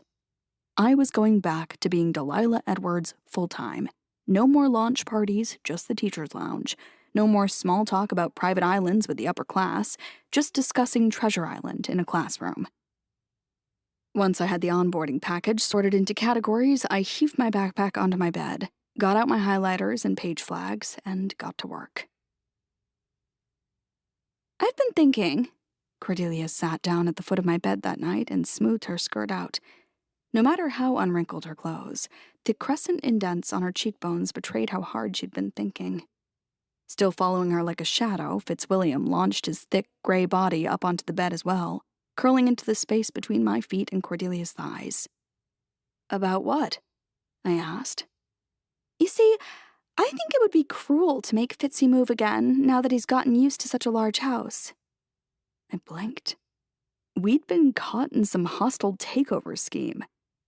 She had been held at gunpoint, Victor had shot a man, and Cordelia was thinking about my cat? Then again, I couldn't fault her, when I'd spent the afternoon doing everything not to think about all of that. You want to keep my cat? It was an outlandish request, considering she was the only person in the world allowed to pet him without getting half her arm torn off. I wouldn't expect you to give up your cat, silly. She looked up from her skirt, smoothing. It would only be logical for you to stay too. Cordelia Montgomery, are you asking me to move in with you? Maybe, yes. I'm not going to be your employee anymore, you know that, right? I'm done pretending to be you. I was thinking more of a roommate situation. She pulled her shoulders up. My house comes with many perks. Number 1, it's rent-free. Number 2, excellent on-premise security staff with great cooking skills. Number 3, discreet housekeeping. I opened and closed my mouth again, trying to puzzle out the catch. What about visitors? My proposal is, Daphne, Tabitha, and any serious romantic partners can come and go as you please. Further visitors must be discussed 2 weeks in advance, so Victor can vet them, and I can make arrangements to stay upstairs, if need be. Does that mean no spontaneous Tinder hookups? She cringed. I'm open to letting you have the house to yourself every first weekend of the month, so you can have multiple people over, throw a party, or do whatever else you might have need for. And where will you go? There won't be any more Montgomery Hotel VIP suites. I can stay with Victor, she said as nonchalantly as if that didn't put a million more questions in my head, starting with, Victor has his own place? Of course. I bought him the house next door for his birthday a few years ago. You next door? The whole house? Yes. Anyway, no rush. You can think about it. Of course I'm moving in, I said, although I had some more questions about Victor's living arrangements because he was here when I woke up and he usually went upstairs with Cordelia at night. I'd figured he had a room right across the hall from her. Are you serious? I reached for her hand and she placed it in my palm, lips quivering into an exhausted smile. You had me at it would be logical. Delilah, when I said you're my employee, you don't have to explain. I squeezed her hand. It's fine. I want to. Please. I've not had friends since my first time being held hostage. She rolled her glistening eyes at the sound of that. And even though I was always friendly with our staff, the cooks, the maids, the drivers, none of them were ever truly my friends. They moved on without so much as a goodbye. Or they would talk behind closed doors about how much they pitied me. I knew you would move on too, and when I told you that you should remember that you're my employee, I was talking to myself because I knew that our relationship was first and foremost transactional. I don't want it to stay that way, though. Cordelia. I scooted closer, causing Fitzwilliam to hiss and sink his claws into the blanket over my feet. This was never just transactional. That first night in the bathroom at Truman, I didn't agree to wear that dress because of its resale value. I saw so much of myself in you. And I'm not talking about the hair or the eyes or the nose. All of which are kind of weird, though. Don't worry, I had our DNA checked. We're not actually related. You had our... You know what? Never mind. Just because we're not biologically related doesn't mean anything. You let me borrow your clothes, and you offer to buy me condoms, and we eat ice cream when you have nightmares. I only have books for reference, but that sounds very sisterly to me. I'm also the one who ate your Pringles, not Victor. I had a midnight craving. Are you kidding me? I gave him shit for days. I know, he's been covering for me. He doesn't even like chips. So when he put like 30 rolls of Pringles in the pantry, he's very good at being passive-aggressive. We both laughed, days' worth of tension rippling off our shoulders. When our laughter fizzled out, a single happy tear running down my cheek, I gave her hand another soft squeeze. Have you talked to him? What happened with his family? I'm not sure. She nodded slowly. It's fine. We'll be back to normal soon. Don't you want to know more than that? It doesn't matter what I want if it's not reciprocated. I see the way he looks at you, Cordelia. And I know the two of you have kissed before. Before you say anything, I tricked him into admitting that. It doesn't matter. She stiffened and pulled her hand back, only to continue smoothing out her already smooth skirt. For what it's worth, Julian didn't lie. Victor has a complicated past and an even more complicated family. He was upfront with me about it the day he interviewed for the job. I told him that I wasn't going to leave this house unless there was an emergency, and he said that he needed a place to hide from the people that want his head on a platter. A knock on the doorframe had our heads snap up. Sorry to interrupt. Victor leaned against the door. A messenger dropped this off for you, Dell. He held up a gift box. I recognized its shape and the matte black color. No big red ribbon this time. My spine straightened at the memory of the last time I saw that box. Or a box just like it, depending on whether the original had survived the accident. I don't want it. Are you sure? Yes, could you send it back? Of course. He wedged the box under his arm and shot a quick look at Cordelia, who was suddenly very distracted by a non-existent piece of lint on her sleeve. I'll get started on dinner. Thanks, Cordelia said without looking up. I tried to offer him a reassuring smile, but his eyes were solely transfixed on Cordelia before he turned and left. Once he was gone, she let out a long, shaky breath. That didn't look like it was fine, I whispered. Yeah, she choked on a bitter laugh. I'll work harder on getting over the fact that he killed a man for me. Her words cracked my carefully built mental dam, and all the thoughts I've been walling up, the things I've been told not to worry about, flooded through me. Julian's dead. 46. Beck.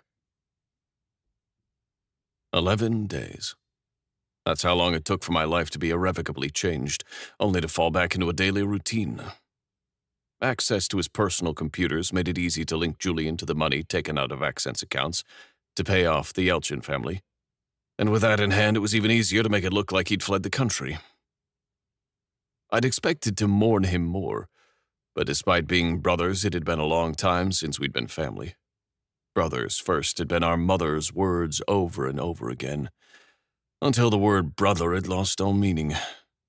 The Julian who had held my hand while our parents threw books and vases at each other, who lay in the twin bed next to mine at Casa de Camila, where our father and grandfather argued business, who spent countless nights sleeping at the dining table with me, that Julian had been long gone. Once that was settled, Brody and I moved into an apartment halfway between her house and mine. My place had been too small, but there was no way in hell I was moving into Julian's rooms. Movers had us packed and unpacked in the span of 2 days. And then life just continued. I had meetings from dusk till dawn to tie up the embezzlement, and Brody was prepping to go back to school and stayed with friends more than I probably should have allowed, but I wasn't her goddamn father. 11 nights, and I spent every single one reliving that moment. The slap, Delilah's bloodied hand striking my cheek with enough fervor to make my head snap, the hurt in her glazed ocean eyes. I'd sent flowers and letters to the hospital, sent her another notebook since the first one had burned in the car crash. I'd even sent her a first edition of Emma, hoping that Mr. Knightley would be enough to at least get her to pick up the phone. but the box came back the next day. If she'd just let me explain. On the 12th night, I realized that I could be facing my last chance to ever see her again if I didn't want to stalk her at home or at her workplace. So I put on the ivory suit I'd gotten tailored weeks ago, and I went to the last event Cordelia Montgomery had RSVP'd yes to. The white ball was a gaudy excuse for people to pretend they cared about the no white after Labor Day rule. The ballroom was decked in white orchids, crystals, and gauzy fabrics, while the people sipped their white wines and martinis. As far as social events went, balls were still preferable to any alternative. If you went to a ball, you brought a date and you danced, which kept the socializing to a minimum. Not that I didn't feel their stares, or see them leaning into each other to whisper their hushed opinions about my family. But nobody approached me as I sat in my chair near the front of the stage and nursed my whiskey until they finally got to the opening speech. An older woman rambled on about traditions and the long history of the ball before finally ending on the words, "And now I'm pleased to welcome our guest of honor, Cordelia Montgomery." The room erupted into cheers. A silver white gown swept over the stage, delicate shoulders, gold hair swept into an updo, red lips. Wrong Cordelia. I saw a few people exchange glances at the front tables, but from afar Cordelia and Delilah looked eerily alike. "Thank you for having me," Cordelia said, her voice clear and coldly melodic like a wind chime, none of the warmth and bubbly energy that carried Dell's every word. "My name is Cordelia Montgomery, and I'm sure some of you are confused by my appearance, because I look a little different from the Cordelia Montgomery many of you have met over the last few weeks. I will get to that in a second. Most of you know that I have not left my house in 15 years, since my mother Teresa was murdered." Her knuckles turned white around the podium as she steadied herself. "What you may not know is that I was kidnapped that day and held for ransom. My mother's life was taken as a means to an end, to show that my life too was disposable if my father didn't pay my kidnappers. My mother's life wasn't worth a cent. My life was priced at $20 million because I was born a Montgomery. That is why to this day leaving my house gives me panic attacks. I just had one backstage, and I'm sure I'll have another one once I step off the stage." She took a trembling breath, but the whole audience was hanging on to her every word. "Earlier this year, my father died and left his entire legacy to me, but most of his assets were tied up in probate up until a few days ago. During the last 6 months, I was fighting tooth and nail to make our stakeholders see that I was capable of running his company without leaving my house. For a lot of people, including many in attendance today, that wasn't good enough. I wasn't rubbing shoulders with the right people, shaking hands with them, or even dating the right people." Her eyes found mine across the room without searching. She'd done her homework on the seating chart. "So I gave my name to my sister, who wasn't born a Montgomery." A low murmur passed through the crowd, but Cordelia continued unfazed. "A lot of you met that Cordelia, liked her, and invited her to your parties. You saw her date a powerful man, and you saw her wear exclusive designer clothes. And even though nothing changed in the way I handled the Montgomery business, stakeholders were appeased, and I was taken more seriously in every phone conference." She swallowed and worked her jaw, and her eyes flitted to the side of the stage. Yelchin stood in the shadows, arms crossed, nodding at her. "I'm sorry to have deceived many of you, but I'm more sorry that I was pushed to go that far, because it's further proof that a capitalist company is not able to protect those of us who require health and safety accommodations, not even at the executive top. That is why I am proud to announce today's birth of the Teresa Montgomery Foundation to prevent violence against women and help survivors of violence, abuse and exploitation, abduction and human trafficking." A few people started to clap, but Cordelia didn't give them more than a breath for their reaction, pushing through her speech. "I am proud to announce that in my mother's name I have dissolved my father's company, as I am striving for my legacy to have social, not monetary value. Thank you." The second she stepped away from the podium, I was moving. The ballroom had fallen silent, but neither Cordelia nor I were waiting around for people's reactions. I swung myself up on stage and followed her through a side door. My steps faltered when I entered the smaller, vacant event room with its chairs tucked in and its lights dimmed, and Dell was right there. She had her arms wrapped around a trembling Cordelia, rubbing soothing circles into her back with a hand that wasn't still in a blue cast. She was in denim shorts that revealed the paling bruises on her legs, and an oversized t-shirt, and any woman in a white ball gown still paled against her. "Get out." Victor stepped into my line of sight, causing both girls to swivel in my direction. Dell's eyes widened a fraction, but the rest of her face was schooled into a stoic mask that didn't look anything like her. "Just give me 1 minute." Victor glanced over his shoulder and Dell shook her head. "That's a no." "What the fuck are you even still doing here, Yelchin?" I tried to push past him, but the second my hand connected with his shoulder, the bastard twisted it around and kicked my leg out. I fell to my knees, but the pain striking through my bones had nothing on the ache in my chest caused by Delilah's unblinking, empty eyes on me. "I suggest you turn around, go back to being everyone's favorite, most eligible bachelor, and forget you ever laid eyes on Delilah Edwards." Victor's warning rumbled close to my ear. I could have fought him off. He was broader than me, but I'd watched dozens of his fights. I knew his moves. I knew how he left the right side of his chin exposed when he kicked out. I also knew about the injury that had taken him out of the ring a couple of years ago. Back then, I'd expected him to go work for his family, not find an actual job. He might even be out of practice, improving my chances. I just doubted that knocking him unconscious would earn me any points with Dell. But she was right there, and this was possibly my last chance. I didn't know he was going to— A fist slammed into my jaw, whipping my head aside. Copper taste exploded in my mouth. I didn't even look at Victor. Julian didn't— Another hit followed, and blood speckled the lapels of my new suit. "Let's go," Cordelia hissed, and wrapped her arm around Delilah, pulling her to the door. "Wait." Dell stopped, hand on Cordelia's arm, as she turned and found my gaze. My chest spluttered at the tinge of warmth that flitted into her mask. "Brody?" "She doesn't know. It's better that way." I spat the blood coating my tongue onto the pristine, polished marble. The sarcastic asshole in the back of my mind reminded me that we'd discussed what Brody should or shouldn't know just a few weeks ago. And I was once again on the side of keeping her in the dark. She's safe and she's strong. She'll get through it.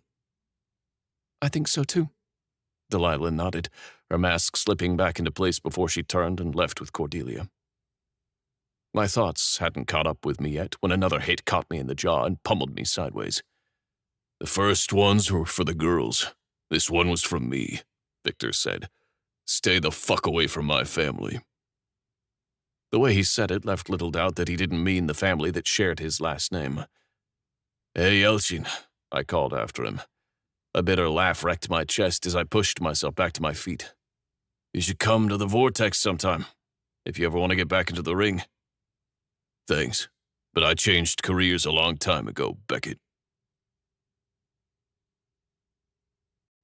47. Delilah. "Oh my God!" Brody gasped and slapped a stack of paper down on my desk. "I can't believe they didn't kiss. They were so close. So close." She held up her thumb and index finger tightly pressed together. Frustrating, isn't it? I laughed. I'd meant to throw myself into my new job. I'd meant to pretend the entire summer hadn't happened, no matter how much my chest ached every morning. I'd meant to forget all about the haunting image of Beck's darkened eyes and split lip when he'd knelt and pleaded for just a minute of my time. I was going to spend my days at school and my nights with definite Tabitha and Cordelia, who had worked out a Dell-sitting schedule all by themselves to keep me busy. And then Brody had popped into my classroom the third day of her sophomore year and asked to stay there during lunch break because she couldn't stomach another question about her father. Somehow, the one distraction that managed to keep my mind off August Beckett turned out to be the same distraction Brody Beckett had needed. At the end of the day, nothing compared to a little escapism. Can they please just kiss in the next chapter? Please? Cerulean deserves some nice things in his life. And ruin all the tension? What good is tension if there's no payoff? She scoffed. Have you ever heard the term delayed gratification? I have, and I'm not a fan. I'm sorry. Do you know me at all? Instant gratification or bust, Dell. She slapped the stack of paper. Make them kiss. Brody, I rolled my eyes at her. You know it's Miss Edwards now, and I will consider your feedback. Also, I think you made a mistake with the memory spell. I page flagged it. Thank you. I gotta go. I'm going to make Penny Crawford wish she hadn't gotten out of bed this morning. Brody slammed her fist into her palm and jumped backwards out of my classroom, braids whipping in all directions. Good luck, I called after her and slipped Chapter 6 into my bag before switching the lights off for the day. I just stepped out of my classroom when Brody came to a screeching halt in front of me, almost crashing into me. Shitballs! Sorry. Fuck, shit! No problem. I laughed at the cacophony of profanities. I think I dropped my phone in there. Can I? Sure. I stepped aside to let her in, and when I looked up, Beck was standing a few feet away. I sucked in a breath. He didn't move. Despite Brody having been part of my life again for over a month, I hadn't seen him. 1 blink. 2 blinks. The seconds stretched between us like hours. None of my perfectly suppressed memories did justice to him, to those sharp features or the heat in his gray eyes. Got it! Brody zapped past me with all that bundled-up energy, only to do a 180 jump and face me again. Hey, you wanna come? I shook my head, mostly to shake off the weight of Beck's gaze. I don't think so, but thanks. You could consider it research for the fight between Cerulean and Firth, because that was lacking some oomph. Come on. She grinned and bobbed on her heels.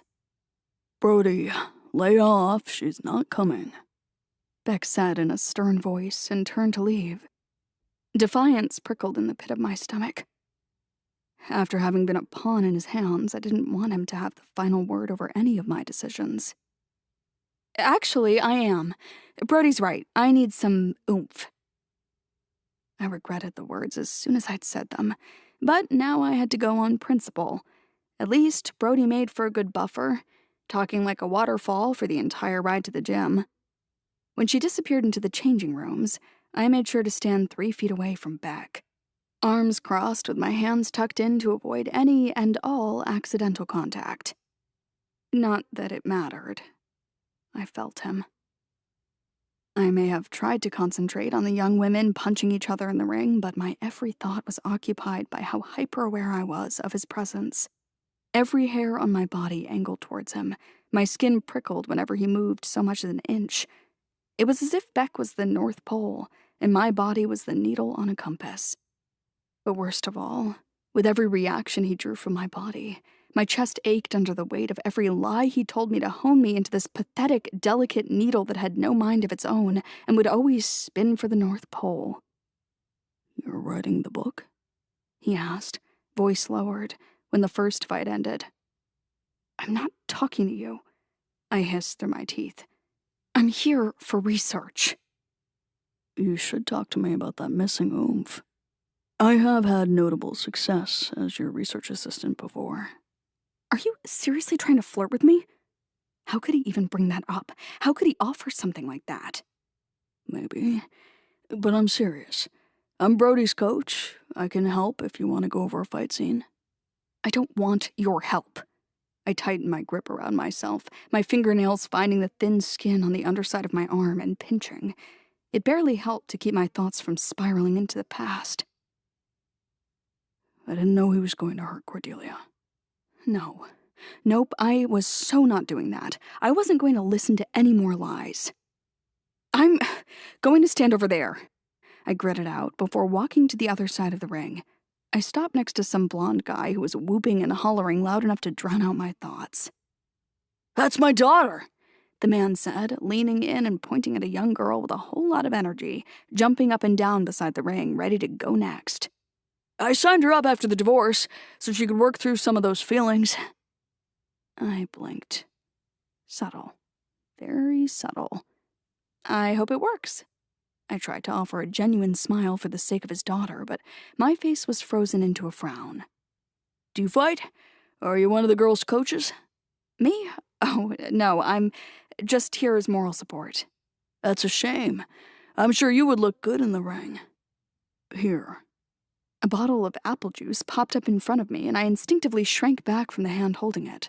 The blonde guy blanched, blinking up at the towering presence, throwing its shadow over me.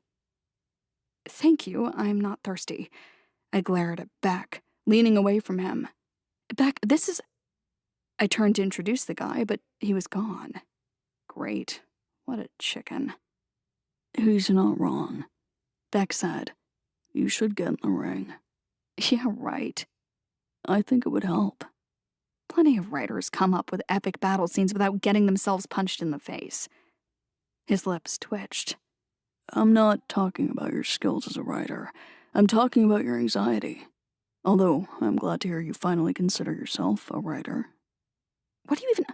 I came over here so I didn't have to talk to you. You say stop, I stop. The familiar words sent goosebumps racing down my neck. That doesn't work on me anymore. You've gone far beyond any line of consent and communication. Think about it. You won't even have to see me. I'll set you up with a great beginner's coach. He pulled a business card for the Vortex out, sleek and minimalist, including the club's contact details and opening times, along with his name listed as owner. This is your place? I shot a look past him at the girls that had taken over the entire gym. I only own it. Scarlett runs it. The squealing, screaming, jumpy energy of all the little girls around me didn't match the accent business models at all. Neither did the gym. No luxury amenities, no VIP lounges. I wasn't about to agree with Beck, but that blonde guy had signed his daughter up to punch her way through her feelings. Maybe that would work on mine, too. I'm going to pay the membership fee and everything. I don't want anything from you, Beck. If that's what you want. Jesus H. Roosevelt Christ! You have to stop holding back. I'm literally kicking as hard as I can. I huffed. Maybe with your foot, but you need to put your gosh darn hip into it, Nugget. Sometimes when Scarlett yelled at me, it felt like getting yelled at in a black and white movie. She wore her black hair in victory rolls, and her lips in a shade of red that made my favorite lipstick look bland. She cursed like she was about to get censored for impropriety. Just last week, she'd asked me if I was on the fudging rag, which turned out to be her way of asking if I was on my fucking period, because apparently I was punching like a bloated raccoon. Excuse me, Mrs. Ashton, your 8 o'clock is here. Scarlett's assistant, a mousy girl with big glasses, blinked up at us. Scarlett didn't usually do one-on-one sessions, and her assistant hadn't gotten the hang of dealing with this setup yet. When I'd asked her about it, she'd said she preferred it when Beck owed her a favor, not the other way around, and hadn't elaborated further. Maybe I should have asked, but even if I tried to evict him, Beck was already living on my mind rent-free. I didn't feel like upping his square footage on top of that. Even if he had arranged for Scarlett to be my private teacher, I was still paying through the nose for these lessons. All right, Del. Time to hit the shower. We'll try again next week. Okay. I deflated. I wasn't good at not being good at something. Mind if I give it a shot? The low, familiar rumble of his voice ran down my spine like a shiver. Beck slid his suit jacket off his shoulders and threw it over the ropes of the ring. Be my guest, but I'm out of here in 20, whether you've talked numbers to me or not. She tossed him her pads. I have dinner with Harlan and his parents tonight. No, it's fine, I said, backing away from Beck as he climbed into the ring. All that damn height and muscle mass and unfair bone structure wouldn't get anywhere near me. I'm done for tonight. Come on, Blondie, hit me. Let out some of that anger. I'm not angry at you. Scarlett cleared her throat. I'll be in my office if you need me. I should have laughed. I should have gone home instead of waiting for Scarlett and her assistant to disappear in her office. I shouldn't have said, "Why can't you just leave me alone?" I want to explain. You don't have to. I get it. We both lied. I pretended to be Cordelia, and you pretended to be human. But you see how one of these lies involved putting on pretty dresses and the other involved double homicide plans, right? I keep trying to tell you. I didn't know Julian was going to harm Cordelia. What did you think was going to happen? Once you figured out that I wasn't her, how did Cordelia factor into your plans? Institutionalized. He threw his arms out as if that answer was so obvious. Of course, when someone doesn't fit into your plans, you just put them in a straitjacket. Private clinic in Switzerland. More fucking luxurious than our own house. Double homicide? What the fuck are you talking about? Eclampsia. Unfortunate, but not uncommon. What? Don't play stupid, asshole. How big is Brody's trust, huh? My voice exploded out of me. Okay, so maybe there was anger simmering in my veins. I ran my thick, fingerless gloves over my face before the tears of frustration could well up. If we were doing this, I was going to get through it clear-headed. Half of that donut franchise her grandparents established along the West Coast, right? I Googled it. Estimated annual revenue is $120 million. Her half is $60 million. Over 18 years, roughly $1 billion in Julian's pocket. It's a good fucking play, keeping it in the family. We'll go over how revenue works some other time, but you set me up to die. Did your mother inspire that plan? Kill the spouse, keep the kids? Sweetheart. Shut up! I barreled into him. I didn't even pretend to aim for the soft pads on his hands. My fists drummed into him and he didn't even flinch. Shut up! Shut up! Shut up! My voice broke. You told him. I didn't tell him anything. Stop fucking lying, Beck! Sobs cracked through my chest. He knew. He knew how I let you touch me. Did you have a good time mocking me behind my back? Discussing how many fingers you needed to make me come? His head snapped sideways as if I'd slapped him. Fuck. He breathed. Caught. Red fucking handed. Yeah, I know you told him. My voice hiccuped and I brushed the tears from my face. What was the plan here? Teach Delilah how to climax because once she'd been fucked by the great August Beckett, she wouldn't want any other dick ever again? If you're the only one who does it for me, I'd have to marry you, right? Something along those lines. Thank you. Finally, an honest answer. I was honest with you when you asked me what I wanted. He stripped the pads off his hands and tossed them aside. I wanted to meet you because of your name, the Montgomery name. And my interest in you was mainly sexual when we first met. It was never meant to get more complicated than that. All right. Then fuck me. I tore the Velcro off my gloves open with my teeth and let them fall to the ground. No. I want you to fuck me. Right now, right here, all cards on the table. August Beckett and Delilah Edwards, no more lies. Come on. I pushed him, and he dropped a step back, putting some distance between us. No. What? Scared you won't make me come? I pushed him again, his back colliding with the elastic ropes. Or were you only turned on by my naivete? Is that what gets you going? The lies? Wide-eyed Delilah lapping them up? Delilah, stop. My hands froze and hovered over his chest before I could give him another push. In one swift move, he grabbed my wrists and spun me around, pushed me against the corner post of the ring. His body pressed into my back, air wedged from my lungs. One hand like iron around my wrists, the other slipped around my waist and into my pants, pinching my clit between his fingers. Sharp pain shot through my nerves, along with a spark of heat. Is this what you want? Yes, I gasped, squeezing my eyes shut. He tugged my workout shorts down to my thighs, not letting go of his grip on my wrists. He pushed 2 fingers into me painfully fast. You want this? I couldn't spread my legs with my pants tying my knees together, but he pumped in and out, the slick sound filling the gym. Yes, I moaned when a new wave of tears spilled down my cheeks. More. A zipper, the rustle of fabric. He pulled my hips back, bending me in the middle, and then he pushed into me. It was the worst pain I'd ever experienced during sex. I bit my tongue so hard, a bitter metallic taste welled up in my mouth. I couldn't open far enough, I wasn't wet enough. He was just fucking into me, too big and too fast. And I started doing what I always did. Moan when the dick hit deep, clench when it was pulled out, throw in an oh god yes every now and again and clench down harder. Within a few minutes, he groaned and spilled himself into me. The second he pulled out, I straightened, tugged my pants back into place, and climbed out of the ring. Goodbye, Beck, I yelled over my shoulder before disappearing into the shower. Never had I ever wanted to scrub a man off my body faster. 48. Beck. I shouldn't have fucked her. I should not have fucked her. I should not have fucked her. Fuck. I wanted to bang my head against the wall until my brain started rattling, because that thing was clearly not working. The same thought had been on repeat since last night. I shouldn't have fucked her. But I was a fucking idiot. Working from home today? Brody asked. I snapped my head up from where I'd pressed it against the cool metal of the refrigerator, which hadn't helped either, and watched her snatch an apple from the fruit bowl. No, and you're not going to school. I actually need you to go and pack an overnight bag. What?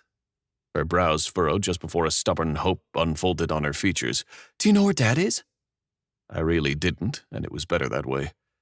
I'd spent a lot of money to retain that plausible deniability. We're going to see your Aunt Eva. We're what now? 8 hours later, our jet landed in Portland, and Eva greeted us with a big pink sparkling sign that read Brody in neon letters. She pulled Brody into a tight motherly hug the second we were close enough. Oh, it's so good to see you, she squealed, bobbing from side to side with Brody in her arms. I hadn't spoken to Eva since the wedding, 17 years ago, until last night, after I came home from the vortex. Turned out, Julian had done his fair share of damage to ensure her side of the family wanted nothing to do with ours, and vice versa. He'd also done his fair share of damage to Brody's trust. Which meant I owed Dell a bigger apology than I'd thought. No wonder she hadn't picked up the phone for a few measly flowers. Eva wrapped an arm around Brody's side and led us to her car. Your uncles told me that you're into sports. Your mother and I actually used to be competitive figure skaters, you know? Okay, so maybe they wouldn't bond over their favorite sports, but Brody's eyes lit up at the mention of her mother. I didn't let her out of my sight, but I gave her space that weekend. Space to meet her cousins and show the 8-year-old how to kick-punch his bullies into oblivion. Space to look through old pictures of her mother and try on her horrible 2001 prom dress, and keep it. Space to learn her grandparents' traditional donut recipe that sparked an entire business. I may have given her less space for that last one, crowding around the kitchen island with her. You never told me what happened between you and Dell.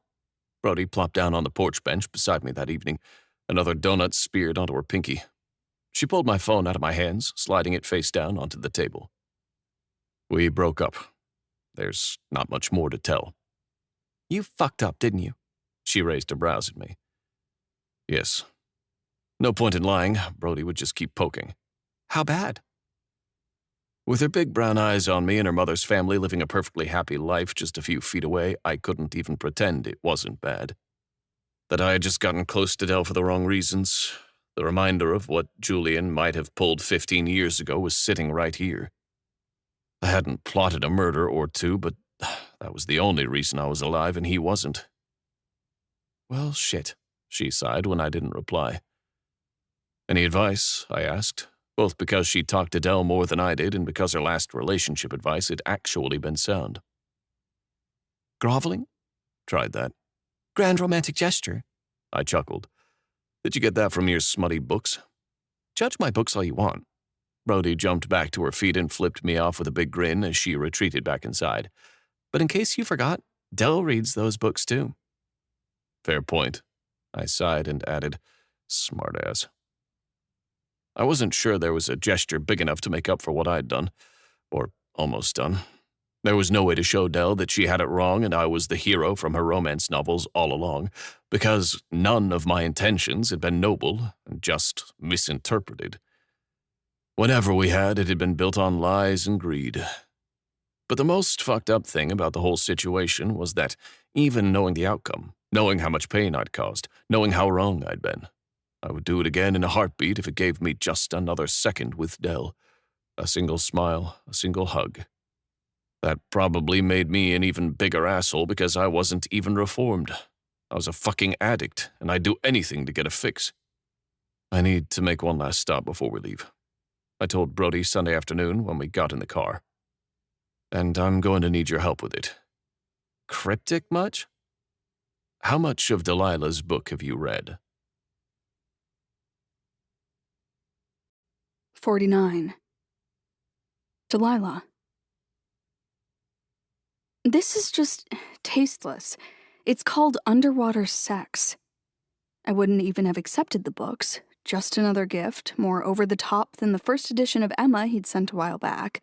There were boxes upon boxes of them, all delivered while I was at work.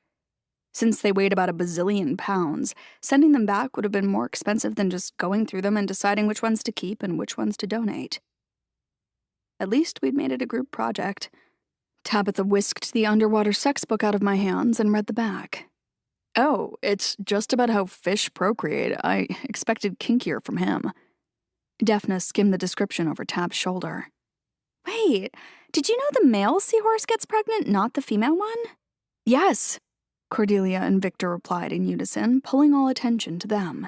Cordelia threw her hands up. What? I like watching the Discovery Channel. I watch the Discovery Channel. Victor shrugged. All 5 of us sat between stacks of books in the second bedroom on my floor, which had become more of a reading room since I'd moved in, bed replaced by a cozy armchair. How many books is this? Daphne asked, pulling a large photo book on coral reefs into her lap. 999, I replied, waving the delivery slip. Tabitha picked that out of my hands as well. That's weird, Cordelia mused. Did they miss one? It says they were paid for in the shop, Tabitha said, dissecting the details of the order. Why did he go to Portland to buy you 999 books? Daphne asked. I dropped my head back against the shelf that had housed antique china up until 3 hours ago. Because 1,000 books makes a library. Then you're still missing one. Oh. Daphne slapped her palm against her forehead. 999 books to help me write mine. I drummed my fingers against the thick book of mermaid mythology that had been sitting in my lap for the last 20 minutes. I'm not saying we should forgive him, Tabitha prefaced. But I think this is a way more romantic gift than a vibrator. A vibrator? Cordelia gaped, hands stilling on Fitzwilliam's back, while Victor was suddenly very interested in hydrographic survey methods 101. It was a thing. I waved her off. Not a big thing, Tabitha added, indicating a 3-inch length between her fingers. The size doesn't really matter when it's an air pressure vibrator, I pointed out. I think I left the ice cream in the car, Victor said, and swung himself to his feet in an enviable show of athleticism. He power-walked out of the room fast enough for his shoes to squeak against the wooden floors. The second he was through the door, the rest of us burst into laughter. Victor poked his head back into the china gallery turned almost library a few hours later. Safe to come in? I promise not to talk about sex toys, I replied, reshelving the coral reef book someone had put in a seabed section when it should be with the flora and fauna books. The others had cleared out half an hour ago, and I was still fixing the shelving system. Good, although you'd probably prefer talking about sex toys to this. He held up a manila envelope and crossed the room to me. I should warn you, there's very graphic images in there. Are you giving me porn? I grinned and pulled a file folder from the envelope. My smile faltered when I realized what he was giving me. I already know what happened the day of the accident. How did you even get your hands on a police report? You don't know everything. I added notes. You should burn this after reading. He nodded at the fireplace on the other wall. Okay. Thanks. He left me with a curt nod. I knew he was a man of few words, but sometimes being less cryptic wouldn't hurt. I dragged the armchair from the window to the bookshelves and curled up in it, flipping the police report open like a novel.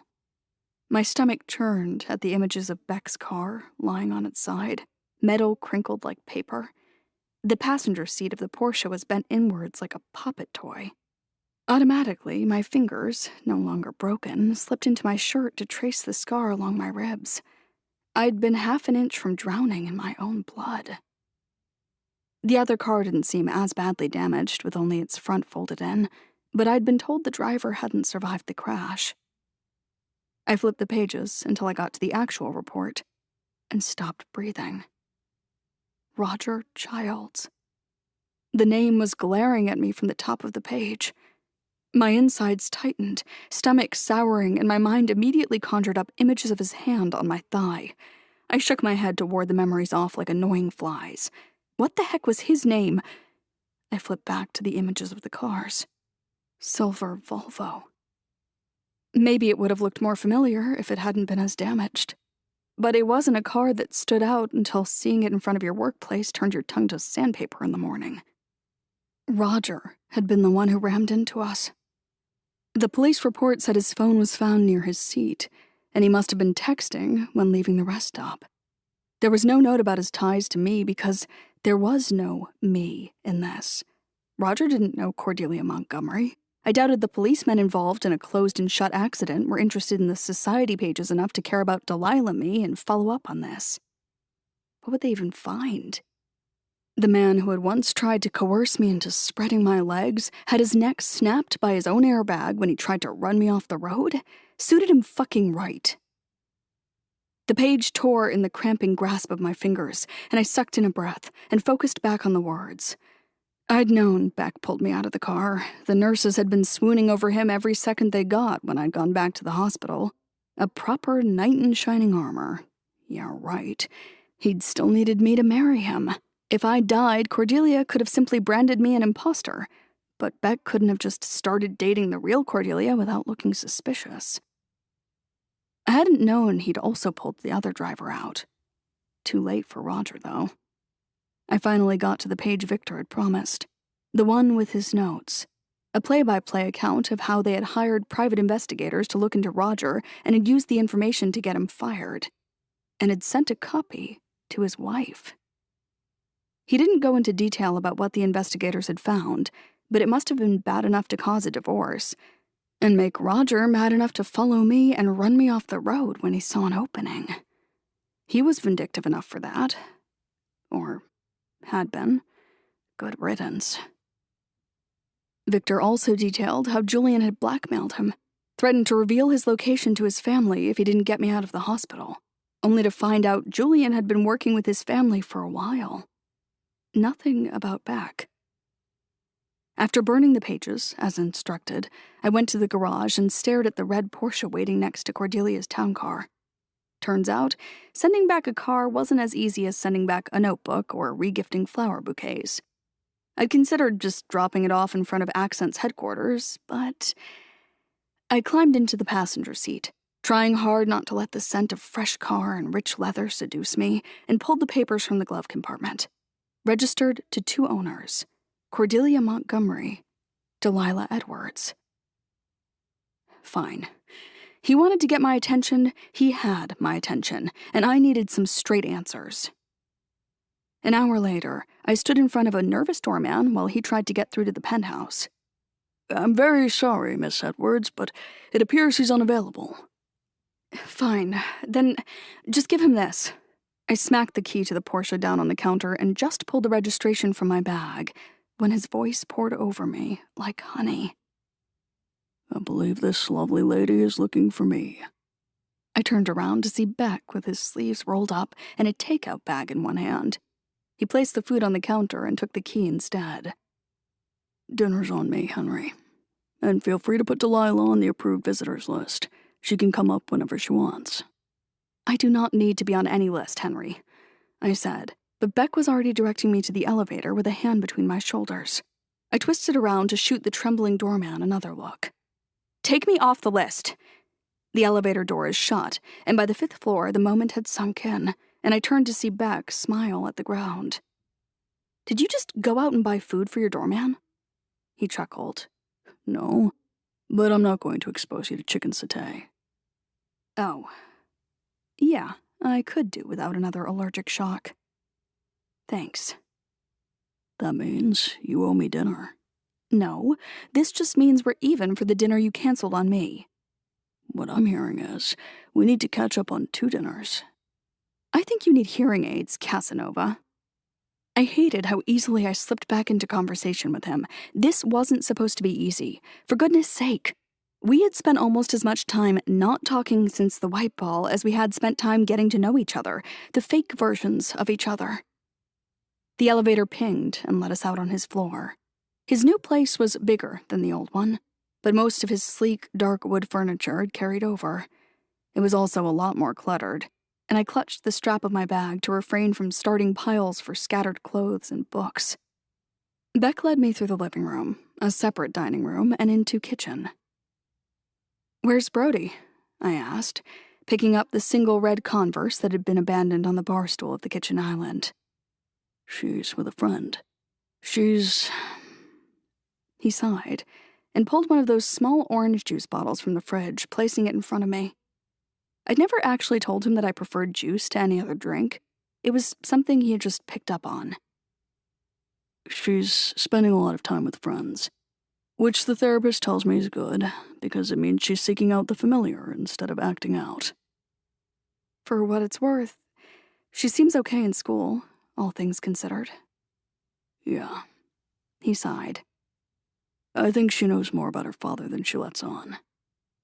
I should have been asking about him. And how are you doing, Beck? How are you coping with his death? How do you feel, considering your brother was shot right in front of you?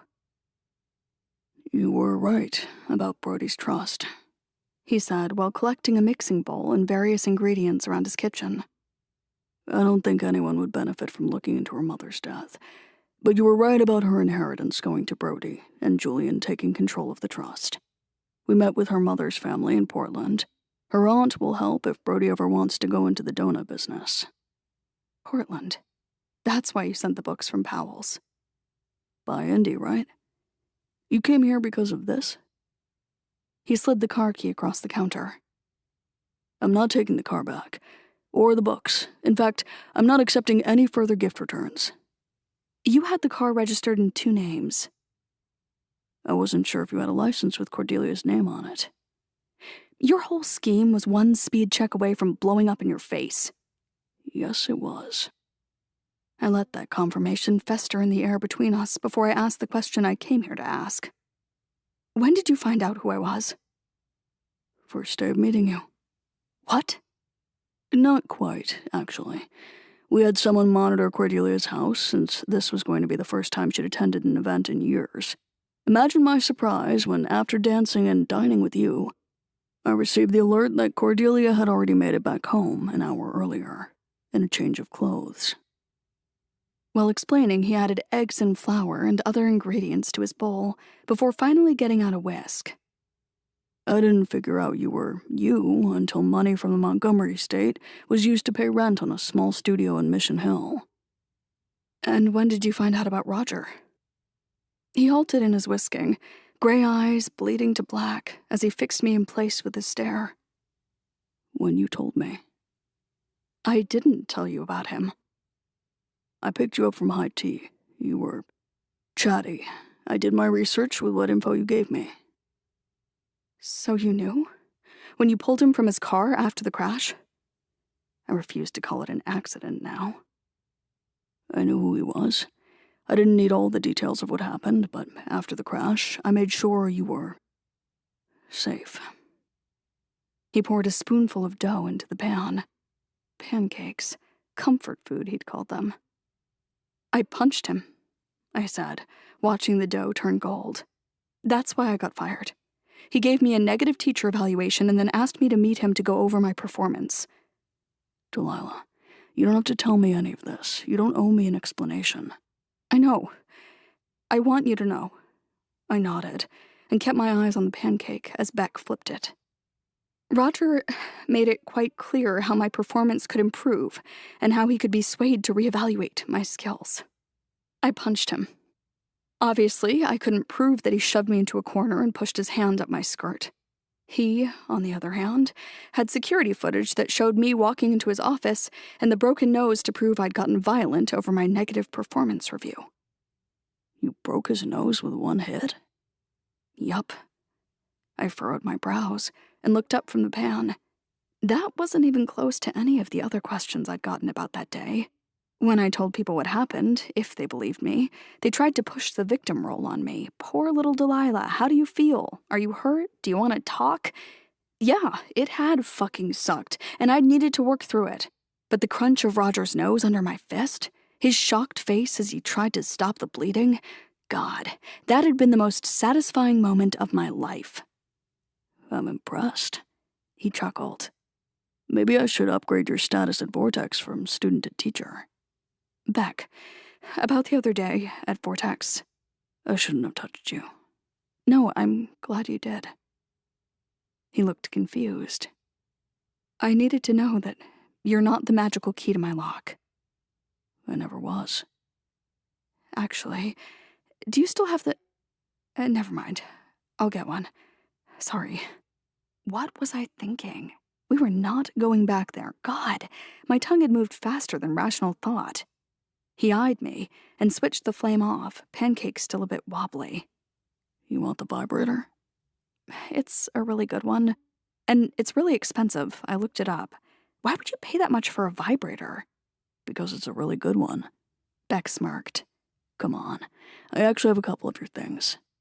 I followed him through the living room and upstairs, only to stop in the doorway of the room he led me into. You keep a used vibrator in your office?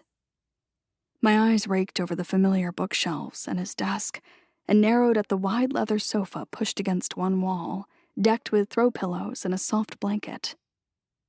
It's a library, not an office.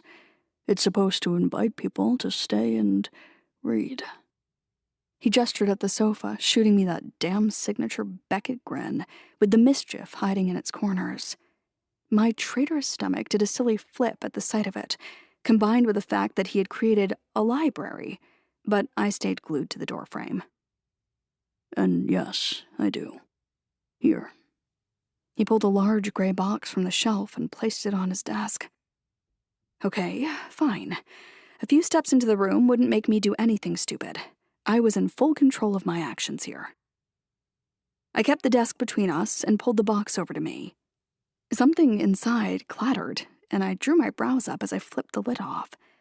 Alongside the small blue box I'd become familiar with lay a pink Taylor Swift shirt, a plaid pajama top, a certain leather-bound notebook, a handful of page flags and pens, and a Ziploc bag with around a dozen seashells. I won't lie. Bernard didn't survive the move, but he died an honorable death. I ran the Ziploc bag against the light. Bernard is right there, with the yellow speck. Oh, Dorothy is gone. Have dinner with me, Blondie. No, thank you. My stomach did another flip, and I forced myself to keep breathing, keep my eyes on my hands, as I carefully nestled the seashells between the clothes. I'd gotten the answers I'd wanted. I didn't have to spend even one more second thinking about Beck from here on out. I could be civil on school grounds, and for Brody's sake, but he was otherwise banned from my mind. I'm busy. I didn't say when. I pulled the lid back on the box and carried it out the door without looking back. I'll be busy then, too. 50. Delilah. Cordelia had stuck true to her word and gave me the house every first weekend of the month, staying with Victor so I could have people over. I had spent all evening on Tinder, swiping left on douchey tagline after douchey tagline. Daphne and Tabitha had helped me set up a profile that boiled down to want to get laid without getting murdered, please, before both of them had left me to my own devices. Tabitha to get laid herself, Daphne to go to family dinner. I swiped right on a handful of profiles. However, by my second glass of wine and yet another unmatch after the most uninspiring 3 lines of conversation, I understood that someone could look like they fucked, thanks Tabitha, but their spelling made it virtually impossible to even think about fucking them. I really wanted to fuck them too, just to test the waters, test some of my newfound knowledge. But how could my loins catch on fire if this guy didn't even know the difference between there and there? I grabbed the half-empty wine bottle from the counter and took it upstairs with me, where I tossed my phone onto the sheets before pulling a certain blue box out from under the bed. This was how far I'd sunk. Sunken. Sinked? Oh God. Maybe I shouldn't be judging anyone on their spelling when the wine messed with my head like this. Further proof of my far sunkenness. Tried to be all casual, get drunk and laid, and it was going to be yet another night alone in my room, with the added bonus of major alcohol-induced anxiety spirals tomorrow. Well, that was tomorrow Delilah's problem. I tossed the lid of the blue box aside and tested the weight of the vibrator in my hand. Its handle was a smooth curve, with the little air nozzle at the top jutting out at the perfect angle. Between the minimalist design and the metallic sheen, it almost looked like a fancy skincare tool rather than a sex toy. The floor swayed a little as I climbed into bed, but I somehow made it out of my clothes and under the soft covers without toppling over. At least the buzz of the wine behind my temples quieted my anxieties when the first air blast hit my clit. I let the warmth between my legs carry me, let my eyes drift closed as I feathered my fingertips over my chest. But the second I shut the room out, I saw Beck's head between my legs, the flicks of his tongue so close to the vibrator's bursts of pressure. My back arched and my eyes flew open. Okay, no. This was about me, not him. I shook my head, as if that could clear out any thoughts of him, and I thought back to how I'd come really close on my own at Clandestine. I could imagine that. I could put myself back there. Readjusting the vibrator against my clit and dialing up the speed, I let my eyes fall shut again. The memory of the island room was still vibrant in my mind. The dark space, dotted with beds covered in sheer curtains that allowed glances at the writhing bodies on them. I imagined myself on one of those beds, exposed but still safe. Imagined the weight of people's eyes sliding over my skin like ghost touches. And I imagined Beck sinking into me, stretching, claiming me for all to see. I let out a startled gasp, toes curling into my sheets. No! Hell no! I didn't want that. I didn't want him back in my life. Didn't want to give my body to someone who had so little regard for the lives of others. Why on earth did my brain conjure up images of someone who, for all intents and purposes, would have been an accessory to murder just to get his hands on a company? How could I even think about sleeping with someone, about being vulnerable with someone who valued money more than people? I couldn't rationalize my way out of this, and before I knew it, I had my phone in hand and was dialing Beck's number. Shit. I fumbled with the buttons of the vibrator to switch off the buzzing. My phone tumbled somewhere into my pillows, just as I heard Beck pick up on the other end. Oops. Hi! I gasped once I had my phone in hand again, vibrator switched off successfully. Hello, you. I have a question for you. What the fuck? Del, you sound drunk. Where are you? I'm slightly tipsy. Slightly. And I'm at home. And I just think that all the guys on Tinder suck. You don't drink. My hackles raised. Because maybe I didn't usually drink, but maybe I also wasn't super boring and predictable and easily exploitable. You don't know my life, okay? On the other end of the line, Beck heaved a deep sigh. You called to ask a question? Yes, I wanted to know you. Know from you. Wow, words were hard after half a bottle of wine. Why do I think about you when I masturbate? I shifted and accidentally pressed the button on the vibrator again, squealing at the sudden blow against my center. Shit, sorry, yes, question. Are you doing what I think you're doing? His voice dropped low, and the rumble mixed with the soft pressure against my clit sent a shiver down my spine.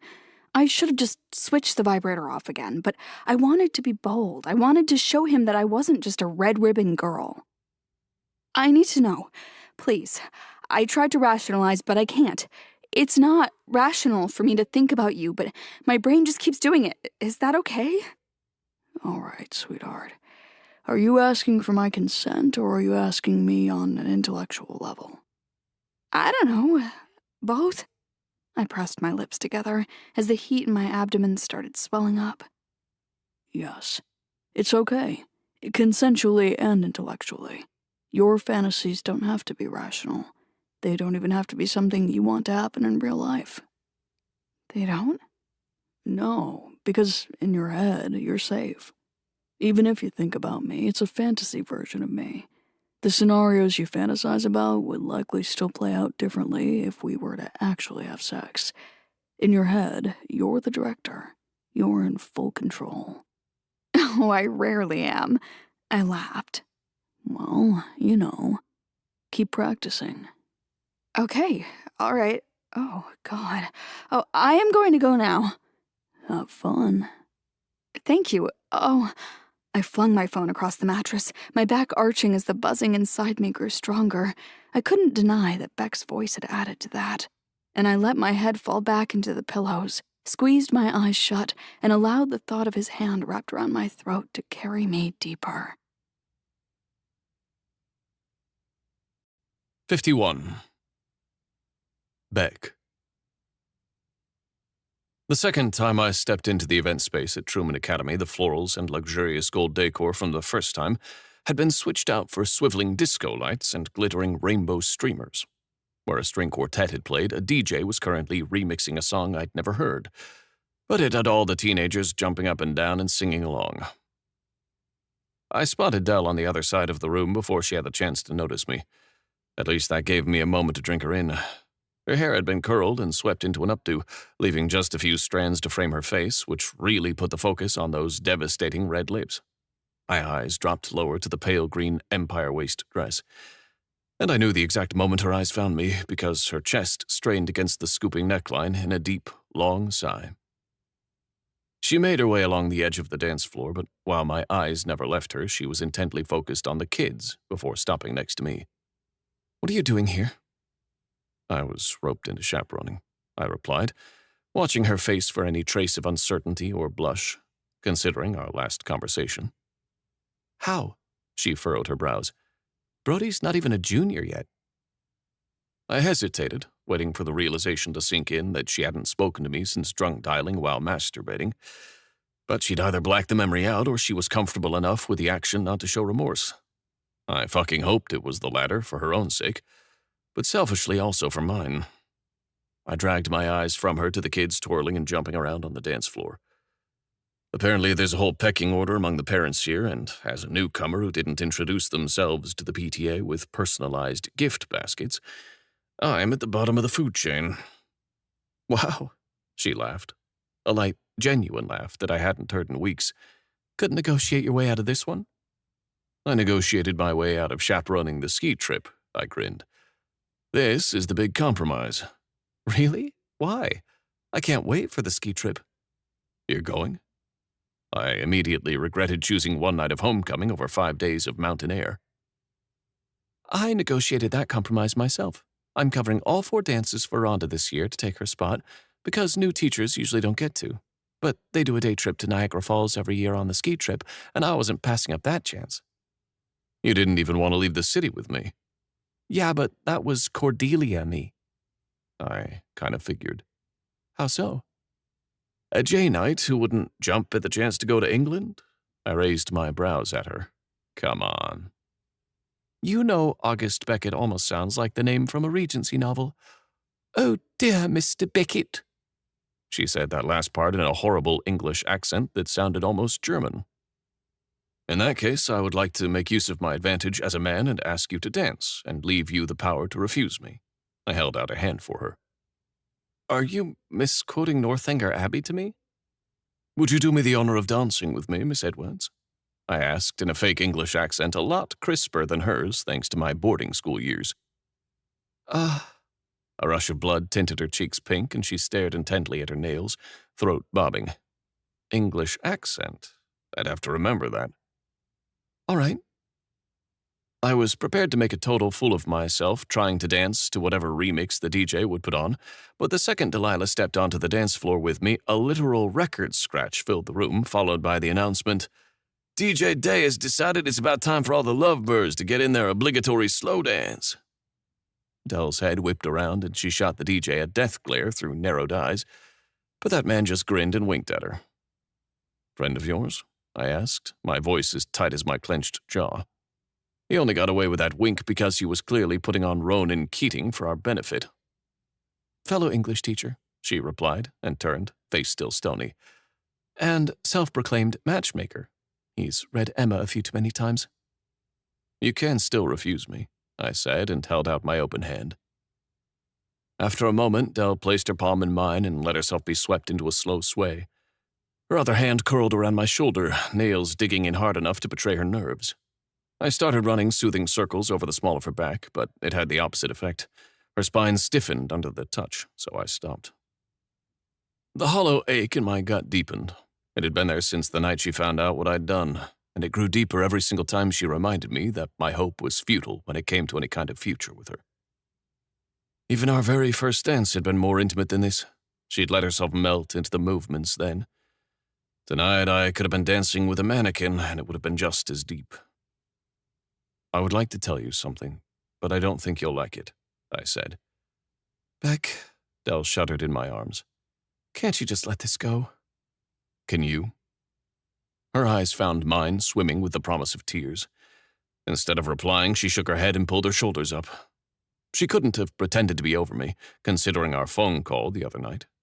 But having her confirm as much stitched up a small part of my hollow gut. What I'm about to tell you is not an excuse.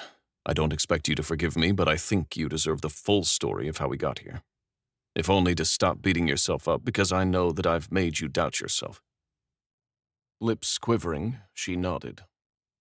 Ah, perfect. Man, woman. Principal Baker, who I'd met with to discuss Brody's situation, clapped his hands over both our shoulders. Boys' room, girls' room. Toilet check. Now. Not a word wasted before he blazed on, completely oblivious to the moment he just wrecked. Nobody at Accent talked to me that way. Hell, nobody outside this room talked to me that way. But I was learning that schools operated on a whole different social level. We're on it, Delilah called over her shoulder with enough enthusiasm to send a troop of soldiers to battle, and pulled herself out of my arms. It took us all of 4 minutes to check the only set of unlocked bathrooms, but when Dell was about to breeze back to the dance, I wrapped my hand around her wrist and gently pulled her back. She shot a quick look up and down the hallway, only to realize we were alone. All the previous pep dissipated from her features. Okay, She sighed and dropped back against the row of lockers. tell me. Do you remember what I told you about my mother? She nodded, and I told her about Georgia. Once I started, the words kept tumbling over my lips. I told her about growing up in a house where my father ignored his children and kept their mother on a leash like she was a dog, and he expected her to heal. I told her about Georgia in turn training us just as ruthlessly, withholding sleep and food if we didn't perform. I told her that my secret reading materials gave me an escapism and different perspectives than Julian ever got. He'd always been our mother's son, playing her game to win instead of outplaying her by changing the rules. Until he decided that I was no longer a player on his team. I told her about Sternberg's theory of love. That last one finally cracked her careful composure. You rationalized love? She smiled. Yes. For someone as smart as you are, that's really dumb. Why? You can hardly deny that our feelings got mixed into this. She rolled her eyes at me. Commitment, passion, and intimacy aren't enough. Parker was committed to me. He was passionate about me. We shared intimacy, being open about our pasts and family histories. We didn't match because he doubted my commitment to him. I couldn't bring myself to be passionately swept up by him because of my self-doubts. He projected his hang-ups about his family's financials onto me. She furrowed her brows, then raised her hand into the space between us, flashing me the smooth skin on the back of it. The first night we met, you understood what I was doing. You got me out of the conversation. It took Parker 8 weeks to notice I was pinching myself, and even then he didn't understand. All I'm hearing is that your ex didn't deserve a shred of your time, Blondie.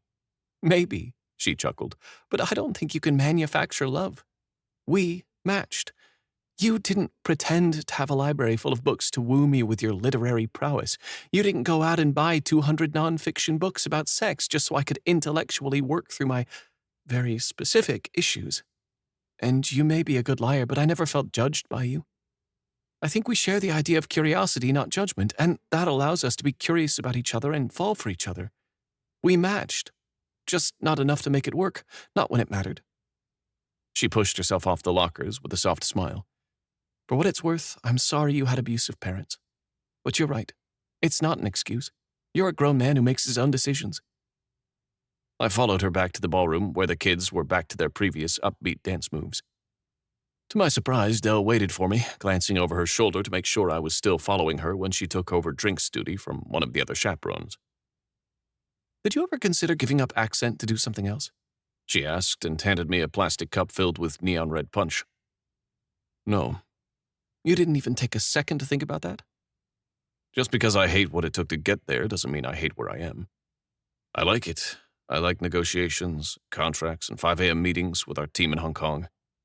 I could do without board meetings, but I doubt everyone likes every aspect of their job. She hummed and filled the cup of a girl with ringlet curls and braces. Why do you teach? Because I like it, She grinned, throwing my words back at me. I read your introduction in the school newsletter. You got your master's at Harvard on a full academic scholarship, and yet you decided to become an English teacher. Not prestigious enough for you? You could have gone into journalism or publishing.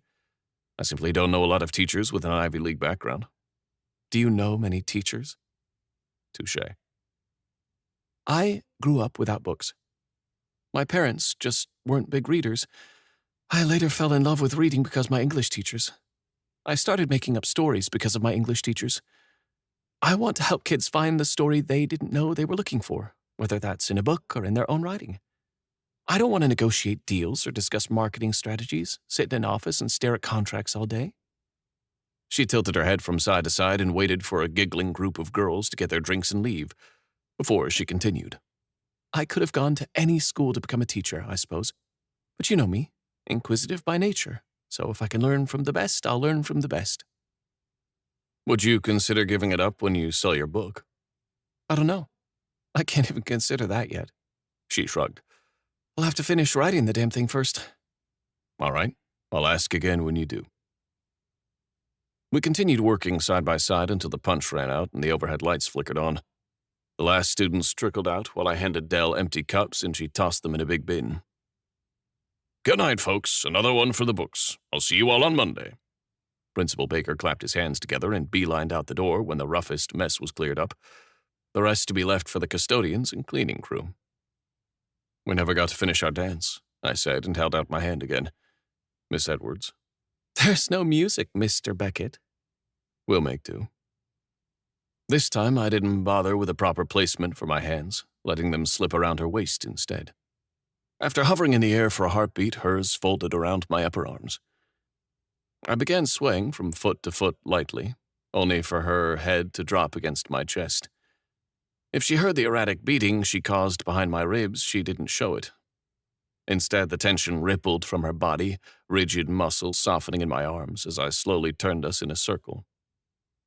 I stifled any hopeful thought that wanted to flicker up, because Delilah had few reservations about physical closeness. It was as agonizing as it was addicting. People cleared out around us and DJ Day hovered in the door just a moment longer than the rest, but I kept us moving. As long as we were dancing, I had her. I did it, by the way. She pulled her head back and blinked up at me. After our phone call, I got there by myself. Are you serious? A big, genuine smile shot to my face, not only because she still trusted me enough to share, but because I was so fucking proud of her. She may have needed to talk her anxieties through, but in the end, she got to the climax all by herself. She'd figured out how to quiet her mind enough to enjoy the physical side of sex without anyone guiding her through. That's amazing, Del. She laughed and shot a quick look around before lowering her voice. I don't know if I would call drunkenly masturbating amazing. Don't do that. What? Downplay your achievement just because it's something that might come easier to other people. I tilted her chin up, forcing her to meet my gaze, because I meant it when I said, "Congratulations, sweetheart." Thank you. Her breath stuttered as our eyes locked and the air between us thickened with the understanding and familiarity that led to this very conversation. My fingertip trailed from her chin, down her jaw, until I could wrap my hand around the back of her neck. Her lips trembled, but her eyes stayed on mine as I leaned down. She didn't turn her head, didn't ask me to stop, didn't flinch until my lips brushed over hers. A desperate sigh passed from her mouth to mine before she melted into me. All rational thought left my body when I tasted her. I crushed my mouth over hers. She whimpered into the kiss and her tongue swept over my lips, sending a hot spark through my veins. Her arms closed around my neck as she pulled herself against me. With her body pressed into mine, we kissed like two people starved by a hunger that only the other could sate. Stop. She jerked back without warning and pushed me off. The words stung worse than her slap had, but I didn't try to bridge the distance when she stumbled back. Her chest was rising fast as she closed a hand around her blue pearl necklace. I'm sorry. I can't. 52. Beck. Something Dell had said at the dance had wedged itself into my mind in the way something got caught between your molars. Annoying, invisible, and damn near impossible to get out no matter how much you poked and prodded it with your tongue. You'd be stuck with it until you got your hands on floss. That was Cordelia me. Not that was when I was pretending to be Cordelia. Not that was part of Cordelia's character. Cordelia me. It occupied the same corner of my brain as Cordelia's debut farewell speech at the White Ball. She had introduced Delilah to the world as her sister. Even though they shared no blood relation, a whole lot of people now thought they did. It had surprisingly only taken one email to be invited to Cordelia's home office, which was a cluttered mess. She sat between piles of paper, cat toys, brochures, and half-empty smoothie bottles. But based on Yelchin's glower across her shoulder, I decided not to point out that Delilah could probably get her on a color-coded system within a few hours. I'm not putting in a good word for you with her, she said after offering a drink, which I declined based on the amount of cat hair on her clothes. That's not why I'm here. In that case, let's hear it. She leaned back and folded her hands in her lap. They looked similar enough, but the way they moved was nothing alike. Where Dell's mind was whirring a million miles per hour, her body sometimes moving as if it was an afterthought, Cordelia's every muscle twitch seemed controlled. Even her slow blinks seemed deliberate to make me feel watched. Maybe Dell had been right. Maybe I was a good liar, and I'd lied to myself above all. Because this Cordelia Montgomery, I couldn't picture myself longing for, not even if Sternberg himself published a manual for falling in love. This Cordelia Montgomery was, however, the reason I came here. I inhaled and met her eyes. I'm sorry. She tilted her chin up, a small smile curling around the corners of her lips. I think I misheard you. Repeat, please. All right, they may not have moved alike, but Delilah and Cordelia were two peas in a pod.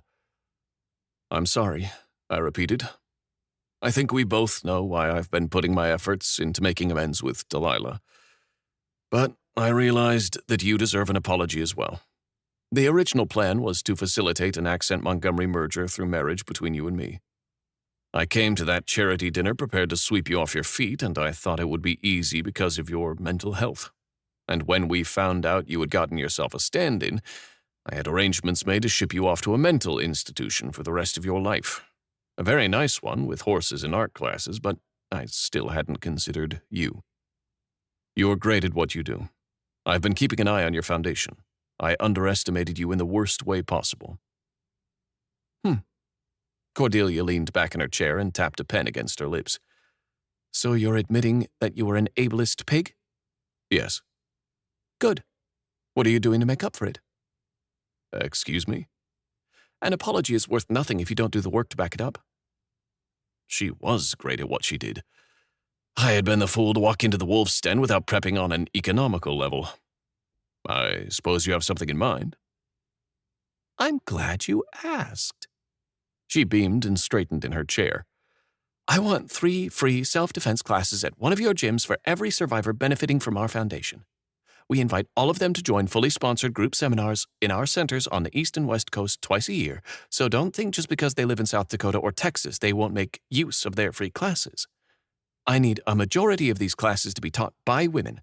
All instructors have to be trained on dealing with vulnerable people who might experience mental health issues during the class, such as PTSD flashbacks. We are willing to provide that training through our foundation, but you'll pay for it. She handed me a piece of paper across the desk.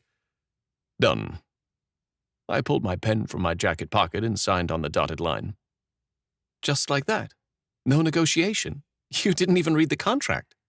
She narrowed her eyes at me, waiting for the other shoe to drop. I signed Delilah up at the club, I said. I know. That's what gave me the idea. I don't understand the relevance, though. I've seen her train with a professional fighter, and it doesn't work. You can't tell someone who needs to work through a mental block that they just have to turn their hips and kick harder. So no negotiation.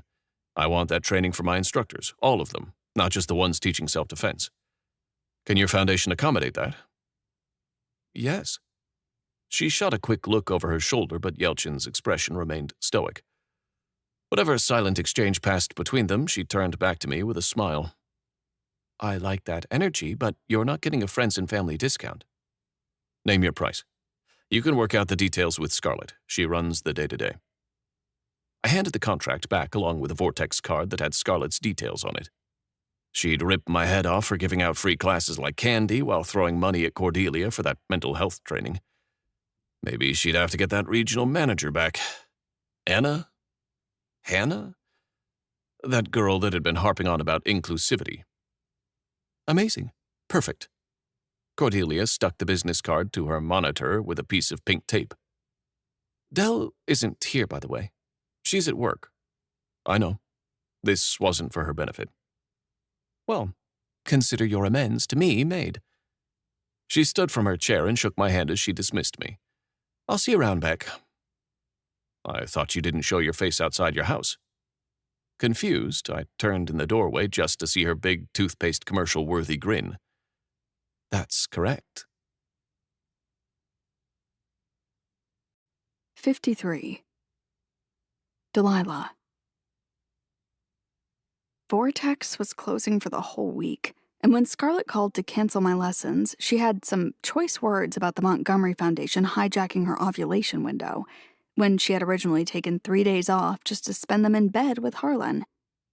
That was already way more information than I needed from her, so I decided not to ask any more questions. Instead, I went right to the source of the hijacking. This is a conversation that requires a lot more ice cream. Cordelia sighed and swung herself out of her desk chair. We were in the middle of pumpkin spice season, but for Cordelia, that just meant she'd chase her ice cream with a hot chocolate. Extra marshmallows.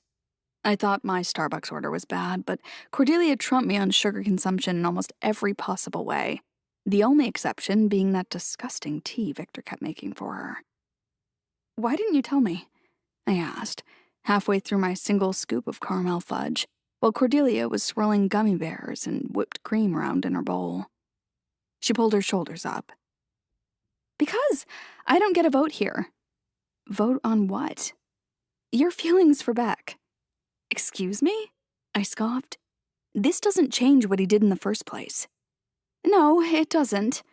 She scooped a mountain of ice cream and gummy bears and rainbow sprinkles into her mouth. "I can't have feelings for him," I said, knowing exactly what look that would earn me from her. Because I said can't, not don't.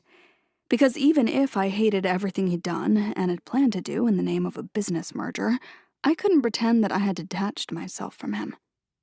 How could a person willing to manipulate me and get rid of Cordelia be the same person who put my own name on a car registration just to make sure I wouldn't get arrested for Grand Theft Auto?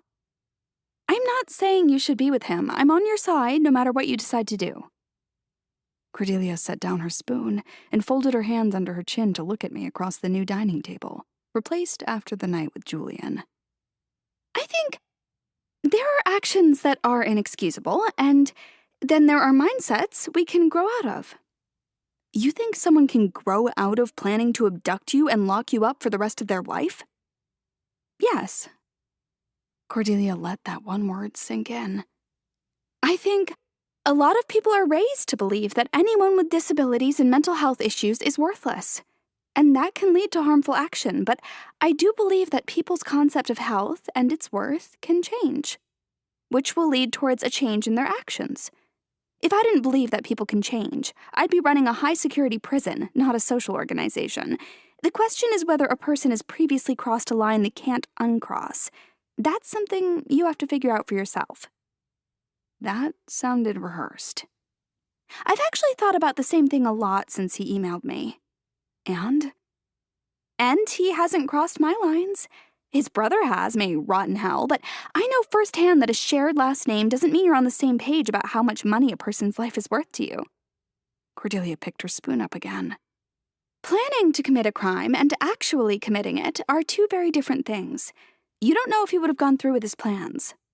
He didn't stop his brother when he waved a gun around. Victor did." You didn't see yourself. You were barely standing up, bleeding, throwing up. Beck tried to get you out. He prioritized the person he loved over anything else going on in that room. He tried to get me out because he still needed to marry me as you. Did he?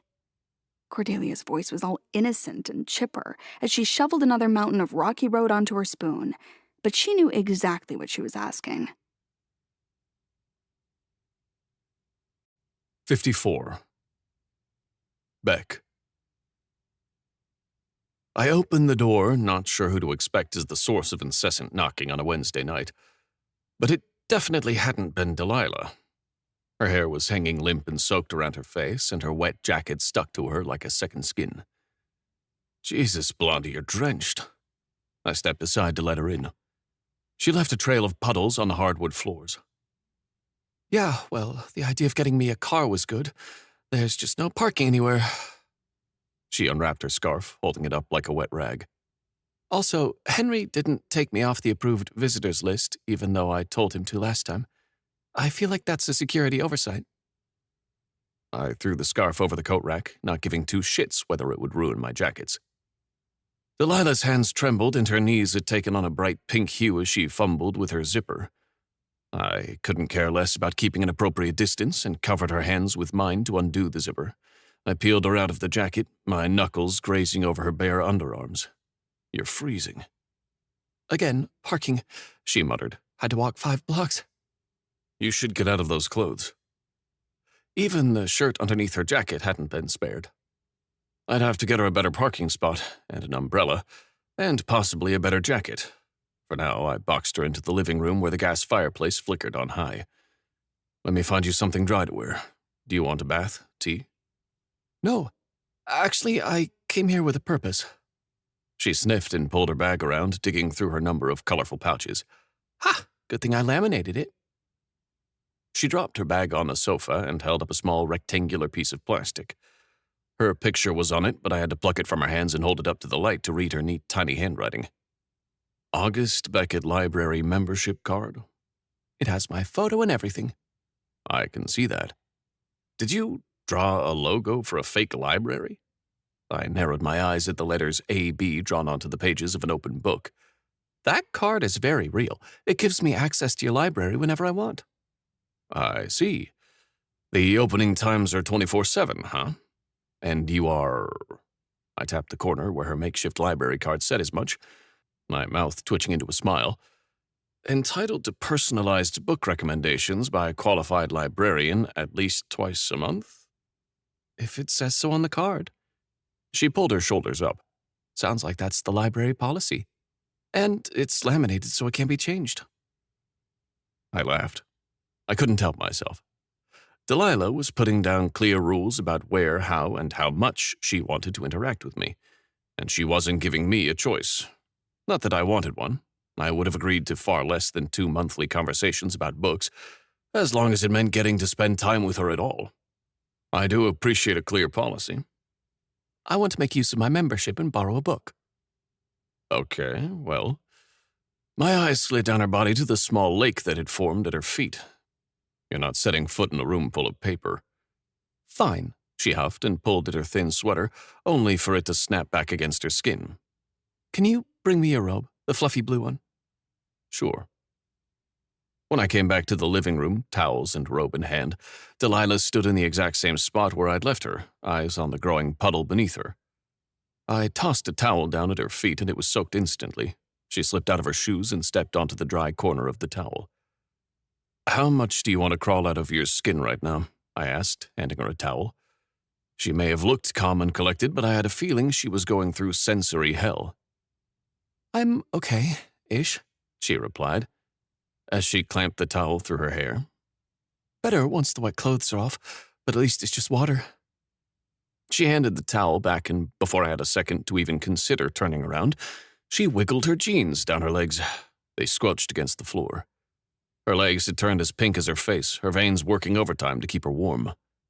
Even though I figured it was coming next, I didn't even pretend to look away when she pulled the sweater off and dropped it onto the towel. Judging by the mismatched cotton underwear, she hadn't planned tonight to go this way, but that didn't stop my body from coming alive at the sight of her smooth skin and soft curves. Robe? She held out a hand, but instead of passing the robe, I opened it and stepped toward her. She slipped one arm in, then the other, and I fixed the collar around her neck. Thank you, she whispered into the narrow space between us. The August Beckett Library frowns upon its members dying of hypothermia. I didn't read about that in the policy. She giggled and watched as I tugged the fabric around her middle. It's an unspoken rule. She laughed, but the sound died in her throat, replaced by a hitched gasp when I tightened the belt around her waist. That sound burrowed straight down my center to my hips, and I had to focus hard on tying a simple bow and letting my hands fall to my sides afterward. Just to be safe, I pushed them into my pockets. All done. Books, please. I led her upstairs, aware of every inch of space between us. Her fingers trailed over some of the book spines before she turned to the one shelf she'd always turned to and deliberately pulled one book from its rows. The Milkmaid Diaries? I asked, brows raised as she held up the porn star's autobiography. Yep. She flipped it open, not even acknowledging my skeptical tone. You made a fake library card, laminated it, drove here at 9 p.m., walked 5 blocks through the rain for the Milkmaid Diaries. Yep, hold on. I marked a passage. Sure. Got it. She smiled and tapped her finger against the page. For a lot of people, sex and love go hand in hand. You can certainly have sex without love, and you can love without sex. Yet most people would argue that the best sex they have ever had has been with a loved one. To me, however, sex has always been about trust. I am able to trust my co-stars because we often have long-standing relationships and understand each other and the roles we play. I am unable to trust the guy I just met on Tinder who claimed to be 6 feet tall but in reality barely matches my 5'8". Trust is built and earned, and once I trust someone, I can allow myself to be vulnerable with them in a way that makes sex worth having. Good quote. I marked this the first day I spent at your apartment. She swallowed and lowered the book, her azure eyes finding me across the room, swimming with a warmth she hadn't shown in 2 months. The deep hollow inside me gnawed at my stomach, eating away at me with every flicker of useless, stubborn hope. My voice came out raspy, strained. Delilah, why are you here? She took a step closer, then another one, before flipping the book over. Read the margin. Next to the paragraph she'd highlighted in pastel blue, she had written 3 little words. I trust Beck. I did then, and I still do. I trust you. I know that you're not Prince Charming or a white knight in shining armor, or even Mr. Knightley, but I don't think you would ever intentionally hurt me.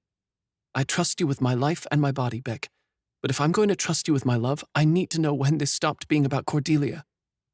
With her love. My breath stilled in my lungs as I watched her, waited for her to pull back again, braced myself for the other shoe to drop. But it didn't come. She was offering me more than 2 monthly conversations about books. Tongue dry and my heart hammering hard enough to break straight from my ribcage, I took a tentative step towards her. She didn't flinch. It started being about you when you put your hands down your shorts to get a rise out of me. That was clearly not Cordelia, you. You played me at my own game. I'm not easily intrigued, but that got me. I took another step close enough to force her to tilt her head back to keep her eyes on me. It stopped being about Cordelia on July 24th when you almost died on my kitchen floor and put on a bunch of sappy romance movies for comfort afterwards, while simultaneously asking about spreader bars. I mean, who looks at ball gowns and ringlet curls and thinks, I should learn more about BDSM from the guy whose blankets I'm hogging even though he isn't my boyfriend. Your inquisitive nature and your honest curiosity are intoxicating. I took one last step, allowing me to brush the wet hair from her face and tuck it behind her ears. Her cheeks fit perfectly into the curve of my palms. And by the time I took you to Casa de Camila, I was already looking forward to spending the rest of my life with you. Because I love you, Delilah Edwards. That was a good answer, she breathed. Thank you. Beck? Yes, Delilah. She tilted her head, eyes falling shut as she nestled into my palms. Can you kiss me, please? Isn't kissing frowned upon by library staff? I smiled, barely holding myself back. She may not have said those 3 little words back, but she'd promised to trust me with her love, and whether that was today, tomorrow, or 6 years from now, I'd take it. Shut up and kiss me. She didn't have to tell me again. I pulled her to me and leaned down simultaneously, closing the gap between us. Her lips were still cold, and I mentally set myself the goal to kiss her until they were hot and swollen. Dell's plans seemed to align with that because the second our mouths connected, her hands were on me. They roamed my hair, pulled at my shirt, grasping for a hold and pulling me closer. Each feverish touch tightened the pressure in my hips. Fuck, I'd missed her. Her taste, her hands, her everything. When her teeth joined in on the kiss, pulling at my lower lip, I growled against her. You're testing my restraint, Blondie. What if I told you to shut up and fuck me senseless? I stifled her words with my tongue against hers. Her spine collided with the shelves behind her, and I made quick work of the belt around her waist while she fumbled with the buttons of my shirt. Nothing compared to Dell's velvet skin under my fingertips, or to her strangled gasp when my hands dug into her ass, or to her breath hitching against my mouth when I pulled her bra down and ran my thumb over her hardened nipple. She pulled out of the kiss, arching her back into my touch. Can I keep the robe on? Really? I still can't feel my toes. She half gasped, half laughed. Just until I'm warmed up? Your wish is my command. I laughed and helped her peel out of her bra without dropping the robe. Actually, this is kind of hot. Me in a huge bathrobe? You naked in my bathrobe. You think I'll be able to think about anything else whenever I wear it from now on? I'm not naked yet. Easy fix. I grinned and leaned down to close into another kiss, but Dell tilted her chin up, making my lips collide with her jawbone. Wait, I forgot. What about Brody? Staying with her girlfriend, I replied, wiping my thumb over the accidental wet kiss I'd left on her chin. Oh, thank God. She laughed at my incredulous expression. What? I want you to make me come at least 3 times. Do you really think I'd even manage once if I was worried about being overheard? At least 3 times? Minimum, she laughed and shimmied her own panties down her legs. Unless you're not up for the challenge. Oh, you're going to regret those words. I plucked her hands from my shirt and placed them on the shelf behind her. You don't get to touch me until I've made you come at least 3 times. That's not fair, she laughed, but kept her hands in place. I don't play fair, I play to win. I nipped at her bottom lip, causing a shudder to ripple down her spine. Any answer she had for me was cut short by a high-pitched yelp when my teeth dug into her neck next. I was careful to keep my tongue back, leaving nothing but dry indents behind. Her delicate skin turned bright red in my wake as I cut my path down her shoulder to her chest. With every bite, her breaths came faster. My hand smoothed over every patch of skin after my mouth, just to make sure I didn't leave any unwanted traces. Oh, God, she gasped and arched into me when I bit down on her nipple. It snapped out of my teeth. My fingers quickly replaced my mouth, digging into her soft flesh. Mine, I growled before pulling her second nipple between my teeth and nipping harder. She moaned, her knees wobbling enough for my hands to close around her waist just to keep her upright. I took that as my sign to sink onto my knees before her. Our eyes stayed locked as I positioned myself. Put your leg on me, sweetheart. She let me lift her knee to hook around my shoulder, granting me a prime view of her glistening arousal. Fuck, I missed you. Are you talking to me or my vagina? Dell laughed and reached out for me, but I caught her by the wrists. Her stomach trembled when I pushed them back against the shelf with a warning growl. Hands off. I cut a quick look up at her before biting hard into the flesh on the inside of her thigh. Dell winced at the sharp pain, but it definitely worked for the heated muscles twitching between her legs. Back, she gasped. Hands on the shelf, I reminded her. She looked down at her hovering hands as if surprised to find them halfway between us. She flexed her fingers and curled them around the sides of the shelf until her knuckles turned white. There you go, I said. That's good. She whimpered, her leg twitching on my shoulder, so eager for a few words of praise. Please. I repositioned her leg until her thigh pressed against my ear and she was open and fully exposed to me. The anticipation trembled through her muscles. Her entrance was already glistening, ready to welcome me back.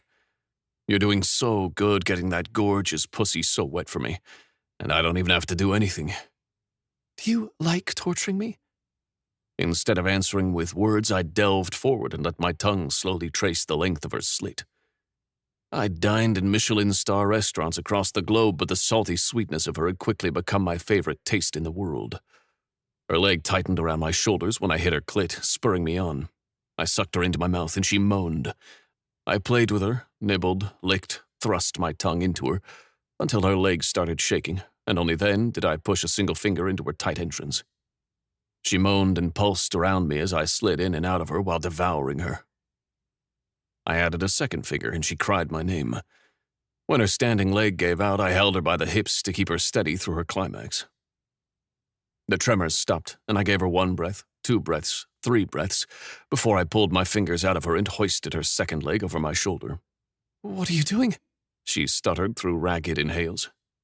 You might want to hold on to something, I warned just before I stood up. What? Ah! Dell's hand scrambled for a hold on the shelves as I balanced her between them and my shoulders. I pushed her ass on the edge of one of the higher ones that put her pussy at the perfect height for my face. With her legs on my shoulders, I braced both arms on the shelves before leaning forward again. Oh, God, she whimpered when my tongue entered her. Wait! I paused and pressed a soft kiss to her clit. What are you thinking? Her lashes fluttered as she tried to find her vocabulary through the haze of her orgasm. This doesn't feel safe. What if I fall? What if your shelves break? I've got you, I promised, and whispered another kiss to her pelvic bone. I won't let anything happen to you. She hesitated for a second before letting out a single breathy, Okay. Slowly sweeping my tongue over her entrance up to her most sensitive spot, I gave her another moment to consider, but she just gasped and tightened her legs. Your pussy tastes so fucking good, sweetheart, I said, and flicked my tongue against her faster. Back, she whimpered, bucking against my face. I drew my movements out the second time. Settling between her thighs, I let my tongue linger and my teeth tease her tender flesh, until her moans were reduced to a voiceless chain of pleas. Please, please, back, please. What do you want, sweetheart? I asked, a smirk playing out over my lips as I leaned back to look at her all flushed and trembling. I want you to make me come, she rasped. Who's allowed to make you come, Delilah? Just you. I gave her what she asked for, working my tongue and teeth against her more aggressively. I ravished as much of her taste as I could before Delilah bucked into me and fell apart a second time.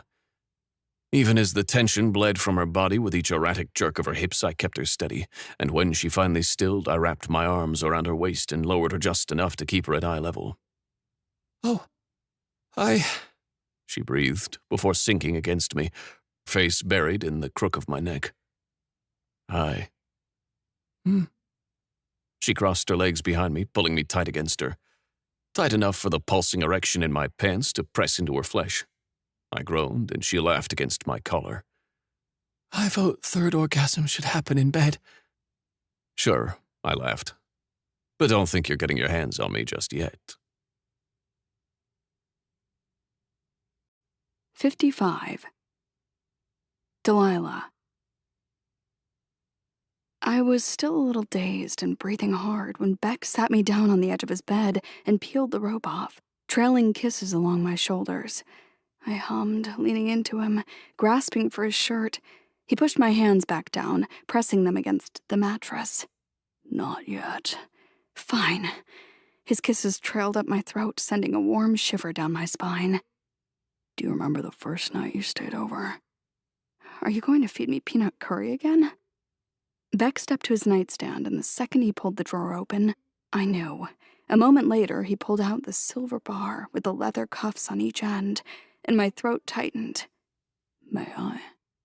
I watched him extend the bar like a telescope, tripling its length to somewhere between 4 and 5 feet. And even though I understood the concept, I was struggling to come up with positions that would be comfortable in, or that even required this kind of tool, because I was more than happy to open my legs for him. You can say no, he added after a moment of silence. I'll try it on, but I think I need you to explain it to me again because it makes no sense to me. He carried it over and showed it to me up close. The silver metal looked a lot sturdier than I thought. Less selfie stick, more carjack. Thick chain links hooked the cuffs to each end of it. It's for you to give up control to me, he said, and lowered himself to his knees, directing one of my feet into his lap. The cushioned leather slipped around my ankle way too easily, and he closed the clasps just loose enough to give me some wiggle room. To me, it's less about the fact that your legs stay apart, and more about the fact that you are putting your body in my hands, figuratively and literally. He pulled my second foot into the cuff, my legs parting wide, my butt sliding to the edge of the mattress. My pulse spiked at the physical sensation of opening my body like that, and I was thrown back to the beach, to him watching me writhe, anticipating how he might touch me. You're giving yourself to me, and I get to decide how I fuck you, how you come, how often you come. A mischievous glint sparked in his eyes as he looked up at me. How does it feel? Giving myself to him. That possessive streak of his. Maybe it should have scared me, but I tested the cuffs. Trying to close my legs, the soft leather digging in to keep them apart, and the warmth that had just died down simmered back up. Okay, I guess, I replied, still unsure about how much that thing would do sexually. I should have known that he'd take that as a challenge, too. Beck gripped the bar, stood, and yanked it up. I was thrown back onto the mattress, yelping, my ass suspended in the air. My legs were up and spread, and my weight was pushed onto my shoulders. Oh, God, I was just lying there, or hanging there, and Beck was grinning down at me as my fingers scrambled for support, digging into his sheets. He barely had to lift the bar to his shoulder level for this.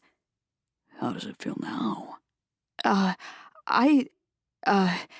Words. I needed words, but I was barely able to compute how I felt, caught between the novelty of the position my body was in and the knowledge that Beck was seeing every muscle spasm between my legs. How is this? He dipped 2 fingers back into me, downwards, and my insides immediately clenched, still tender from 5 minutes ago, sending a ripple of pleasure down my spine, and I didn't have to... No, I couldn't do anything but let him touch me. Yes, I panted when he drew back out. That's good. You're so wet for me, sweetheart, you couldn't lie about that if you tried. He pushed the fingers back in, curling them just right to hit my G-spot, and I moaned, my legs jerking on the bar as I scrambled to find hold on something other than his sheets. I think we need to do something about those flailing hands of yours. He dropped the bar, my ass hitting the mattress and my feet the floor.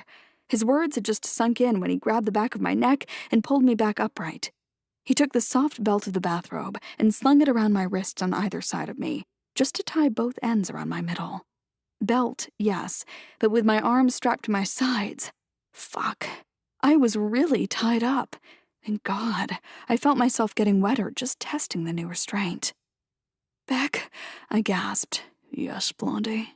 He wore such a smug smile on his lips, and I couldn't wait to wipe it off.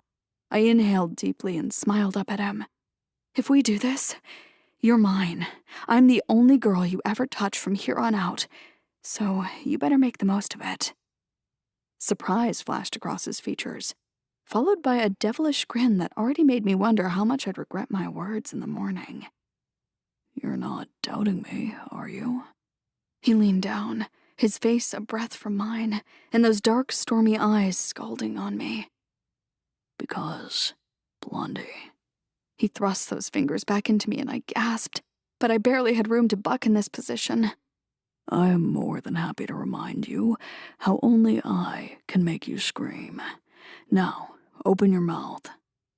I did as I was told, without hesitation, open for him to slip his fingers from my pussy to my mouth, my own salty taste dissolving on my tongue.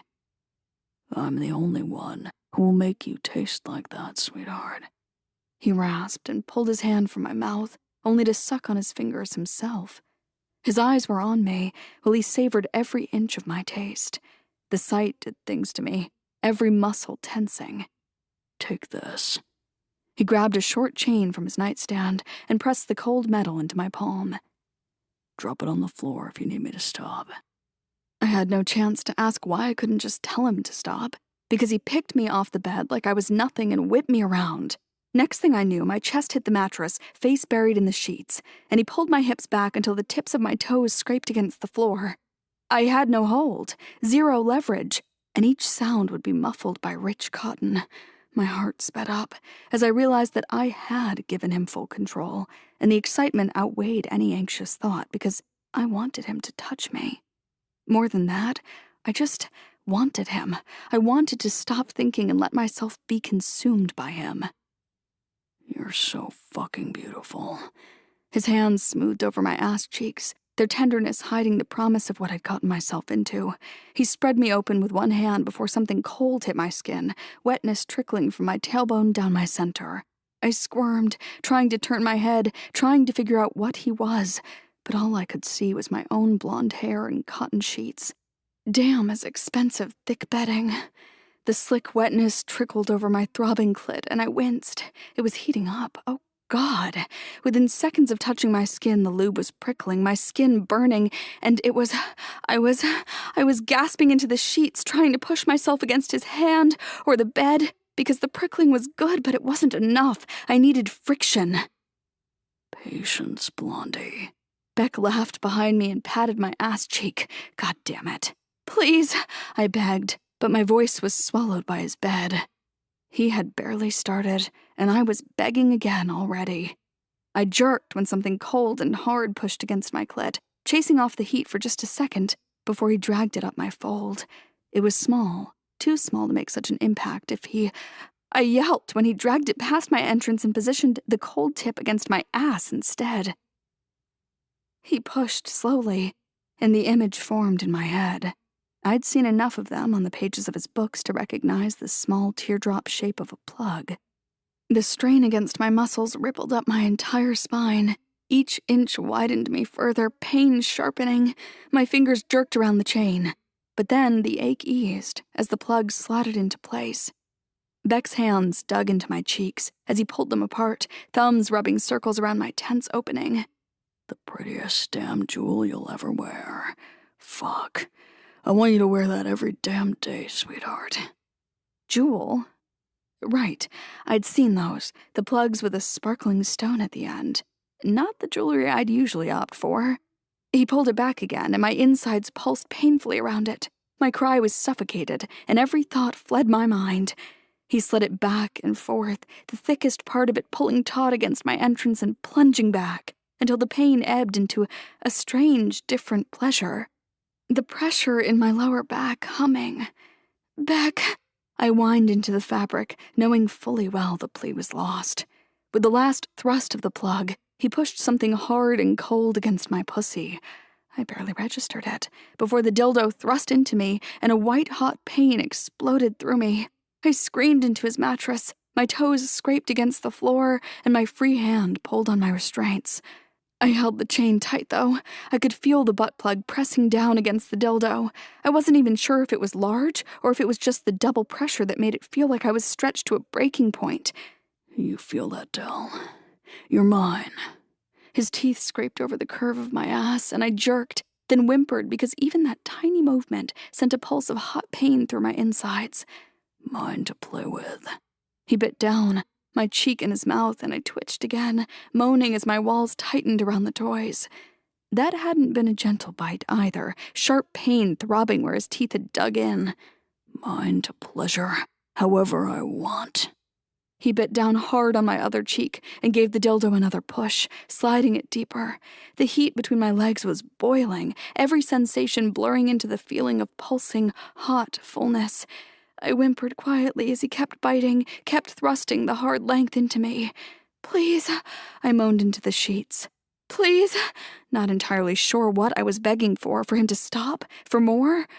Something clicked, and the thick toy inside me started buzzing. The vibrations pushed against the plug and rippled up my spine, shoulders flexing, neck bending. I bit down on a mouthful of cotton and dissolved into a whimpering, squirming mess, unable to move, to push back. My legs tried to jerk up, but Beck had the bar pinned against the bed. The orgasm quaked through my bones, all senses short-circuiting until I was nothing but the tremors rocking through my body. I blinked and somehow found myself on my back, head on the pillows, heaving air and staring up into Beck's beautiful slate eyes. God, you're gorgeous, I breathed. He chuckled. That's your first thought after coming like that? Yeah, I hummed, thoughts clearing enough for the dull pressure in my hips to seep through. He'd left the plug in, and lying on my back, it pushed deep against my insides. Sounds like I need to up my game. Oh no, don't worry. That was number 3. My gaze raked down the smooth ridges of his body to the thick erection outlined in his pants. I think we can end the night here. I grinned. We're done when I say we're done. His fingers were on the belt, but he just opened the knot around my waist. My hands were still caught in it, and instead of taking it off, he wrapped the ends around his headboard. Beck, I mumbled, you said I could touch you after 3 orgasms. I said at least 3 orgasms. He grinned and crushed his mouth into mine painfully hard as he yanked my wrists tight against the headboard. The chain links bit into my palm and I winced, which only seemed to spur him on, his tongue sweeping past my lips to claim mine. I think we can make it 5. He rasped after breaking out of the kiss. I shot a quick look up at the knots keeping my arms up, and another tremor of anticipation rocked through my body. I was stretched out in all directions, completely exposed to him. You can take the chain. Keep it. You might still need it. My stomach tightened just knowing he had plans that would make it impossible to use my words. Give me 2 seconds. He left the bed, but even raking my head, I couldn't make out anything past my knees. I heard a drawer opening and closing, though, before Beck came back to me. He trailed a hand from my collar to my navel. My spine arched for him on its own accord, needing his touch like a flower needed the sun. I've been wanting to try this since you let me tie you up at the beach, he announced, and I didn't get the chance to ask what he meant before a sharp pain pierced through my nipple. I cried out, tears springing to my eyes, and I almost dropped the safety chain, until I saw what he'd done. A small silver clamp with rubber edges was fastened to the tip of my breast. It was connected to a second one with a thin silver chain.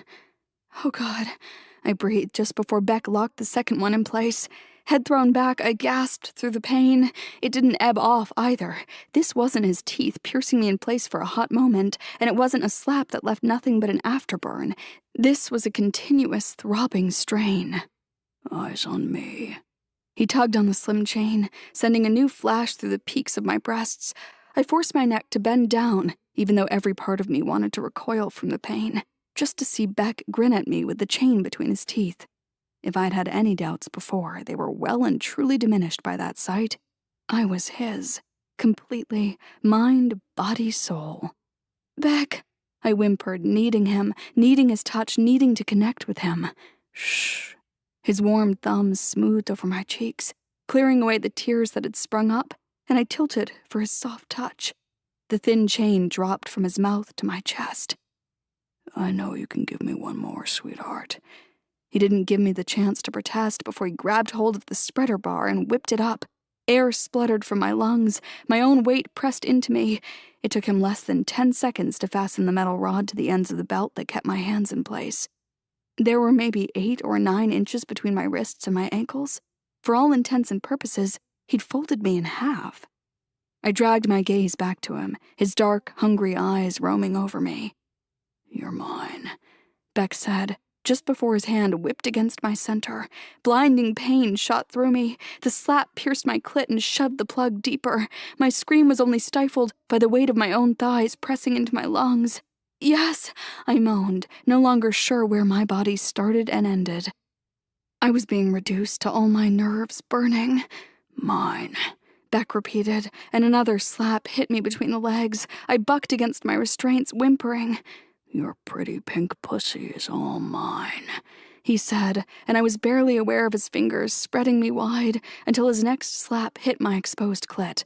I almost choked on my own cries. My body was burning, and I knew how to find relief.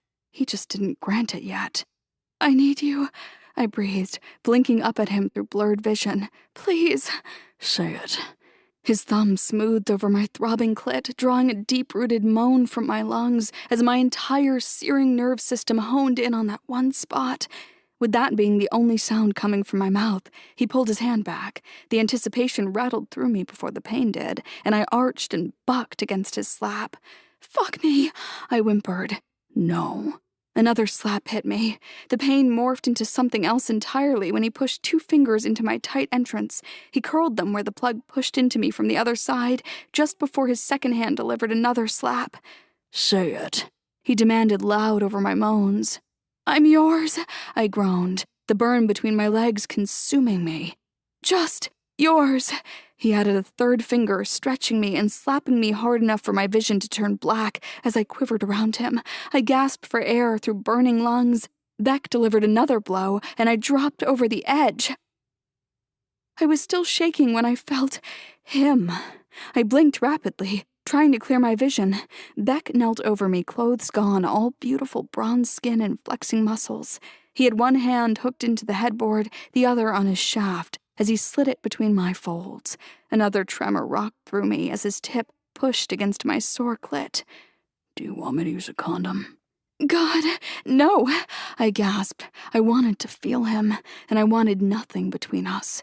He buried himself in me with one quick thrust and drew another loud cry from my lips. I thought the vibrator had been a taut stretch against the plug, but that was nothing in comparison to Beck's size. And all the pain that had just chased through me in a wave of euphoria flamed up again, with the added strain deep inside me. Beck stilled above me. "Breathe." I sucked in a deep breath, not realizing it even stopped. "Good girl," he rasped, my muscles clenching around him at those 2 simple words. "Keep breathing, Del." I nodded, incapable of bringing coherent thoughts to my tongue. Beck started moving, slow at first, until my insides relaxed, and he found an angle that allowed him to shift deeper than before. Once he had that, he plunged into me without mercy. I moaned under his hard, relentless thrusts and tried to tilt my hips against him. I couldn't go a second longer without— "Fuck. You take that so well, sweetheart." "Beck!" He hit an angle that had his shaft push against the plug, while his tip stroked over my G-spot. The fire in my veins burst through me, and I pulsed and trembled through another climax. The next orgasm chased that one within a few thrusts. My entire body was limp when my ankles came free and dropped against the mattress. Maybe there was a dull throbbing in them, or maybe in my hips or in my knees. Every single bone ached in the best possible way, and I wasn't sure which painful sensation originated where. Beck's rhythm had slowed, and he took the safety chain from my stiff fingers, then made quick work of the knots. He tossed all of it aside before coming back to me, a beautiful, small smile on his lips. "Why do you always do that?" I asked, as my swimming thoughts slowly cleared. "Do what?" "Loosen the restraints before you even come." "I told you." He caressed my chest with soft kisses after he loosened the clamps from my nipples. "I want to make you feel with every cell in your body that you're mine. I'm in control. You come." "I think that's kind of how I feel when you come inside me." My tired, quivering fingers raked into his hair, finding soft spots to rest. "Like you're completely giving yourself to me." "I've actually never done that before you," he breathed, his pace speeding up again. "Never?" I gasped. "No." He moaned and leaned down to close his lips over mine. Unable to hold the swelling in my chest, I laughed, completely wrecking the kiss. Not just a small laugh, either, a deep, honest laugh that made fresh tears spring to my eyes. "Something wrong?" "No, quite the opposite." I wiped the tears from my cheeks. "These are happy tears. I can't believe I got to be one of your firsts." "Delilah." He grabbed hold of my knees and pushed them into the mattress, opening me wide again for him to deliver a devastating deep thrust that killed the last laugh on my lips. "I fully plan on making you my last." As if the words weren't enough, Beck spilled himself into me, giving me exactly what I'd asked of him. A last quiver trembled up my spine when his hips stilled. With his charcoal eyes on me, Beck's lips formed a simple 5-letter word. Yours. 56. Beck. 4 weeks later. Hey, Blondie. What do I get if I win? We don't have to discuss that because you're going to eat my dust. All right. Then you'll have no issue to agree that if I win, you get back in the ring with me. For real this time. She'd gotten better over the last few weeks, since our staff had gotten mental health awareness training, but she still refused to let me go anywhere near her at the gym. I got that it brought back complicated emotions, but I hated the way she'd be happy and energetic with everyone at Vortex, only for her face to fall whenever she spotted me. That's not going to happen because you're not going to win. Her chirpy voice filled my car. So you agree on the prize? Fine. She looked over, squinting at me through the windows of our cars. I saw her lips move, but her voice came through the speakers connected to my phone. When I win, you wear a red ribbon the next time we go to Clandestine. Isaac cleared his throat. You are aware that this is a group call, right? Done, I said, ignoring Isaac. What's Clandestine? Tabitha piped up. Sex club, both Cordelia and Daphne replied. Why do you guys know about a sex club and I don't? It's quite expensive and exclusive to members only, Cordelia explained. More than happy to take you sometime, Isaac replied. How do you get into an exclusive? Excuse me, can we please get back to the real reason we're here? I could practically hear Delilah roll her eyes. Preferably before the cars grow roots. I got it, don't worry, I'm here. Daphne stepped up onto the road, positioning herself in line with a 10-foot gap between our cars. She dressed up in a black and white checkered mini dress and held flags in the same pattern in each hand. She fumbled with her headset that made her look more like she was about to give a pop concert than start a race. Everyone ready? Yep, Del quipped. Yes, I agreed. We had gotten her father's car out of storage, and it was almost entirely fixed up by now, but for this occasion, both Del and I sat in much newer sports cars.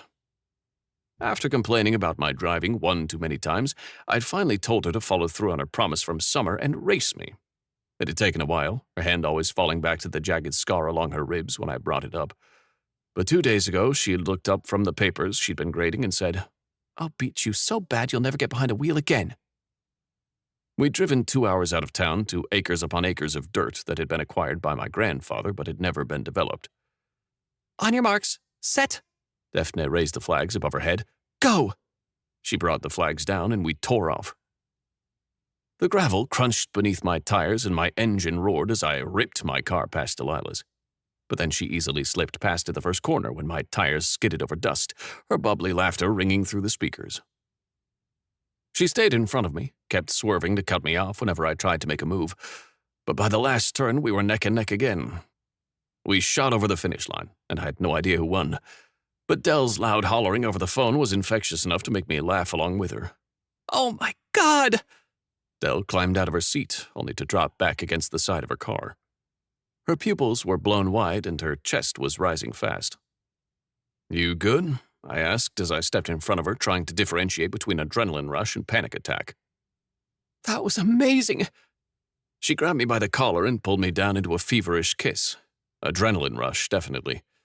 And I had no problem with that, kissing her like the fate of the entire Formula One depended on it. Once she had her fill, she shoved me back again with just as much fervor, lips trembling. I want to go again, and I want to tear your clothes off, and I want donuts, not in that order. I think we can manage all three, starting with the food. I took her hand and led her over to the useless block of concrete where our friends had set up camp. Daphne was now swaddled in 2 winter coats and a sleeping bag, gripping an iPad, while Isaac and Tabitha sat on either side of her, Tabitha with her camera and Isaac with half a box of donuts. So, who won? Del asked, climbing up on the platform to narrow her eyes at Tabitha's camera screen. It's a tie, she said. Oh, come on. I settled onto the platform and glanced over Delilah's shoulder at the paused video. Does that mean you both lose? Isaac asked. I think we both win. Del shrugged and leaned over her friends to grab a donut, before she unceremoniously climbed into my lap, one arm wrapped around my neck. My arms automatically found their way around her waist where they belonged. I only have 1 trophy, Daphne held up a small golden matchbox car. "Give it to Delilah," Victor piped up, and all heads swiveled to the iPad in Daphne's lap. Cordelia, on the other side of the video call, tilted her camera to bring Victor into view. "If she hadn't slowed down on the last turn, she would have won." I did not slow down. Even though she delivered the words with a straight face, her throat hitched, giving away her blatant lie. We both won. We can share custody of the trophy. I stayed silent and pressed a kiss to the back of her head.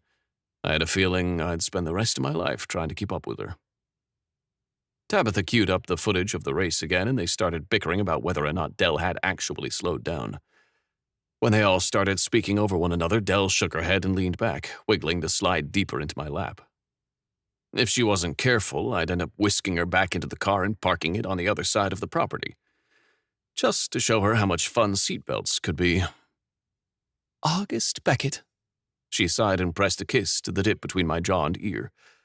I hummed in appreciation. I have a confession. Delilah Edwards, I replied, smiling down at her and stealing a kiss from her lips. I already know that you lied about slowing down. She scrunched up her nose at me. No. No? I trust you and I love you, she whispered. It was the first time she said those words. I had told her many times since that night she showed up on my doorstep with a library card, but I'd made it very clear that she didn't have to say it back, that I'd rather know she trusted me than lie about loving me. And yet hearing her say those words, my chest felt too small for the warmth flooding it. Her big ocean eyes roamed over my face, waiting for me, watching my reaction. I had no reason to stop the smile spreading on my lips. I love you too, Delilah.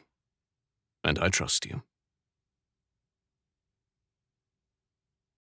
Epilogue. Delilah. February 21st. Brody leaned over the counter, brows drawn up to her hairline. "Please," I laughed. "I'm not messing it up. Back off." Are you sure about that? I rolled my eyes at her and placed the small piece of green garnish on top of the frittata slice. Look, it's perfect. To be fair, she'd done most of the cooking after witnessing me crack one egg and most of it landing on the kitchen floor. She had allowed me to plate the food, though, but she generally trusted me in the kitchen just as much as her uncle did. Not at all. "What's going on in here?" Beck asked when he stepped into the kitchen mid-tie knot. Neither Brody nor I usually got up before him, let alone prepped breakfast. I'd snuck out of bed at 4:30 to make this work. "We made frittata," I replied with a big smile. He grimaced. I made frittata, Brody cackled. "Idea," I pointed at myself, then at Brody. "Execution." Does that make me an executioner? She grinned and placed the plate on the kitchen island in front of Beck. Happy birthday! "My birthday isn't until next week." He furrowed his brows, but I could hardly tell him that I had plans to whisk him off to London for his birthday. That was a well-kept secret between me, Brody, Cordelia, and Beck's assistant, who had filled his calendar with bogus meetings while blocking all actual appointments. "It's technically the practice run for your birthday," I said, and set a fork and napkin down for him. "Surprise!" "Come here." He caught my wrist and pulled me around the kitchen island to steal a quick kiss from my lips. My heart fluttered in response, still as easily swayed as if I couldn't get all the kisses I ever wanted from him. "I don't like waking up without you next to me." My cheeks heated, but Brody's gagging sound made both of us laugh. Will you try the damn food already so I can go back to bed? All right. He picked up the fork, and I held my breath as he cut off the very tip of his slice. No, you have to take a bigger bite, Brody protested, pointing her finger at an imaginary line on the frittata. "Brody," I breathed a warning. "Just cut through like here." Brody's finger swiveled over the cheesy eggs on his plate. "Here?" Beck laughed and deliberately brought his fork down half an inch away from her finger, but he stilled at the sound of metal hitting metal. For a moment, the entire kitchen fell silent. Even the refrigerator seemed to stop humming. The only sound was the blood rushing in my ears while I waited.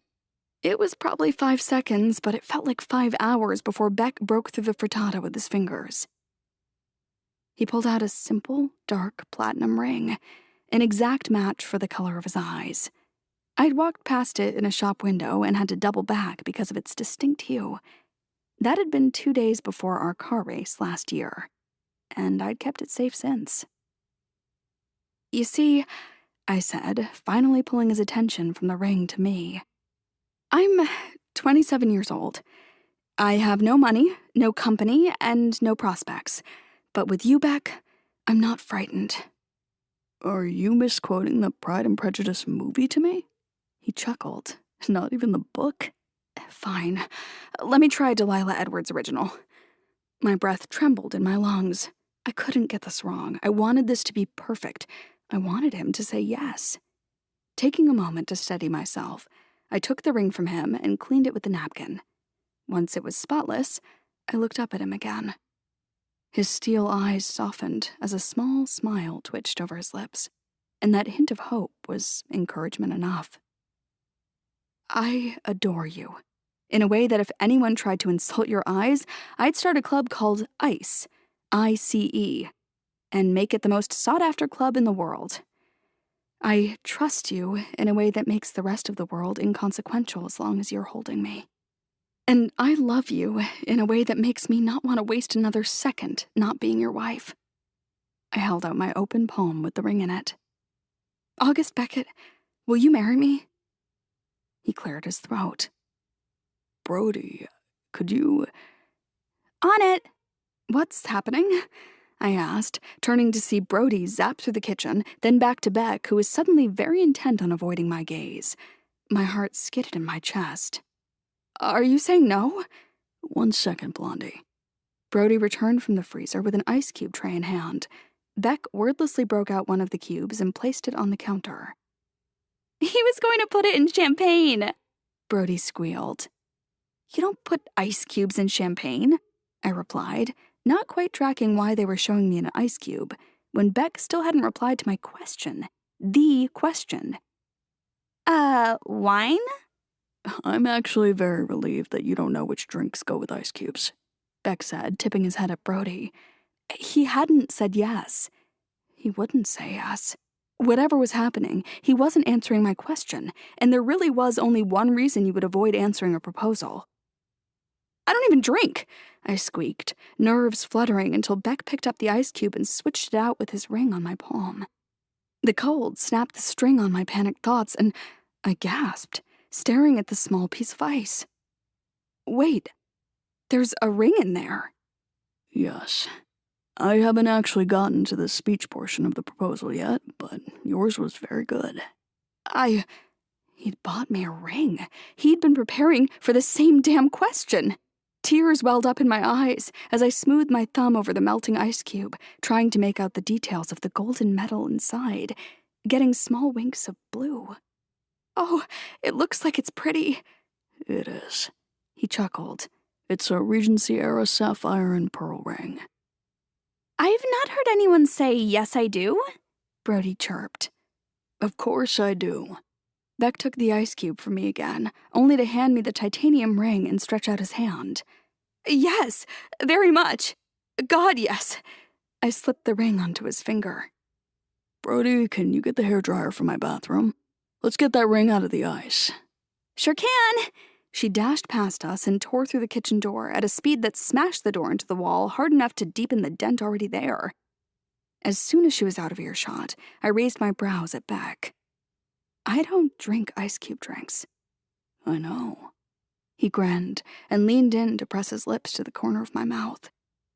"You were going to propose to me in bed, weren't you?"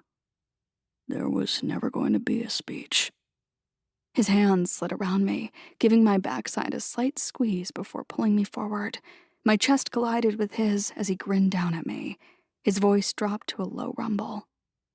"I was planning on finding creative ways to use 9 ice cubes to make you come until you were such a spluttering mess. You would have said yes to anything I asked you by the time the 10th ice cube melted."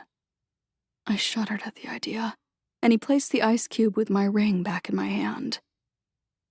"Well," I extracted myself from his embrace and grabbed the ice cube tray. I'll put these back in the freezer and remember that strategy from when I ask you for a themed wedding. Sweetheart, you get to have any wedding you want as long as I'm the one waiting by the altar. He followed me across the kitchen, hands sliding back around my waist the second I stopped in front of the fridge. Any wedding? I laughed as I barely managed to wedge the door open enough to slip the ice cube tray back inside, because his body was blocking me in. I turned and smiled up at the stupidly tall and beautiful man I'd call my husband one day soon. White ducks included? Using his left hand, with his ring glistening in the first morning light, he brushed the hair from my face before leaning down to kiss me. I melted into him with a sigh. White ducks included, he promised against my lips. Extended Epilogue. Beck. I'd expected to come home to a dark and quiet apartment. Instead, wildest dreams poured down the stairs on full volume. In less than a year of living here, I'd turned into a man who could tell apart Taylor Swift songs. I even knew that this was Taylor's version, not the original release, and I didn't fucking mind because that just meant Dell was here. She usually was, despite technically still living at Cordelia's until the wedding. But I had toured 12 accent hotels across Europe over the last 8 days, and Brody was spending her summer in Portland. Dell hated being here alone. I'd expected quiet. Wildest Dreams was better. I left my suitcase by the door and followed the music upstairs 2 steps at a time to the bedroom. Except the bedroom was empty. Lights on, bed rumpled, but no Blondie. No sound other than Wildest Dreams starting again, on loop. Hello? You're early. The bathroom door muffled her voice. I'm not. I double-checked my watch just to be sure. If anything, I was 20 minutes late due to traffic. Oh, then this is taking longer than I thought. I crossed the room to hear her better since this conversation was apparently happening through the door. How long have you been in there? You all right? Beck. She drew my name out over 2 syllables. Yes? I think I need your help. She didn't have to say anything else. My hand was already on the handle when something smacked against the door from the other side. Wait, don't come in. My hand tightened around the handle hard enough for the metal to bite into my skin. For once, I had to rationalize. She needed help, but she didn't sound panicked. She was all right. What do you need? Step back, please. As if she could see right through the door. I took a deep breath and fell back 2 steps. Delilah slipped out of the bathroom, big fluffy robe tied around her waist, and quickly shut the door again. Don't peek. My wedding dress is in there. Her cheeks were tinged pink and her lipstick had worn off to a soft blush, and I couldn't stop staring because 8 days of phone screens didn't do her azure eyes justice at all. You need help with the dress? I asked when I finally caught my breath. No. She squirmed against the doorframe before the words rushed out of her. But the dress goes with these very specific undergarments, and I think I messed up because I can't get them off. It sucks. I'm sorry. They were meant for the wedding night. You weren't supposed to see them yet. I can call Tabitha if you want, but she'll probably take an hour to get here, and then she'll give me shit for putting them on. I really wanted them to be special, and I just wanted to try them on here because this is where we're going to live together as husband and wife. I'm so sorry. All right. I swallowed all the remarks I would have made about her undergarments if she hadn't been spiraling, and instead leaned in to steal a soft kiss from her trembling lips. Let's get you naked. We can consider it a practice run. Are you sure? You can assume that when I talk about getting you naked, I'm always sure. She rolled her eyes at me, but untied the bathrobe to let it slide off her tightly wound shoulders. Waist upwards, she was cinched into a pearly white corset that pushed her tits into 2 swelling mounds. As if that wasn't enough to turn my pulse into a jackhammer, the shoulder straps were attached to it with silky crimson-red ribbons. It was the best fucking thing she'd ever worn. They're Regency short stays. A modernized version, she explained. You're so damn beautiful, sweetheart. Don't look too much. She laughed and covered my eyes with her hands. Save some for the wedding. I'll never get tired of looking at you. I pushed past her hands to pull her to me for a kiss. Her mouth against mine, she sighed, tension dropping from her muscles. Okay, Casanova. She pulled back after a few moments, gasping for air, and fuck me, her tits pushed over the edge of the corset with every breath. Get me out of this, please. I didn't have to be told twice. When Dell turned around, her back was crisscrossed in more of the same dark red ribbon. Its tail spilled down her back, curling around those dimples I loved so much. They were half the reason I preferred bending her over to any other position. Perfect handles, telling me exactly where to slot my thumbs to keep her steady while her hips quivered around my cock. Do you see what's wrong? She asked, oblivious to the heat boiling in my veins. I had to blink through the haze of not having seen her in 8 days and now being gifted with this view, and find the actual problem. It's just a knot. I unfurled it, and as the ribbon came loose, her chest expanded in a deep breath. I granted her one more inhale before yanking on both ends of the ribbon, pulling the corset tighter than before. She yelped, breath strangled. How is this? Tight. Tying yourself into red ribbons like that, Blondie, what did you think? That I'm going to be yours for the rest of our lives? Just yours? Just mine, huh? I wrapped the ribbons around my fingers, slowly winding the corset tighter. She winced and let her head fall back, blue eyes searching for my gaze. Yes, she gasped. Her tits were spilling over the corset. There was no stretch to that thing, the bones and thick fabric hard around her soft body. With every breath. Willing to test her promise, I wrapped the ribbons around my fingers one more time, the fabric crackling against the strain. Dell's eyes fell shut and her arm jutted out to the dresser for balance. Her breathing was reduced to quick, shallow bursts. Is this what you want? For the rest of our lives? Mm-hmm. She huffed. Yes, please. Please. My dick jerked in response to that one needy word and all the meaning behind it. She was mine to please, to give her what she craved, to have and to fucking hold. Take off your panties, sweetheart. Let me see how wet you already are. Dell tried to bend, but I had her chest in a death grip, and I wasn't loosening it.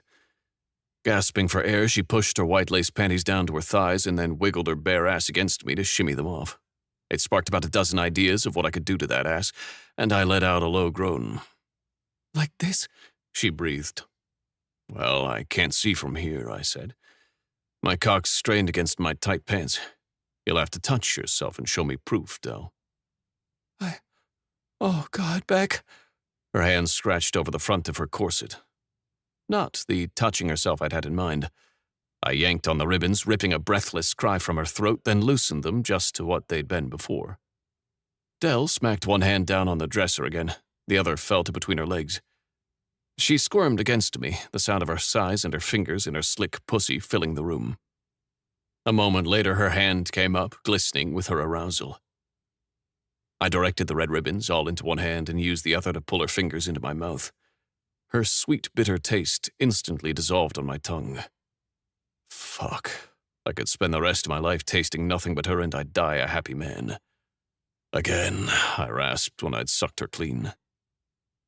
Her hand slipped down and she moaned, bucking under her own touch. Then her hand came up again, a sheen coat on her fingers. Are you getting your sweet little pussy wet for me, sweetheart? I asked, before taking her delicate hand and savoring her taste. Yes, she gasped. Please. Please. My knuckles whitened around that damn red ribbon as I strained to keep my composure. Again. This time, when she touched herself, I reached around to run my fingertips over her breasts, all strained taut in two perfect mounds. Beck, God. Her head fell back against my chest, eyes desperate on mine. She shuddered against me, ass brushing against my thigh, mere inches from my hard dick. After a moment, she raised her hand. Her fingers were covered in a creamy glaze. Fuck, she was wet. My cock jerked, ready to claim her right there on the dresser.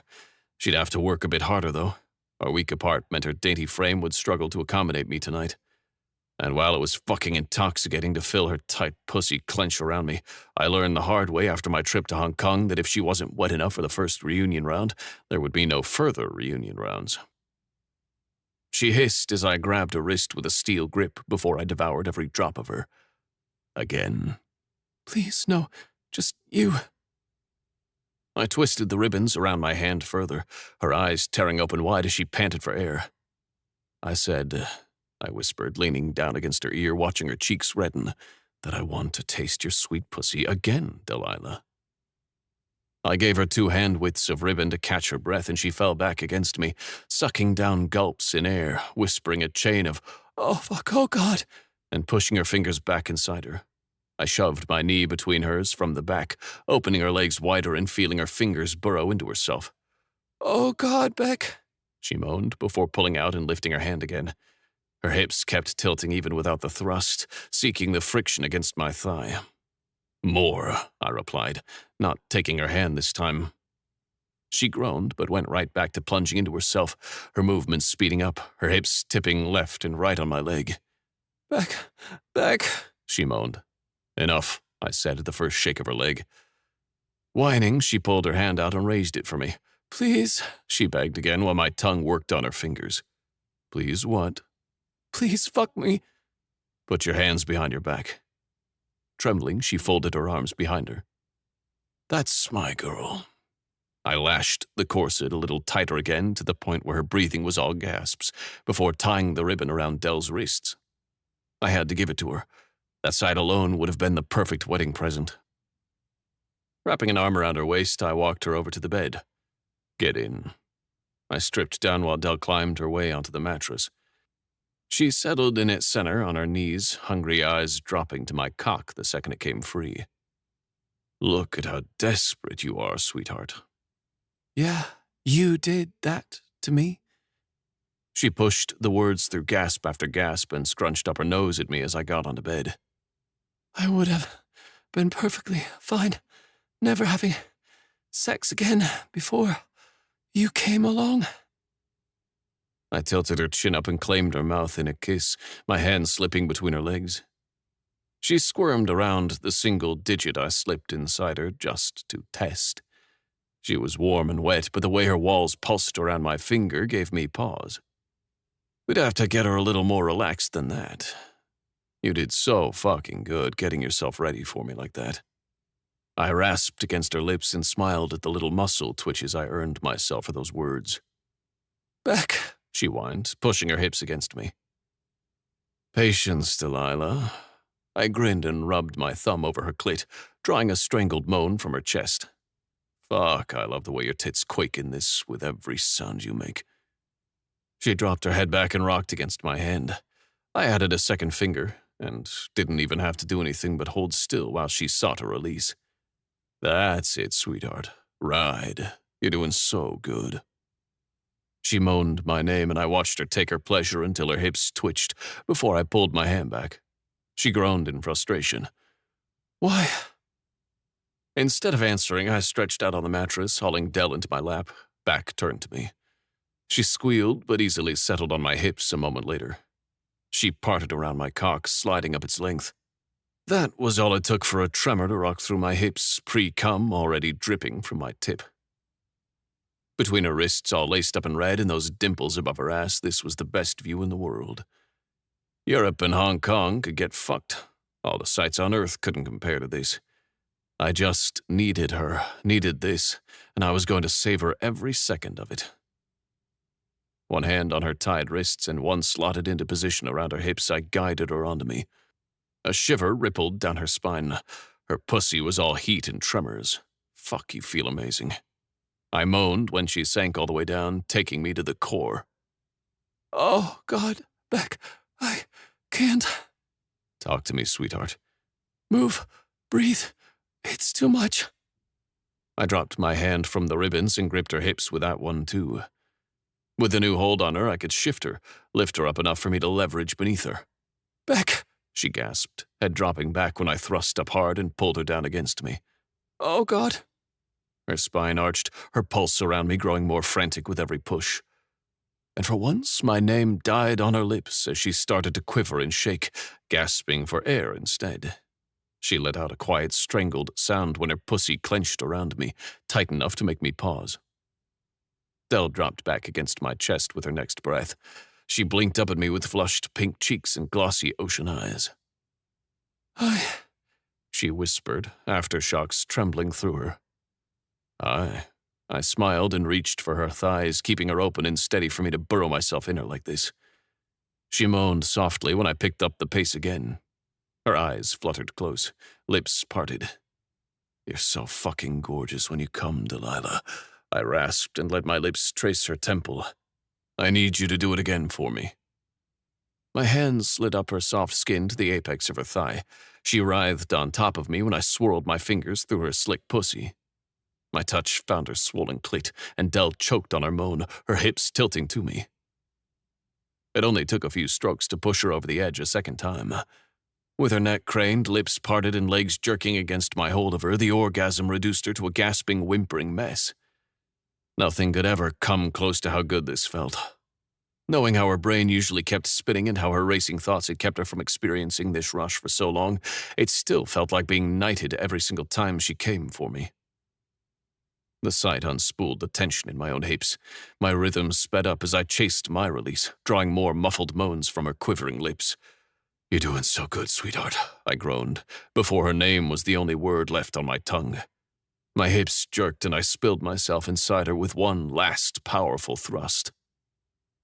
I hadn't even caught my breath yet when I pushed my hands into the tight space between us. Would you look at that? I rasped, untying her corset and tossing it off the bed. I found the knot. I can't wait to tie the knot with you. Dell gasped a little laugh and rubbed her sternum as she inhaled deeply. For a few moments, we just lay there, both of us running soothing circles over her reddened chest, both of us trying to get enough air back into our lungs. Back. I tilted my head to find her big eyes trained on me, searching my face. You know how much I love it when you come inside of me, right? Yes. Did that change? Do you need me to? She reached up and clasped her hand over my mouth. I wondered if after the wedding we might continue that, but without birth control. Oh. Not what I'd expected. We'd talked about the possibility of kids before, but it had been vague and hypothetical. I knew she wanted children, she knew I wanted children. We agreed on classic over modern names, and Dell had plans to turn at least one of our hypothetical future kids into a fellow reader. You want to start trying right away? I mean, I want at least 10 kids, so we gotta start soon. She grinned and crinkled her nose. 10, I laughed. Okay, fine. Let's negotiate. 5. She rolled her eyes at me. You seriously want 5 kids? Fine. Ugh. She winced as she lifted herself off me, only to turn around and straddle my lap instead. She blinked down at me, the humor vanished from her face. How about 3? Okay.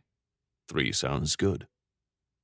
I pulled her back to me and kissed her, knowing fully well that she could ask me for 12 kids, 5 dogs, and a horse, and I wouldn't deny her a single wish. Her jaw tensed and she drew out of the kiss, brows drawn deep over her eyes. What about 4? 4 is good too. She bit her lip, eyes growing distant for a moment while she processed, before she nodded. 4. I like that. Dell, I did have one stipulation. We can start right after the wedding, but I want to wait with the other 3 until Brody's settled in college. I don't want her to feel pushed out of the house by an onslaught of babies. Delilah nodded and smiled. Okay.